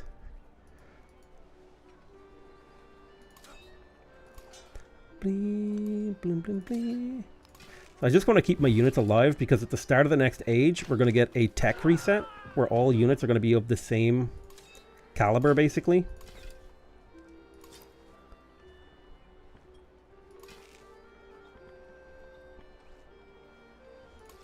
Fall back, you switch. The crisis intensifies. Commander has a promotion? Oh, you do.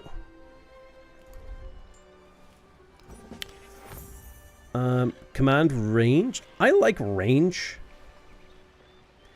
But the extra attack and movement points could be really good. Maybe I'll go for Valor. I usually don't play with that one.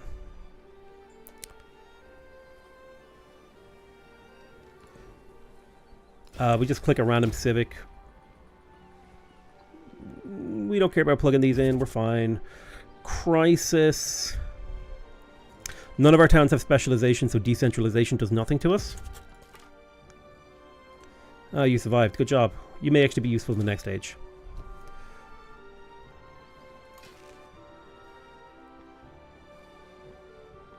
shoot the units on land because they can shoot you. Then can you use the second wind on him to get inside you, and then we replace him. I messed up. I forgot he'd already used his movement. Okay, I thought I was going to do something really smart there, but I didn't. Now I just have... I'm going to lose that fortified tile. Oh, and he even stole it from me, that jerk. We are farming incredible amounts of experience here, though.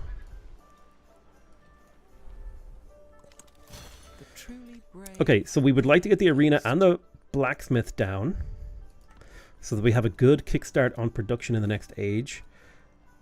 We'll go for military training for the extra combat strength on ranged units and siege units. That's nice. We'll go for food. Although we are building a lot of buildings, so 30% production towards buildings probably makes a lot of sense. Let's convert you to a city. Hanover. We want to get the ageless buildings down.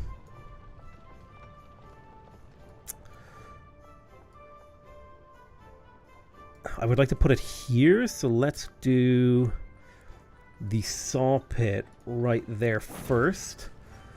And then we'll get the granary because they're both really cheap and we'll give production. I will get a mining tile to speed up the productivity in this town. I'm considering even putting like stuff in it, but it's fine. It's fine. I can't believe I did this. Hide the spearmen. Hide your kids. The good news is he kept the fortifications around for us. Deploy an archer here. Shoot that. That's perfect. Deploy an archer here. What's the cooldown on this? 4 turns! Holy crap, that's terrible. That's a terrible commendation. I thought it was every turn. Every 5 turns? Are you kidding me? That's garbage. I'd never actually selected that before because I was worried that it was bad, and I was right.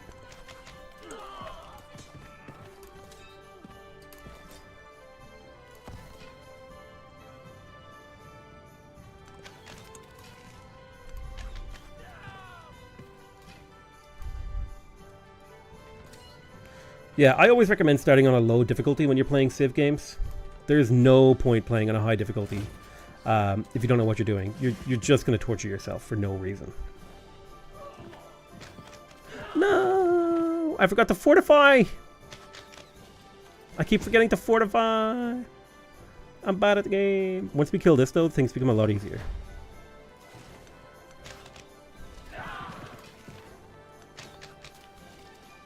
Yes, district defense is destroyed.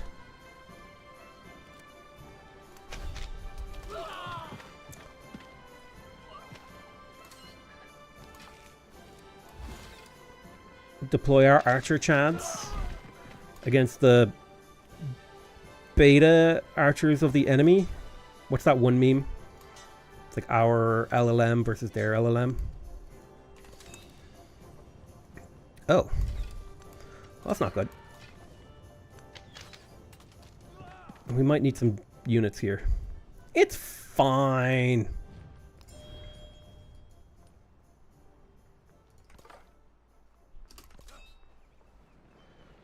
Okay, this time we deploy the spearman here and fortify. We deploy the archer here and fortify like we know what we're doing. Capici?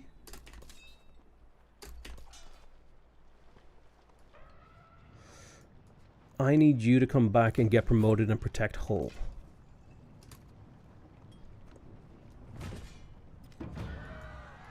Yeah, that city's getting hit hard. We're going to need a fortified spearman in it. But archer is defending. Live! Don't die. Your job is to farm experience, not to die.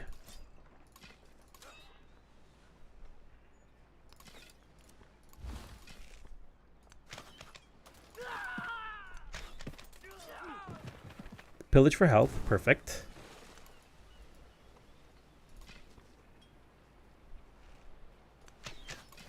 Fortify that tile so you take way less damage. Keep smashing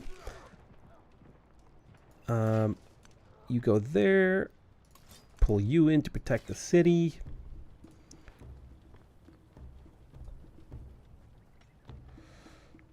way too vulnerable there. Take a moment to heal. You have a promotion. Let's get Bastion. We'll bring a Spearman or 2 over. You got yourself another promotion. Good job. Go for the archer damage. You actually may have 2 promotions. I wasn't paying attention.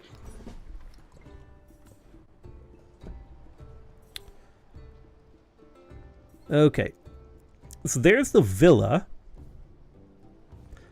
We would love to get the blacksmith and the arena before the start of the next age. More so the blacksmith for the production. So that's a +2 production tile right there. That's a +1 plus a bunch of happiness on this tile. So I'm going to go for the +2. It won't matter because the base yield of the blacksmith is +4, which is what we will get from it from the next in age. But basically we're just trying to set ourselves up to have a good baseline yield coming into the next age. I think it would be good for us to now start building a couple of chariots and ballistas to have proper siege and cavalry units to support this eventual attack. You can pack settlers into your commanders. You can zip settlers across the map super fast. Yes, that's a very fun thing to do. It's also hilarious to do in multiplayer because people are like, what the hell? Why are you doing this to me?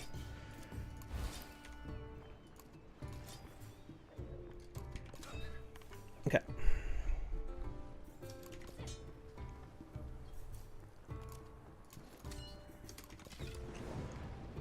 Shoot him. Beautiful. Yeah, have fun playing Civ. It's a fun game. Like, you'll have a good time. Don't listen to the haters. Dusseldorf. Dusseldorf! You're being sieged. Oh, no. +2 gold in all settlements. That is like a Kino card. For sure. Let's plug in +2 gold. It's going to help us out quite a bit. Dusseldorf, I'm not worried about. I am worried about this situation. And this. God.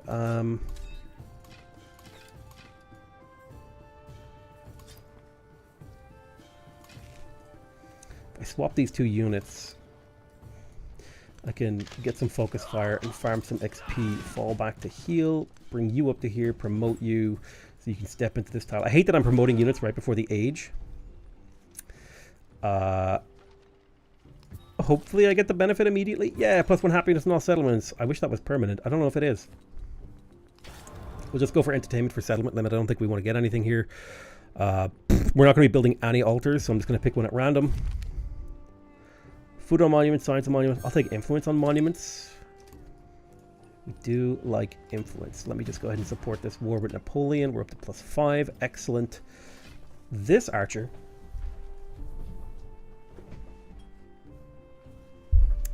This archer is in a position to do some damage, but he also needs to pillage for health before we do that. We do some damage right there. You're very hurt. Shoot that guy. Oh, man. Shoot that guy. Can we now be a little bit more aggressive?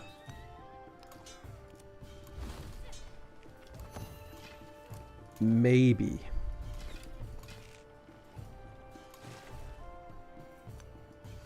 We're starting to crush some of these tiles and get like a bit of momentum on the assault. What is FFW? FFW is the Firaxis Feature Workshop, which is a preview build of some of the changes that are going to be coming up in Civ 7 that the developers are working on. So, for example, I'm playing Prussia in the Antiquity age. You can see here, you've got like all kinds of works in progress, like the screens, like the game is, this is very much so not a public, this is a PTR, playtest realm or public test realm or whatever you would want to call it. I don't remember what the translation is. But essentially, we have like Prussian origins, we've got unique syncretism, we were able to do like syncretic stuff, so we're able to steal an ability from another civilization. You can play one civ in every age.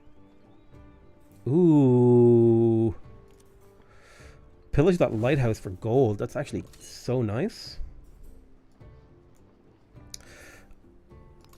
I do like the idea of deploying an archer here and fortifying. Fortification already exists. Wonderful. So now we can start bombarding this tile as we start to push forward. It would be nice if I was having an advance on Manchester as well at this time, but you know, sometimes you gotta take it easy. Our main goal is to try to never lose a unit. And the reason for that is, if we're killing enemy units and losing none, we're getting infinite efficiency out of our military units.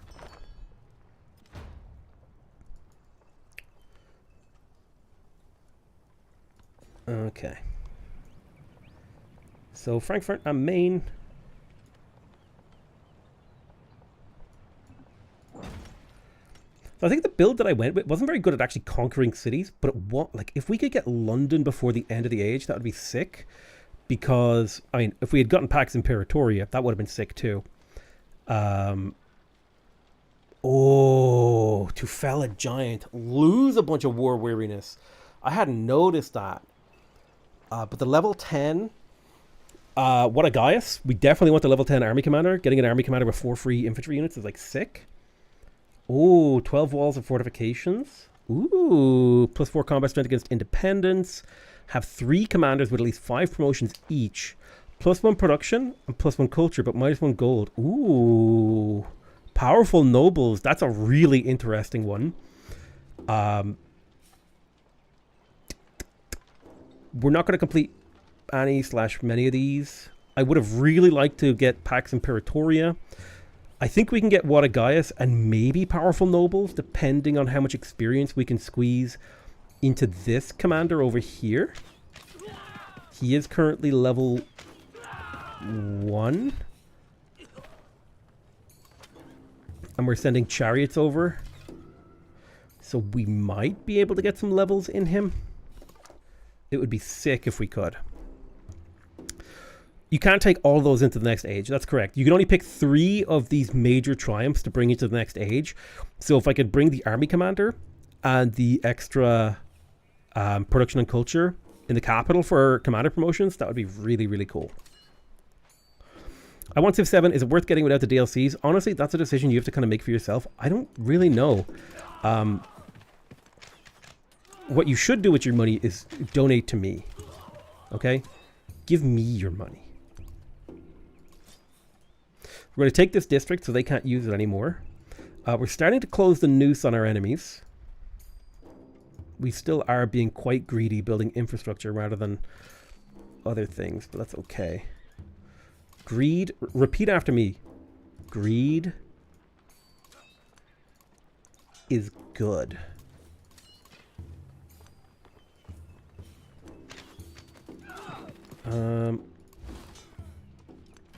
I don't necessarily want to take this tile, but I do want to kill that unit.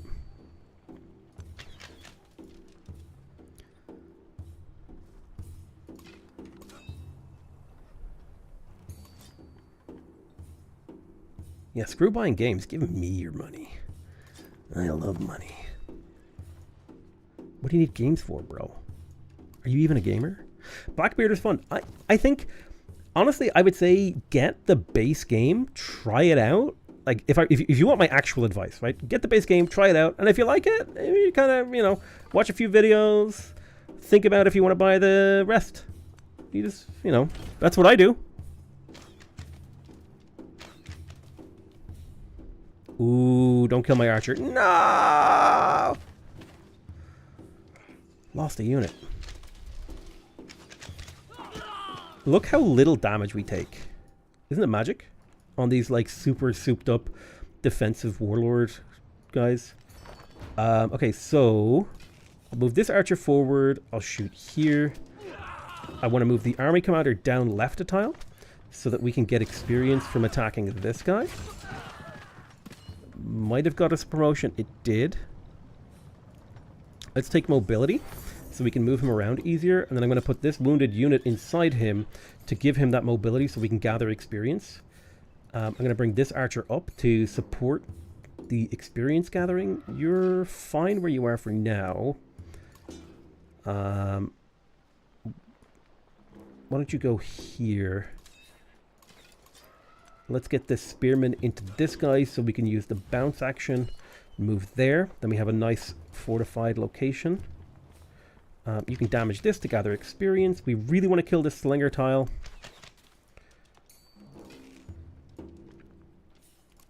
Can you bounce an archer for me? Fortify this tile so you don't take a ton of damage. I'm going to bring my boat around so we can start hammering that district. Let's get the Vihara adjacent to 2 mountains for +2 culture, and the Dharamsala as well. We want to get both of those if we can. We might even use gold to finish them because the age is coming to a close very quick. Running out of time, boys. Alrighty. We would like to slam here. I think it's a relatively safe slam. This is also a pretty safe slam. I prefer this slam though. Any slam you survive is a good slam. Oh right, I forgot this thing is undefended, so this archer is like super vulnerable. Ugh. Well, it is experience on the army commander. And if we can get him to level 5, we get like a sick, powerful noble buff.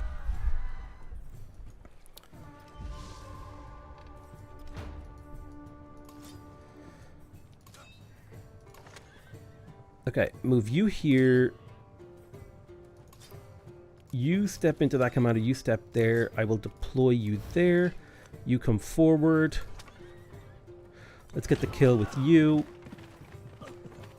You move there. Next turn we'll be able to gather more experience. Okay. You're taking a bit of damage. Why don't you fortify that tile? This tile is already fortified. You've taken quite a bit of damage. Let's pillage for health. Not much we can do on you. I guess we fortify this tile.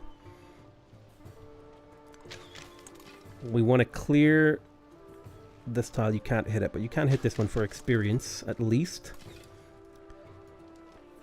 Can you use the army commander to bounce move here and fortify? And we start shooting this district.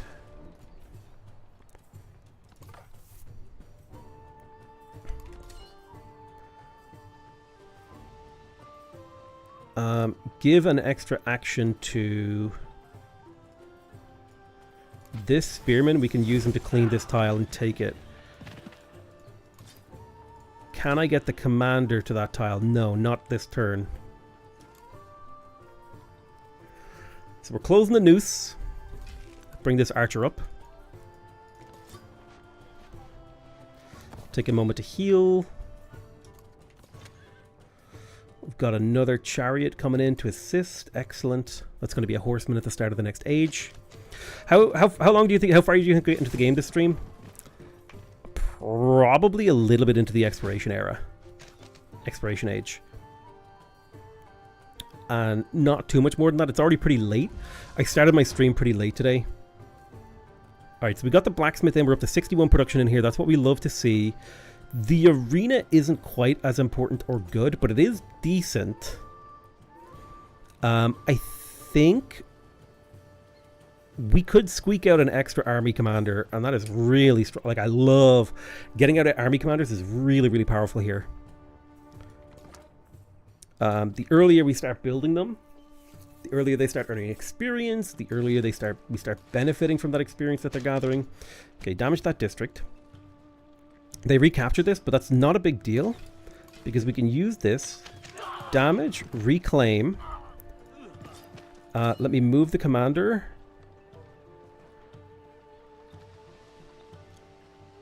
He needs to have someone in him to be able to do this efficiently.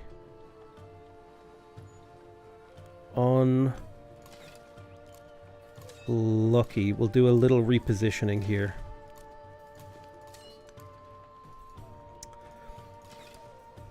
Yeah, we need to get rid of this archer. You need to pillage for health. You're healing, that's fine. We want experience here. Can we get 3 hits? Let me move the army commander up a tile. It's 2 hits, excellent.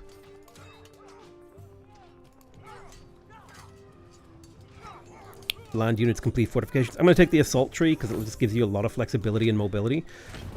Kill there. Move this guy up. Then move the army commander up as well. Okay, huge. How do you play the preview mode? You have to get invited to it. If you want to get invited to it, I had planned to like invite a bunch of people in my community, but basically the day that it came out, I had like massive computer issues. There's a whole story associated with that where I like basically allowed several parts of my computer to break so that I knew which ones I could do without. And then just like let those die and took them out or whatever. And then I ordered an emergency computer. That thing came and I had damage. But basically, the short version of the story is there will be a Firaxis Feature Workshop 3 in the next 1 to 2 months, I suspect. I don't know if that's confirmed or if that's public or whatever, but I think that is what it's looking like it's going to happen, considering that this Firaxis Feature Workshop, this thing, yeah, it's not quite ready for general release. And if you want to get into that, at the start of the next, like keep your eye on the news. I'll try to make a video on it. Like that's actually up to date, and you should have a chance of getting in. Yes, there's a level 10 army commander. So we got this Wada Gaius dedication. So now we're going to get another army commander at the start of the next age. We're going to be drowning in army commanders, and that's when the war will really begin. Remember, this has all been like foreplay. This is not the war.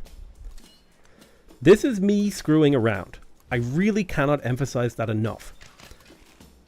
This is not the war machine. This is me leveling up my commanders. That's what we've been doing. I'll tell you what we will do, though. Let's grab a few units.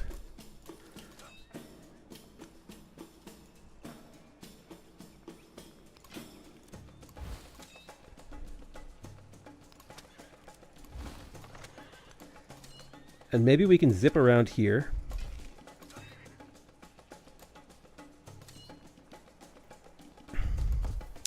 And do something in Manchester.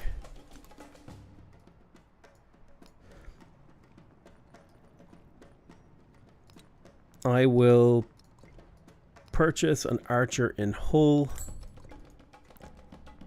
They're aiming for an April release? Oh, I don't think that I would be like June or July, dude. I don't think we're getting this in April. There's no way.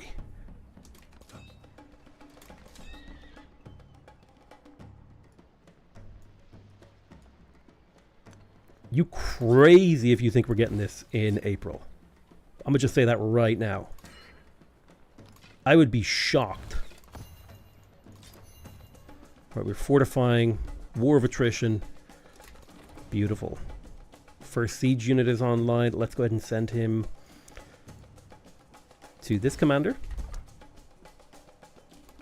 Do you still lose half your army? Not if you play in continuous mode. And you don't lose half your army. You lose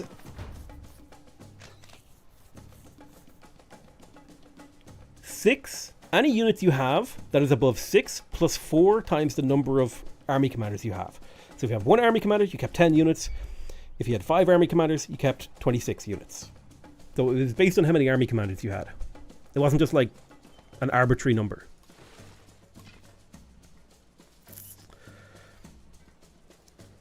Yeah, we need to kill this. We want the city center tile bigly.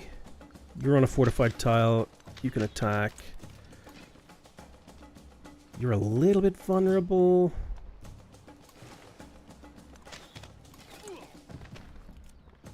It's kind of hard to tell that this is the only tile I can shoot, I think. But I think that's the one that we shoot. Is the option to play the OG Vision still in the game when this releases? I have no idea, because there is a kind of version of it, but I don't think you can play like the OG. You can kind of play like similar to how it was on launch, but it's not exactly the same. There's like a thing, there's like a classic Triumph set. I can show you that in a little bit. It's just that because I'm playing on a hard drive now and not an SSD, loading times take a lot longer. So I would prefer not to like load out of the game.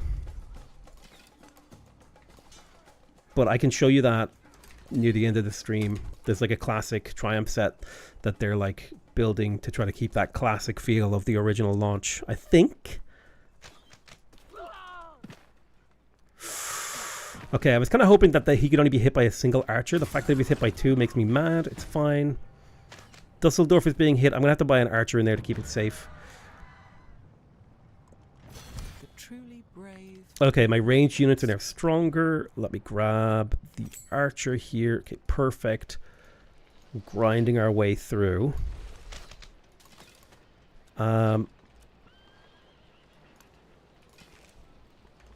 Need to smash that district. I would love an extra melee unit here. What I could do is move you to the right. You're on a fortified tile. Keep hitting London. Keep hitting London. Keep hitting London.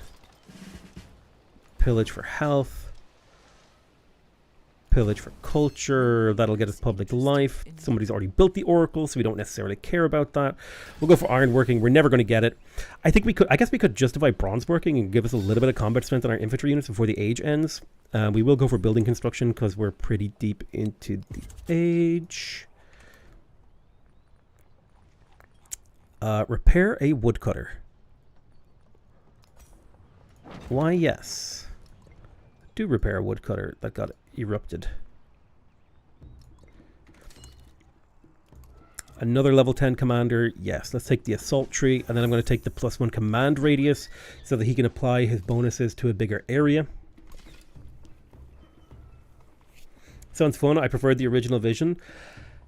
This kind of cuts to the core of a thing that a few people have been saying, where like maybe the developers should have stuck to their guns, for lack of a better term. Like, stick to the original vision. But I think the game like, I don't think a Civ game has ever not landed so hard that they were like, whoa. Like, I've heard Civ games landing where like half of people are like, ew, I hate this, and the other half are like, this is actually really cool. But like a lot of people were like, what the hell is this game? Which kind of spooked them a little bit. They were like, especially in the wake of Marvel Midnight Suns not doing too well, and even Chimera Squad not doing amazing. Maybe the business makers were like, ooh, we need to like pivot. Like Ross in the hallway, man. They pivoted.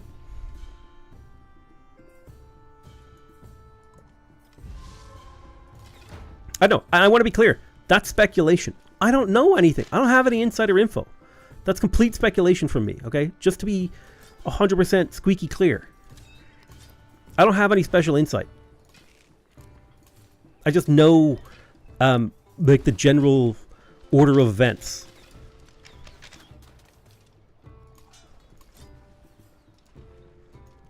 Pivot. Let's get some more archers. We've lost a few units in this like grinding siege. We need to get this guy up to a higher level, but that's part of the plan. Deploy you right there. Fortify.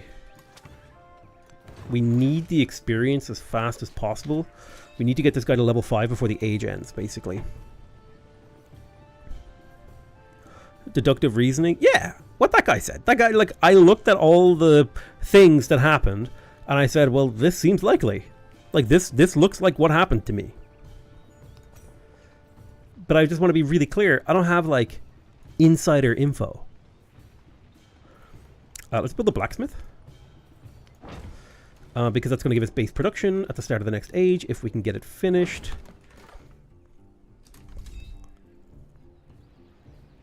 Yeah, I reasoned my way to this knowledge. From, like, following the company.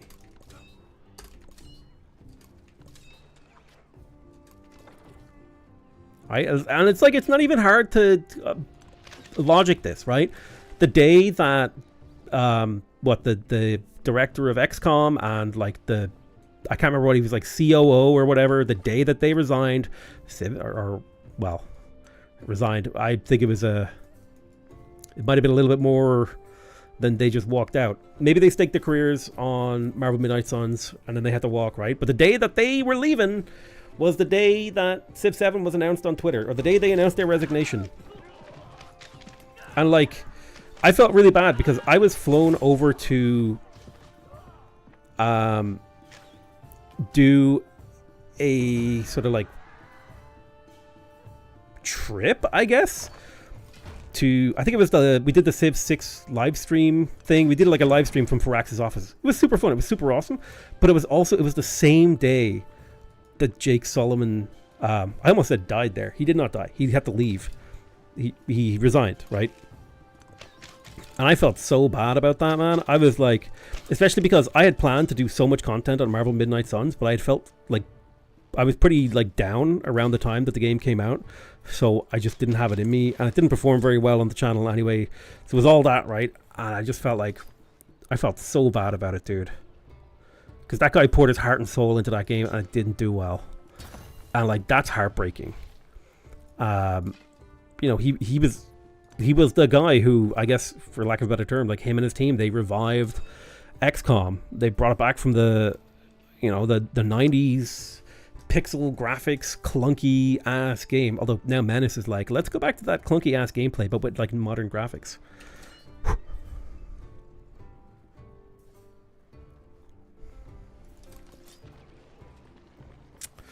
Oh shoot.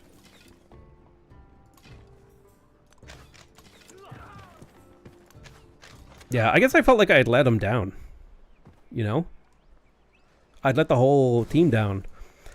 Even though, like, technically, you know, they don't owe me, I don't owe them. Like, you know, there's no like on paper arrangement there, but it was just like an emotional thing. I was like, I felt really bad because it was like, it's such a good game, dude, and it just didn't do well. Anyway, so that's why I think that all is correlated, because like I think there was a huge internal pivot to Civ 7, and that, you know, affected the pace and demands of development, right? Because when it sucks and it shouldn't happen, but it does, right? In business management, video game development, in an artistic medium, like when one side of the business doesn't go the way that you're expecting, that can cause problems for the side of the business that was kind of chugging along. Who knows? Maybe it was good. Maybe it was good that Civ 7 was like pushed out the gate sooner, because then they were able to realize, oh, maybe we were going down the wrong pathway. Like I'm not saying that anything is good or bad or things should have been different. I'm just saying this is what I think happened.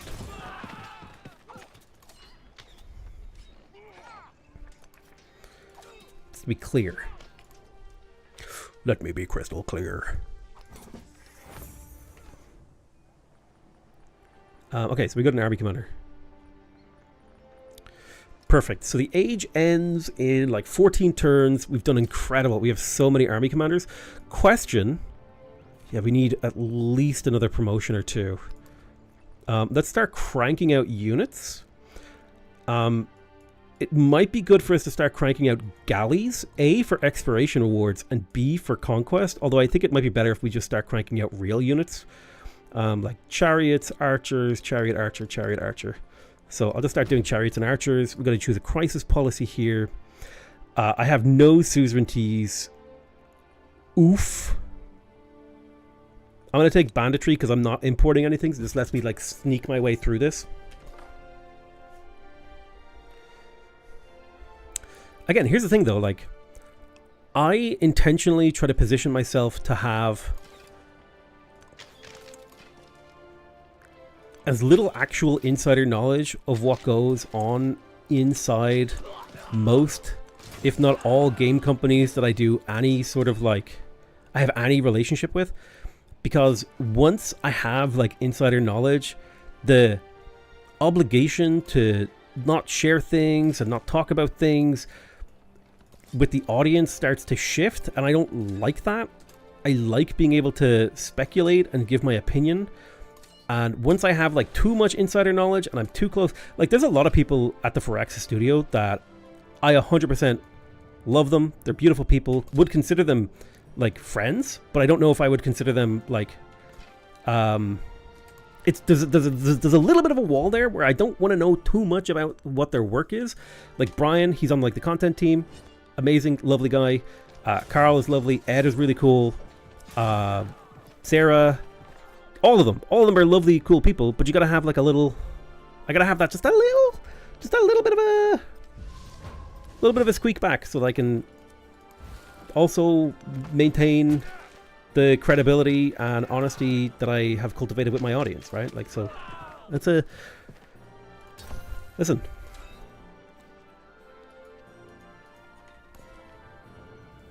I just want to play video games.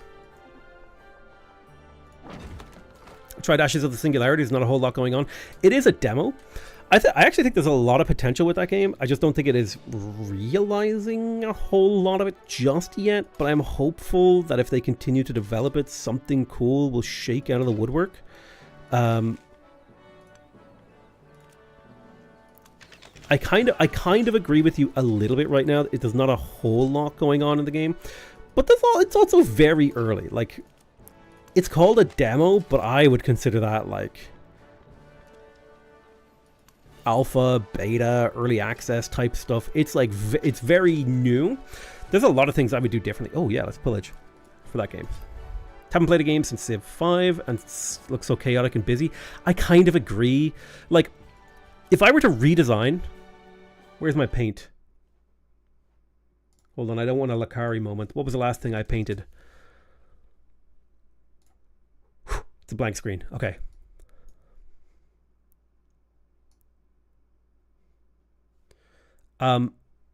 Like, you see this right here? See this, like, first of all, why is the health bar, like, anchored to the top left corner of the tile? What hold on. Why is the health bar anchored to the top left of the tile? You know what I mean? Here's how I would have done this. Okay, I'm gonna take a screenshot here.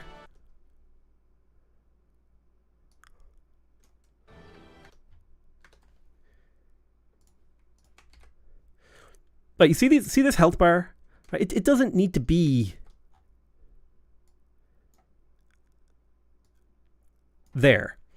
What you could, there's like so many different ways you could design this than this health bar being here. This is awful, okay? We hate this. Like, you could have a health bar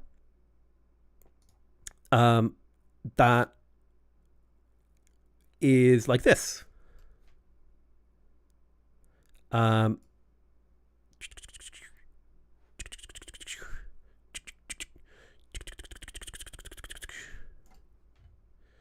Make my paintbrush bigger. All right. Imagine a health bar at the bottom of the tile, so you can tell which tile it is. Okay.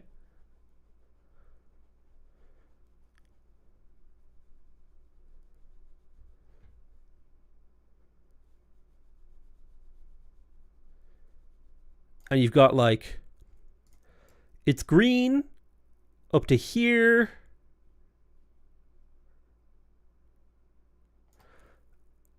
And then it's yellow from like here to here.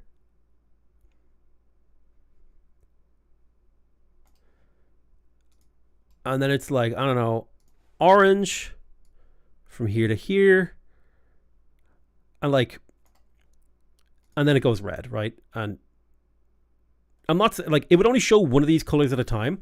But then as you move around the map, the health bar won't like be crazy. It's like anchored to the visual of the tile. You know what I mean? Does that make sense? Because, like, look, right, like, if I zoom in, the health bar moves. Like, why isn't the health bar just, like, there along the bottom of the tile? Why is it anchored to the top left corner of the tile and on top of everything? Like, it interacts and gets in the way of clicking on the units. Like, if the health bar ran along the bottom of the tile, that'd be so much better.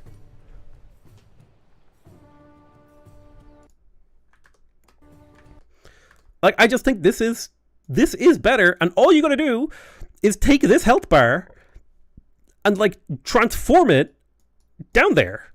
I don't think this is like technically, from what I know of how like graphics shaders work, I don't think that's a like super, okay, it might have some performance implications, but like from a technical point of view, I don't think that's a very hard thing to do. And I think it is better. From understanding like how you can like transform things with graphics shaders. This, to me, makes a lot of sense. You could do it another way, right? If we take another screenshot. I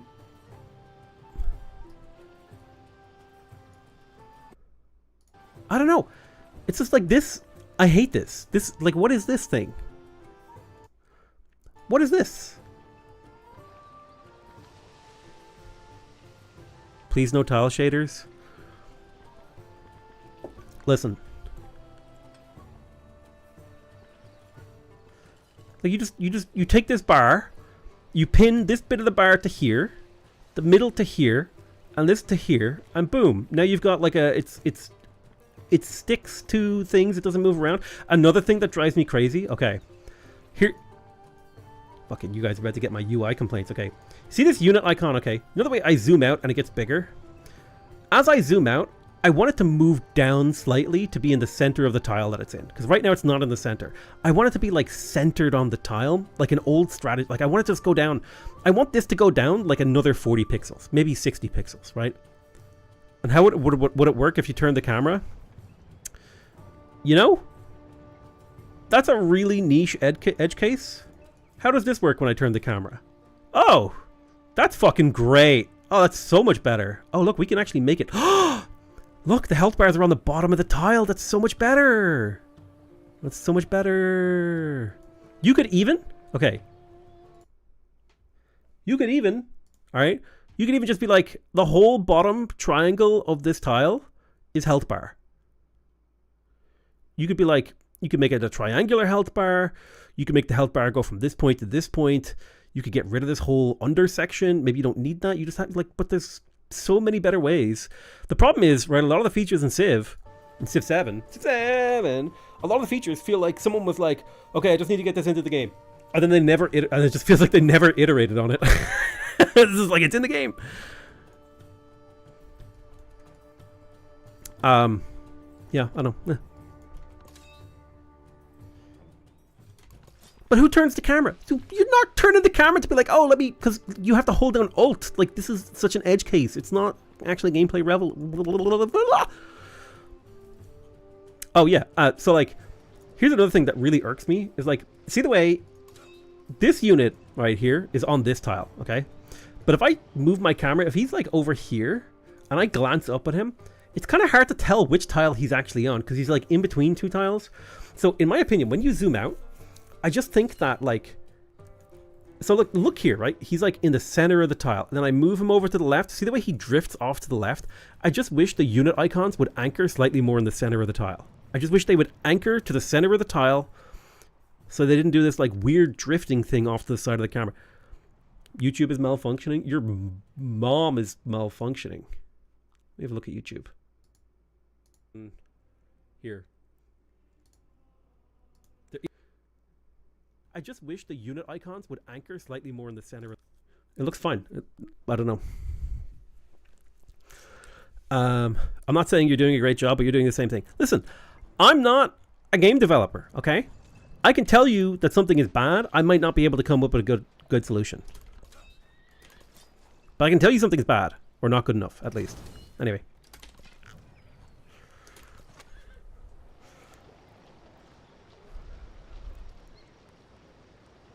Yeah, look, every tile has this like beautiful little border. You could just easily do the same graphic technique on a health bar. I don't know, man. It's just like...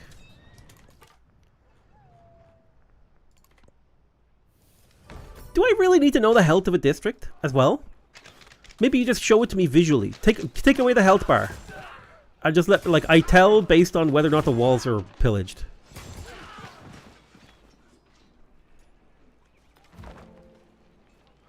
Oh, dude, I love this free experience from getting these units killed. Yes. Reject the piece. I want you to level up. Okay, we need one more promotion on this guy.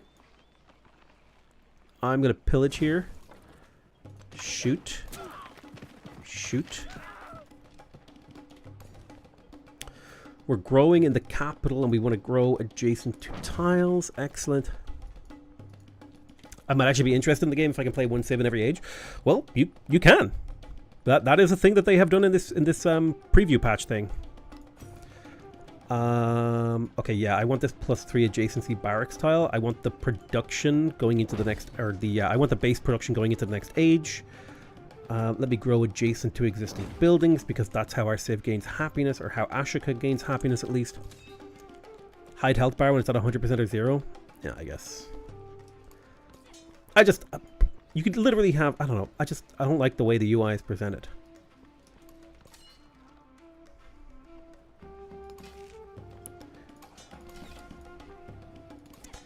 Let me suction up this warrior. Suction up this archer. Let me deploy an archer back here. And then deploy an archer on this tile. Can you shoot this guy to kill him? And then you step out, you step up, you kill. Almost got him. Get him. Nice. Shoot here. Pillage for gold. I do need reinforcements. Bristol. Repair everything. Let me start getting some archers and stuff in Bristol to help. I love how cheap units are in the ancient age, man. Antiquity. Also, everything is so clumsily named in this game. Is it just me? Antiquity, Time Tested, Apex. They have all these, like, clumsy names. I'm like, bro, just call them civs. Civ 7. I don't know. Anyway.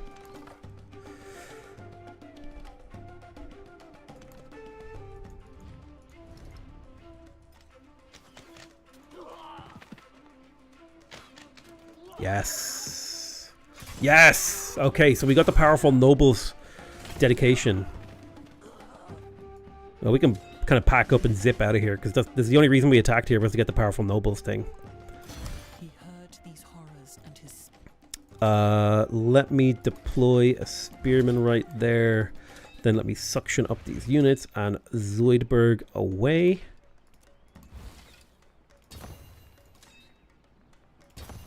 Perfect. Hide health. It's hidden when it's 100%, but I find confusing. You're trying to see what needs to be occupied. Yeah, that's fair. Sometimes it can be hard to tell what needs to be occupied. Listen. Solutions are hard, okay? Problems are easy to identify. Solutions are hard to identify. That's video game 101. So we don't want to build any of these buildings. Instead, we are going to build ourselves Chariot, Ballista, Archer. This spearman is almost dead. I'm going to hide him inside the commander to heal. You're almost dead too. You're dead to me. Shoot there. Shoot there. And shoot there. Got one more tile we need to capture before the end of the age. You probably can tank one more. You did get your promotion. Excellent. I really want the field medic promotion. I really like that one. I also like logistics. I'm going to go for quartermaster, so you get gold when units are packed in. The game is beautiful. The game is beautiful when there are no buildings on the land. Look how gorgeous that is. Okay, hold on. Let me find some unbesmirched land. Look at this land. Isn't it gorgeous? Isn't it beautiful? Now let me show you some land that I've actually built on.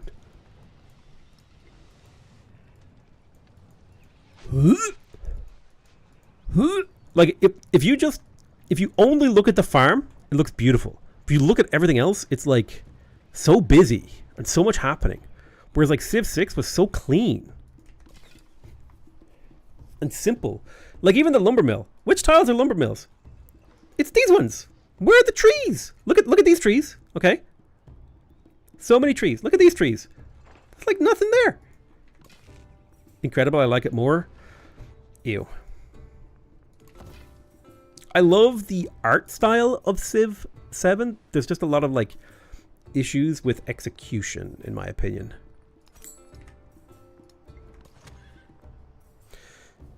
Unpopular opinion, Civ 6 was way uglier than Civ 7. I think Civ 7 was technically a weaker game, but from an art direction point of view, looked and played way better.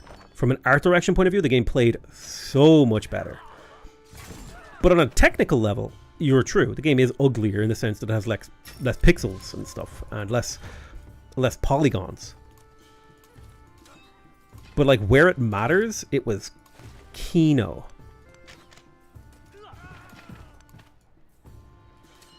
Pure cinema. Let me deploy this archer one tile to the right. We absolutely need to kill this guy. Civ 6 wasn't just very readable. Civ 6 was the most readable Civilization game ever made. I will fight anyone who like even tries to disagree with me on that one.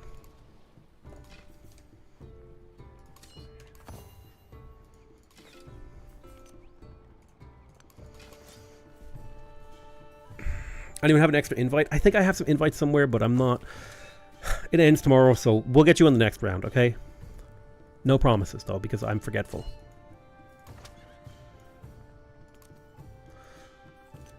I'll send a couple of reinforcements up this way.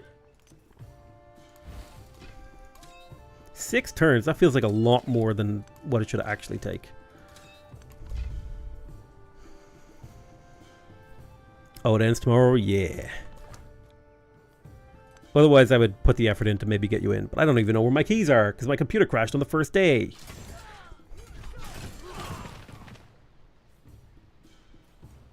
Look at my archers tanking these spearmen. Absolute Chad.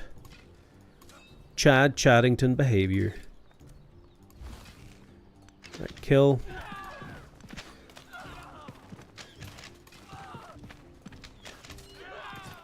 Deploy a spearman there.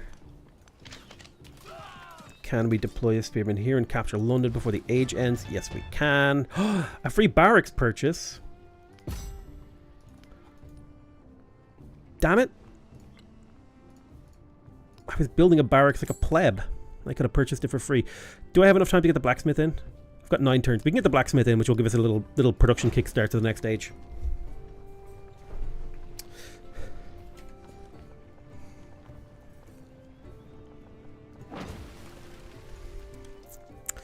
Keep that settlement. So we're up to 8 settlements, a few of which we conquered. Feels good, man. I don't even know if these are worth placing.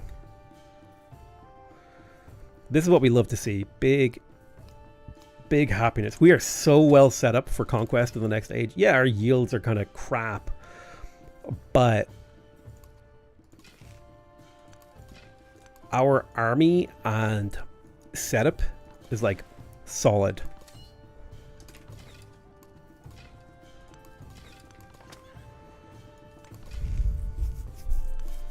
We have so many military units. It's crazy. Commanders are literally... That's the thing about Civ 7, man. There are so many individual features that are just so Kino, okay? Commanders is insanely good. I think I'm sitting on... 1, 2, 3, 4. I'm on 4 commanders right now. I'll get another one during age transition. The commanders are just like such a net positive feature. Like it's actually so crazy how good commanders are. Commanders are better than great generals. I think great generals are really cool, and they added a lot to the game. But commanders are Kino, dude. The being able to do the unit dance where you pop units in and out of the commander, oh, it's so fun microing against the AI. That would probably be total ass in multiplayer, but it's also really fun to do. Just like would really love it if it had good hotkey support. I don't think it does right now. I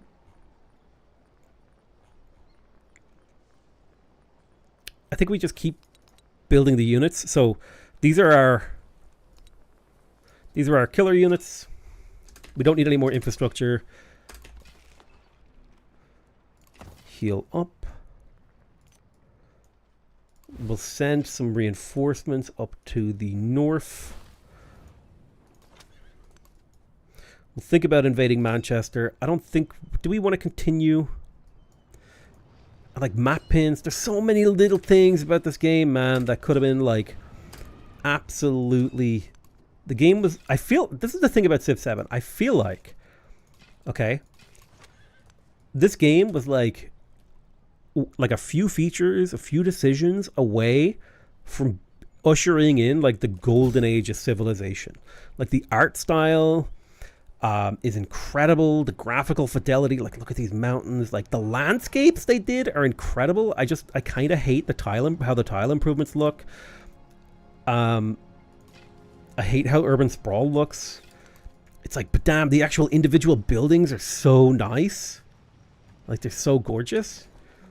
But then it's like, it's just, like Civilization 7 is a game that feels like it has a whole bunch of really amazing individual features that don't, like the sum of the parts is less, or the whole is less than the sum of the parts. Does that make sense?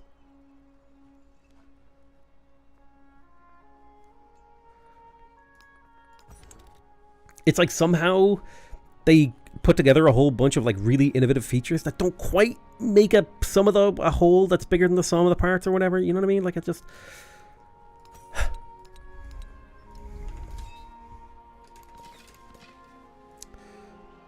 Okay.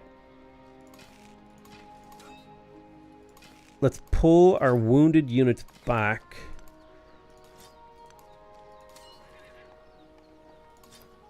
While we push forward.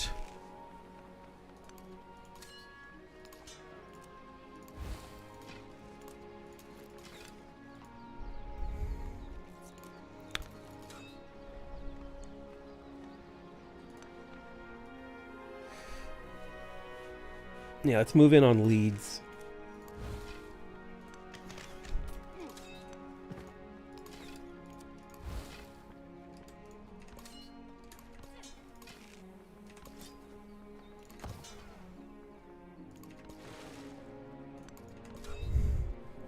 What graphics am I using? Full screen, 1440, auto, custom, off, high, on, high, high. Very high. Why, does my game look bad or good? That's my follow-up question to you, sir.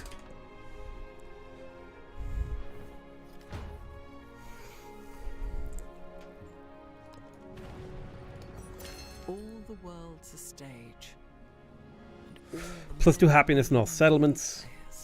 +1 settlement limit. Ooh. Can you fortify this tile? You come forward. Fortify, shoot.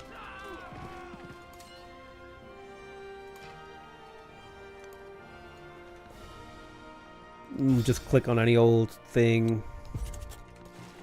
We have so much happiness. Feels good, man.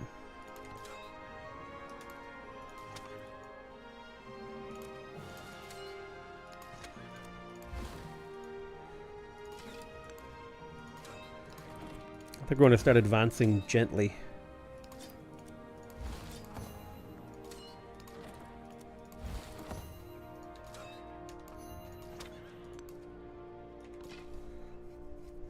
Now that we're getting enough units to fill out a third front.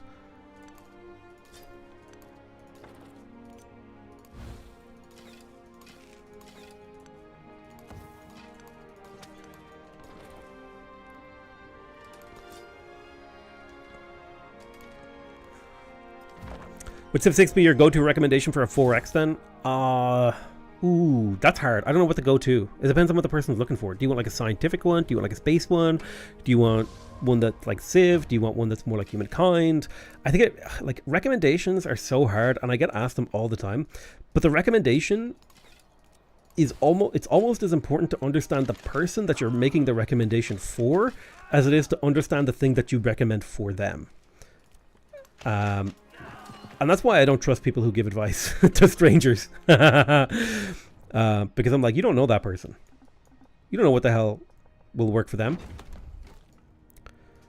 What are your scientific and space ones? So man, if you want to do space, there are so many options, and like it depends on how far back into the like human tech tree that you're willing to go.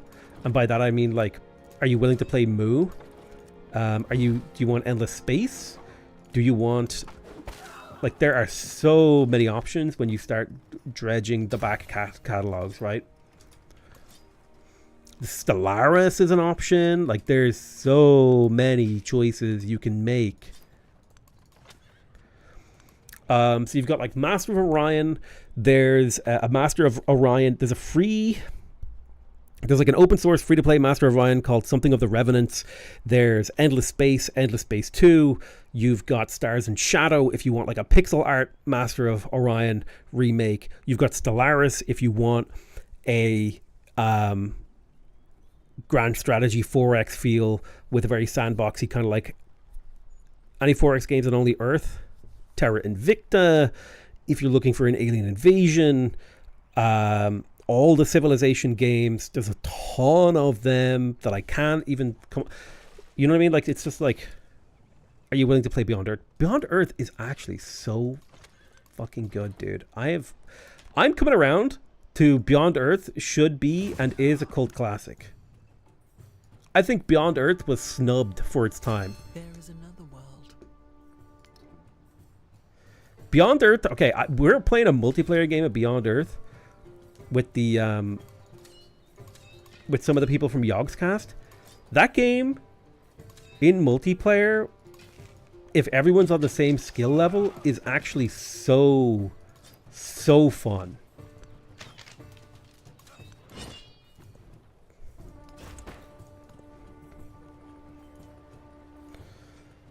I'm just queuing up random units at this point.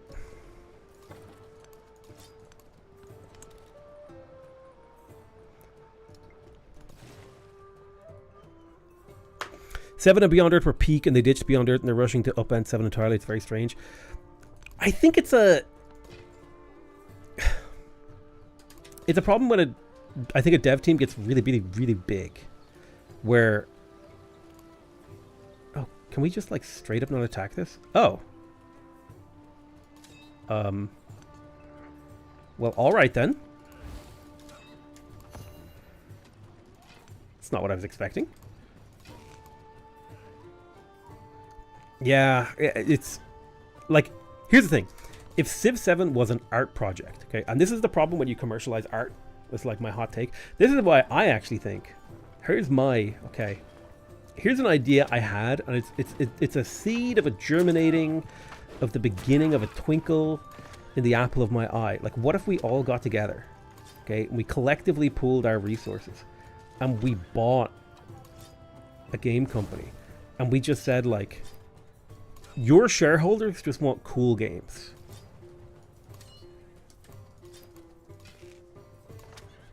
And it's like, we're all going to pay you $5 a month to make cool games. And then we'll buy them when they come out or whatever. And that's all we want. We'll live like patronage. Yeah, exactly. Because like, imagine if we all collectively bought, I don't know how many millions the Firaxis studio would cost, but if we bought it and like ran it as like a, listen, all you gotta do is make enough money to pay for yourself. You don't have to make like crazy money, but you gotta make a few sales, make some cool art. Because again, if Civ was an art project, they wouldn't be pivoting based on feedback, right? Because an artist, you know what an artist says when someone doesn't like their art? I don't give a fuck. That's what they say. They're like, I don't care. I made something that feels good and beautiful to me. But the interesting thing about game design is that it is like an art that is done hand in hand with the people who experience it, right? I don't know.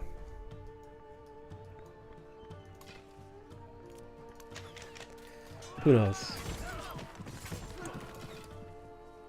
What if, okay, what if we lived, okay, here's what we got to do. Communist revolution, right? Where every game company is Valve, where people just work on whatever they want to. That would produce Kino games, okay? Where there's no incentive to profit, you just make cool games. Convince Zuckerberg. Listen, there was a, I don't know if I should tell these stories, But there was a path forward to where I was gonna play Zuckerberg in a multiplayer game. I talked to his personal assistant and like people at Meta, but all that crazy political shit started happening in America, and I was like, I don't know if I want to be like hanging out with American billionaires right now.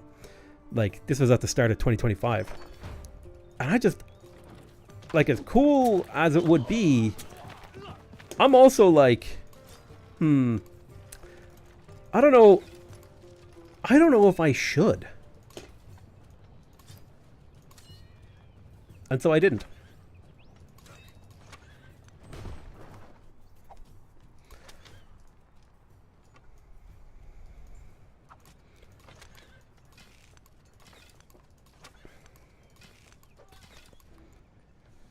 Because it was like, man, like,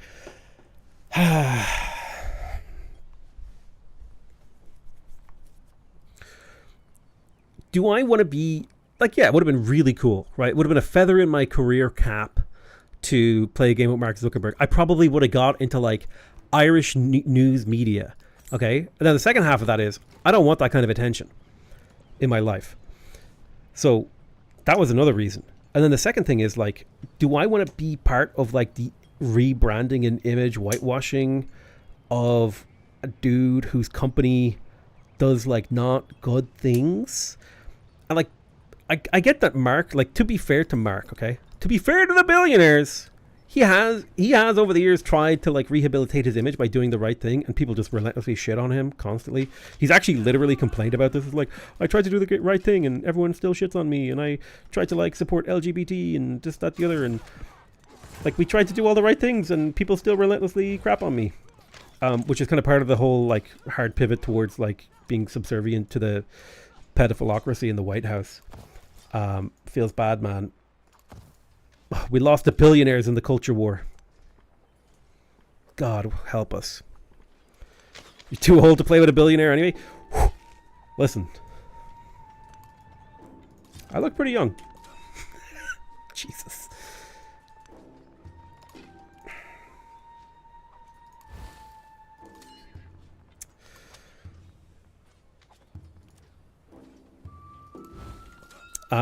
But I mean, it's ultimately, it's one of those things where, like, people say, like, oh, you know, capitalists will always bend the knee to fascists or whatever. And it's like, I think it's actually one step above that. It's like, if you're a person who holds economic power is downstream of political power. So if somebody is in political power who can threaten your economic power, you bend that knee because you don't have political power, right?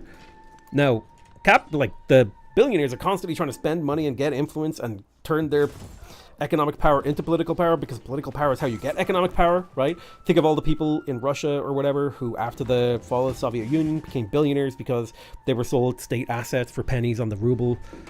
And so I think it's way simpler. That's just like, if you're a person with a lot to lose, it's time to be nice to the guy who can take it from you.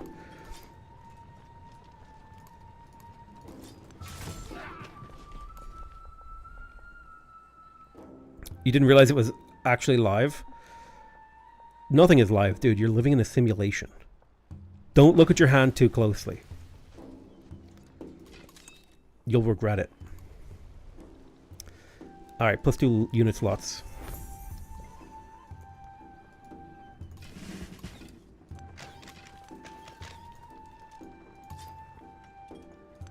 Anyway, let's not get political. Me after 2 beers. Let's not get political. So anyway, there's this guy called Marx.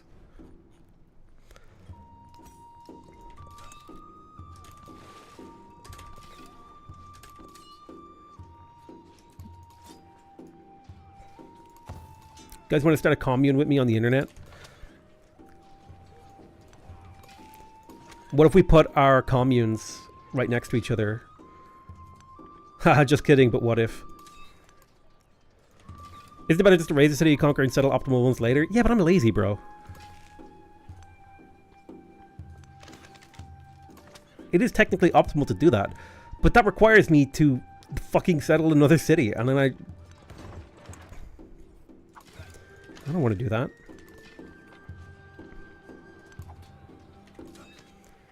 Hell yeah, brother.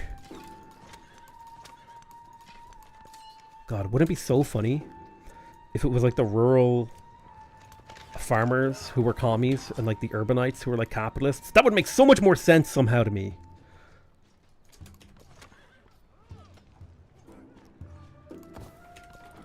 The goddamn communists are coming to take my farm. Brother, what? Wasn't Mark a soy boy, son of a wealthy baron?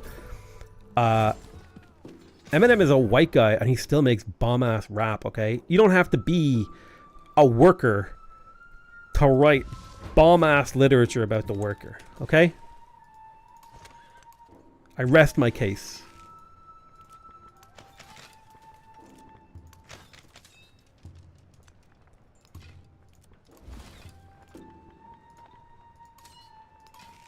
Now, there are some criticisms to make of Eminem, you know, hijacking black culture as a white man, etc., etc., etc.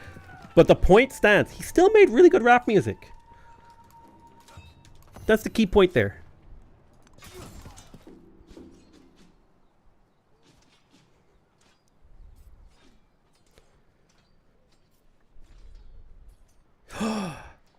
We need to get Gabe addicted to Civ and then get him to just buy Firaxis. Oh, that might actually work. What if we got Gaben addicted to Civilization and he was just like, you know what? I kind of like these Civilization guys. I'm going to buy them and use my super yacht to research marine biology. Yeah. Gaben. That would be so good, dude. Which Civ would you have Gabe play? It's got to be... Well, that depends. Maybe the Roman Empire? Maybe he likes Mexico. I don't know what Gabe is into, to be honest with you. Never met the guy. Wouldn't mind meeting him. I'm sure he's a cool dude who likes video games. I guarantee you, he plays a lot of video games. I heard he plays a lot of Dota. I have probably been in a game of Dota with Gabe, and I probably have flamed him. That's how much Dota I've played. I have thousands of hours in Dota. It's a problem. Oh, I forgot how much I hate unit micro during domination games. Hotkeys, yeah. Hotkeys, yeah. Work it. He plays White Mage in Final Fantasy 14 with his son. Based. White Mages unite. Support players. No wonder Largo is such a good hero. Potato switching to Dota channel. That shit does not have legs in here, bro. If you search Potato McWhiskey Dota 2, I do have videos that I've uploaded on Dota. A long, long time ago when I was trash at the game. Okay, so we got Prussia. We could switch civilizations here. We have no intention of switching civilizations. We're going to play Prussia in the next age.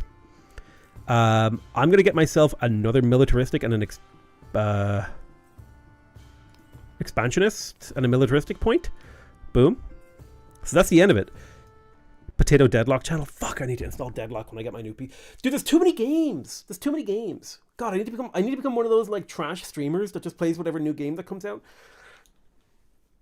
I love all these new games. I wish I could just play games for a living. I do, but I have to like play Civ. It's like these torturous 6-hour grinds. Imagine whining about playing games for a living and wanting to play different games for a living. Deadlock is incredible. I have actually played Deadlock. I was actually decent at it. I played it back when the patron was just a floating sphere. Potato XQC Chisky. Listen. XQC is a very funny guy. But I would never, ever, ever want to be associated with anyone who gambles on stream. I think that shit is just incredibly degenerate. And literally should be banned from Twitch. I hate gambling so much that I would agree with any law that bans gambling in anything except in person. You should not be able to pull out your phone and gamble. You should have to go to a casino like the good old days. And I also think no advertising. Anyway.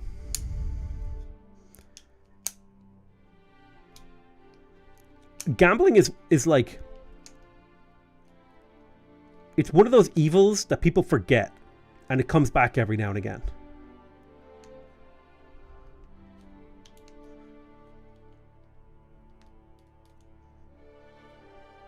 Listen, it used to be if you wanted to ruin your life, you had to go out there and find someone to give you like an addictive drug or something. Now you just pull out your phone and it ruins your life. The only gambling that I find to be acceptable as like a general thing is like when you're gambling with your friends, right? Like you're playing a game of poker, you all put $5 down, and whoever wins, like, I don't know, like you bet $1 out, like fucking like 20-cent big blind or something, and you get like 4 hours out of playing $5. Like that's fine. That's fine to me. A little bit of poker, not so bad. But if you're like, maybe even blackjack, but if you're like rouletting or like spinning digital slots, it's not even real. It's like, bro, like this thing is just statistically like designed to suck you dry, which is kind of how I feel about mobile games that are just basically like, you know, like gacha games. They're just evil. I actually just think that shit's evil and should be banned. That's how radicalized against gambling I am. Even the lottery is evil. Anyway, so we're playing as Prussia in the Exploration Age, right? Even though this is a modern age civ, the war gets ended and we get kicked out, but our relationship stays the same. We do lose all that resources we pumped into the war effort. But yeah, now we're into a new age. We get a whole bunch of new civics to play around with, right? We get the Prussian Renaissance. So we get +1 production in cities for every unfriendly or hostile relationship. Oh, that's awesome. We get a settlement limit. We get tradition slots. We get more syncretism. We get access to hierarchy. Really, really cool stuff. Our civ ability doesn't change, I think. Yeah, +1 combat strength for military units for every unfriendly or hostile relationship with another leader. You can establish and retain trade routes with civilizations you're at war with. So basically our abilities, we don't get our unique units in this age. But we get to choose our legacies. So, oh, hello.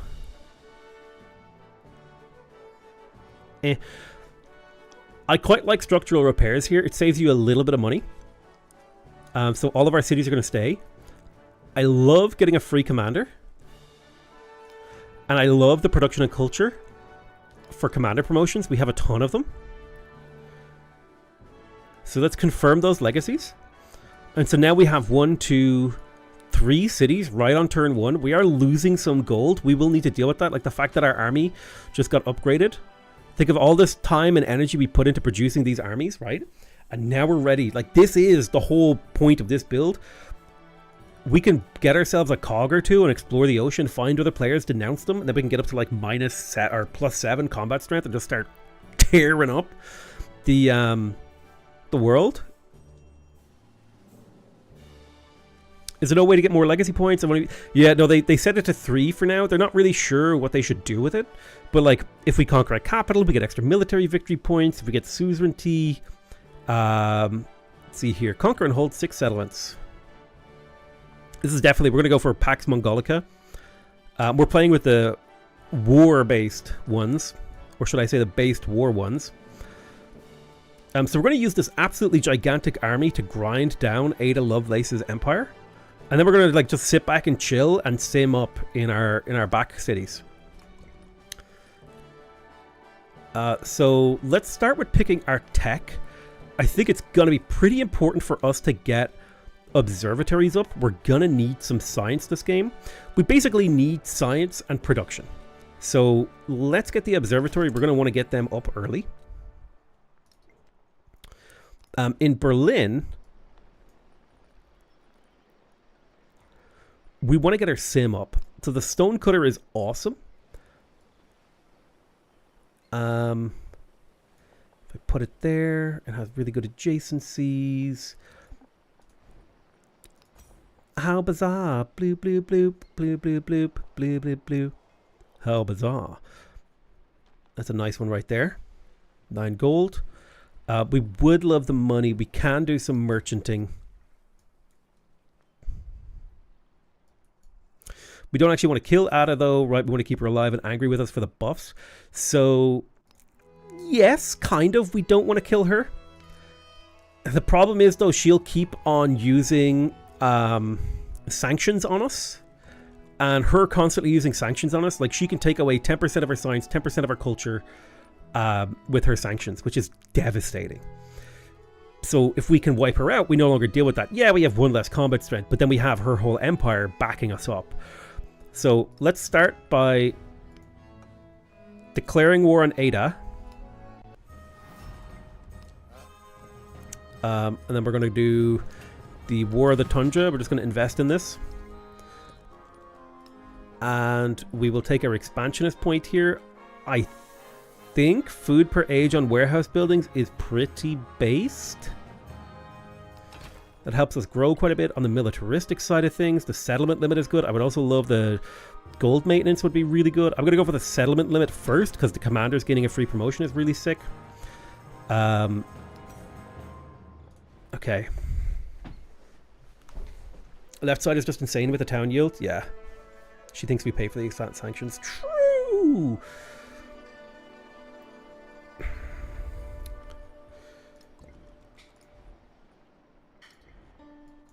So let me think. Would it be worth it to get some naval commanders? There is a city that's vulnerable to naval commanders here, so I'm going to start... Well, I need the bazaar. I need the gold. We're struggling with income. Get the camels in here.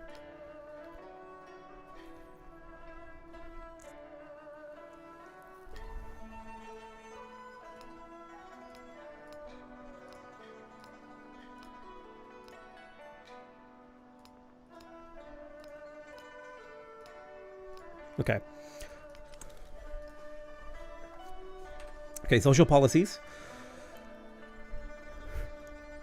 Production in the capital for resources and production of warehouses. Those two are awesome. I would like the +2 gold in every settlement. I think we drop the production in the capital for the gold in every settlement. I think that's super worth it. That's going to solve most of our gold issues. We do still want the bazaar.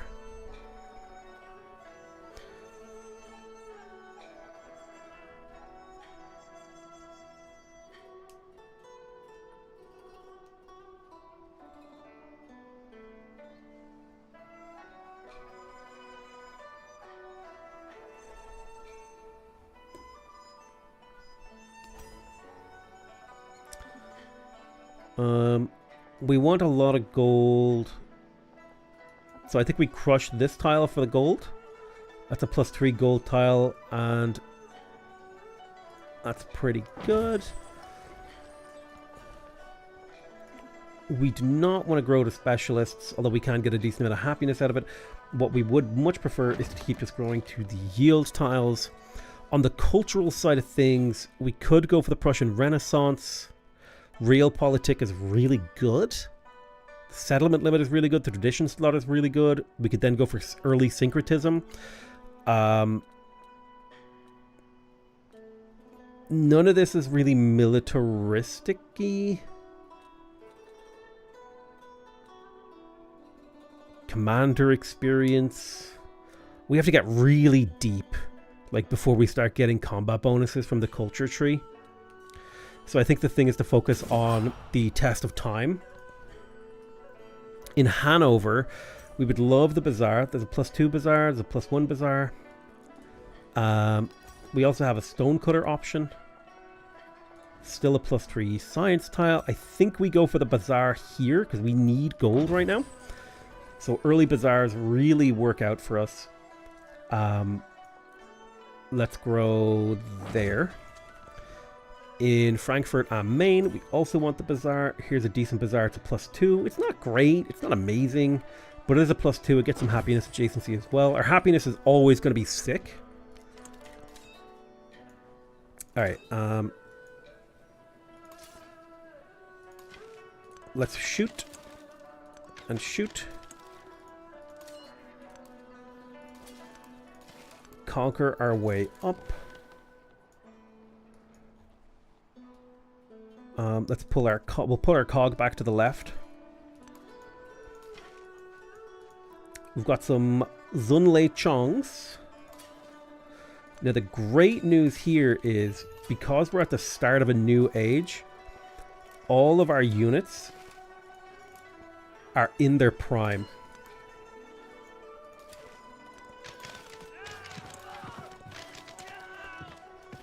And what I mean by that is they're not like behind on tech.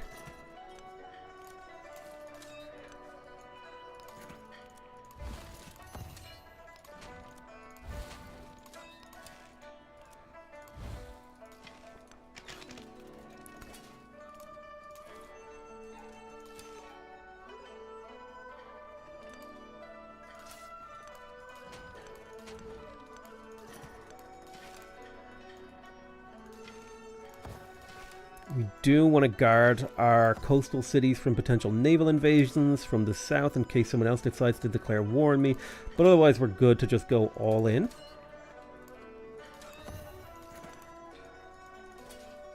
Bum, bum, bum, bum, bum, bum, bum.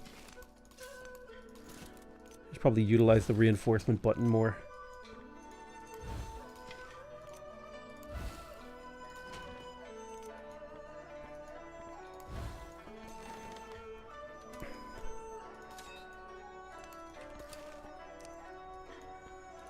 Uh-oh. You guys are in deep. You should not be there, but that's okay. Some of our units are going to get kicked out into weird locations. Just part of the cost.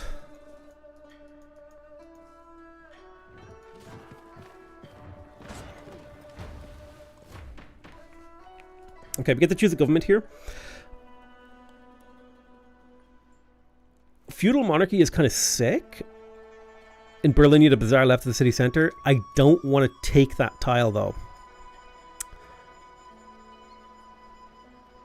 And that's not a +5. That's a +2. +3. It's the same quality as this one. What you were probably thinking of was the happiness adjacency.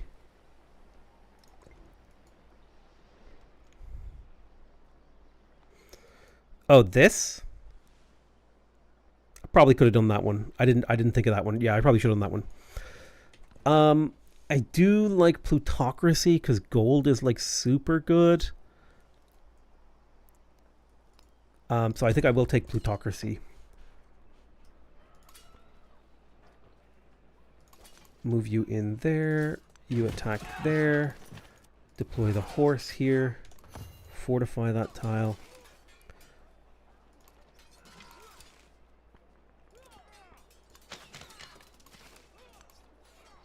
Ooh, we captured a district. Nice. Damage him. Move you forward. Attack here.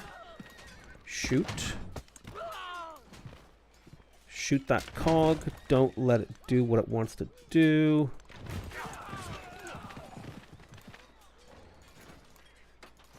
Storm forward.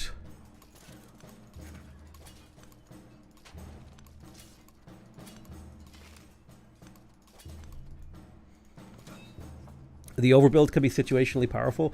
I just like having gold.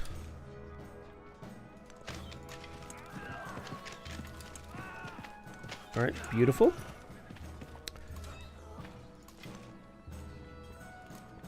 Hop in and hop out and shoot. Oh, you can't shoot. Stacking units in. The good news is these are ancient era walls, so they won't be quite as strong as they could or should be.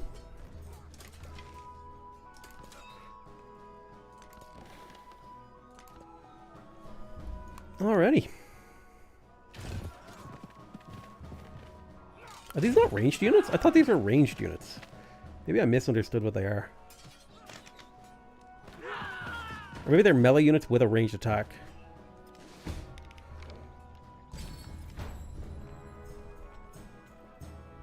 If the capital changed on age transition, it's original capital that matters, I believe. Yeah, it's only original capital. So if we check this, original capital is worth +4 points. Distant lands are worth +1. Ideological opponents are worth +2. So only original capitals matter. Beautiful. Keep on smashing. But I think, unfortunately, we're getting towards the end of the stream. We're not going to get to do much in this age. Because I need to go to bed. It's almost bedtime.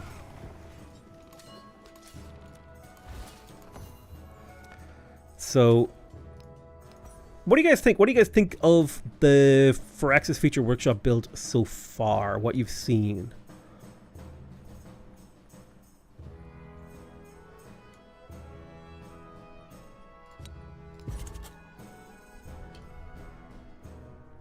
Like the fact that we're playing Prussia now in the exploration age.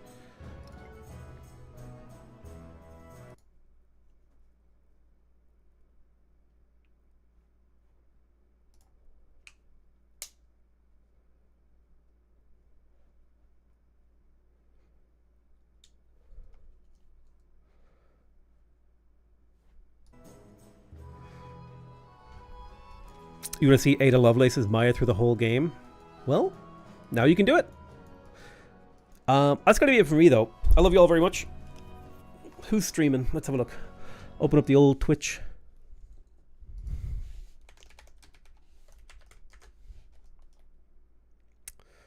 What's his name? Twitch.tv. That's who I'm looking for. Who's live? You were, weren't you? Thanks, Twitch, for opening up a random stream. Holy shit, some hear people that? have crazy, The potion is done. crazy production. This lady has like a whole like underwater setup. She's in like a bodysuit with makeup and pink hair. I'm sitting here in my jeans, Chris, I'm dude. glad you like it. I got my man Yeah, boobs I resting on the upgraded desk. controllers, so now we just teleport from room. So people put so much effort into their stream. I'm like full degen mode. Hold on.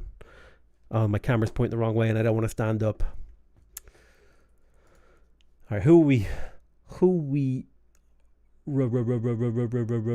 raiding? Let's type in Civ. Who's streaming Civ? We got to support the Civ community.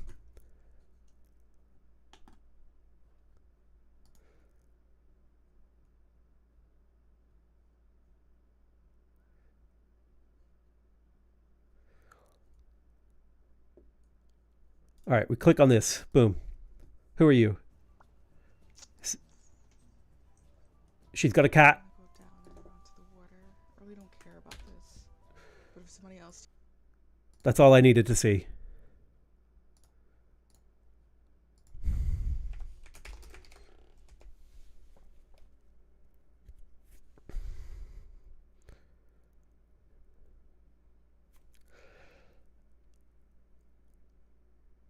All right, go say hi. Tell her to have fun playing Civ.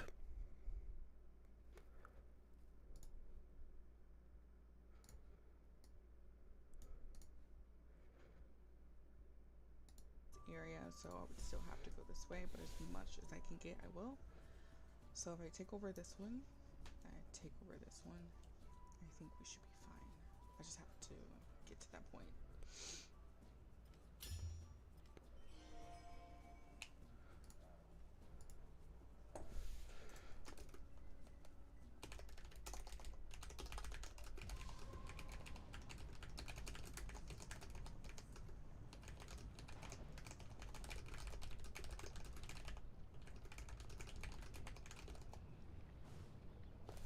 Okay. How the hell does YouTube rating work? Listen, YouTubers, good luck. You're on your own.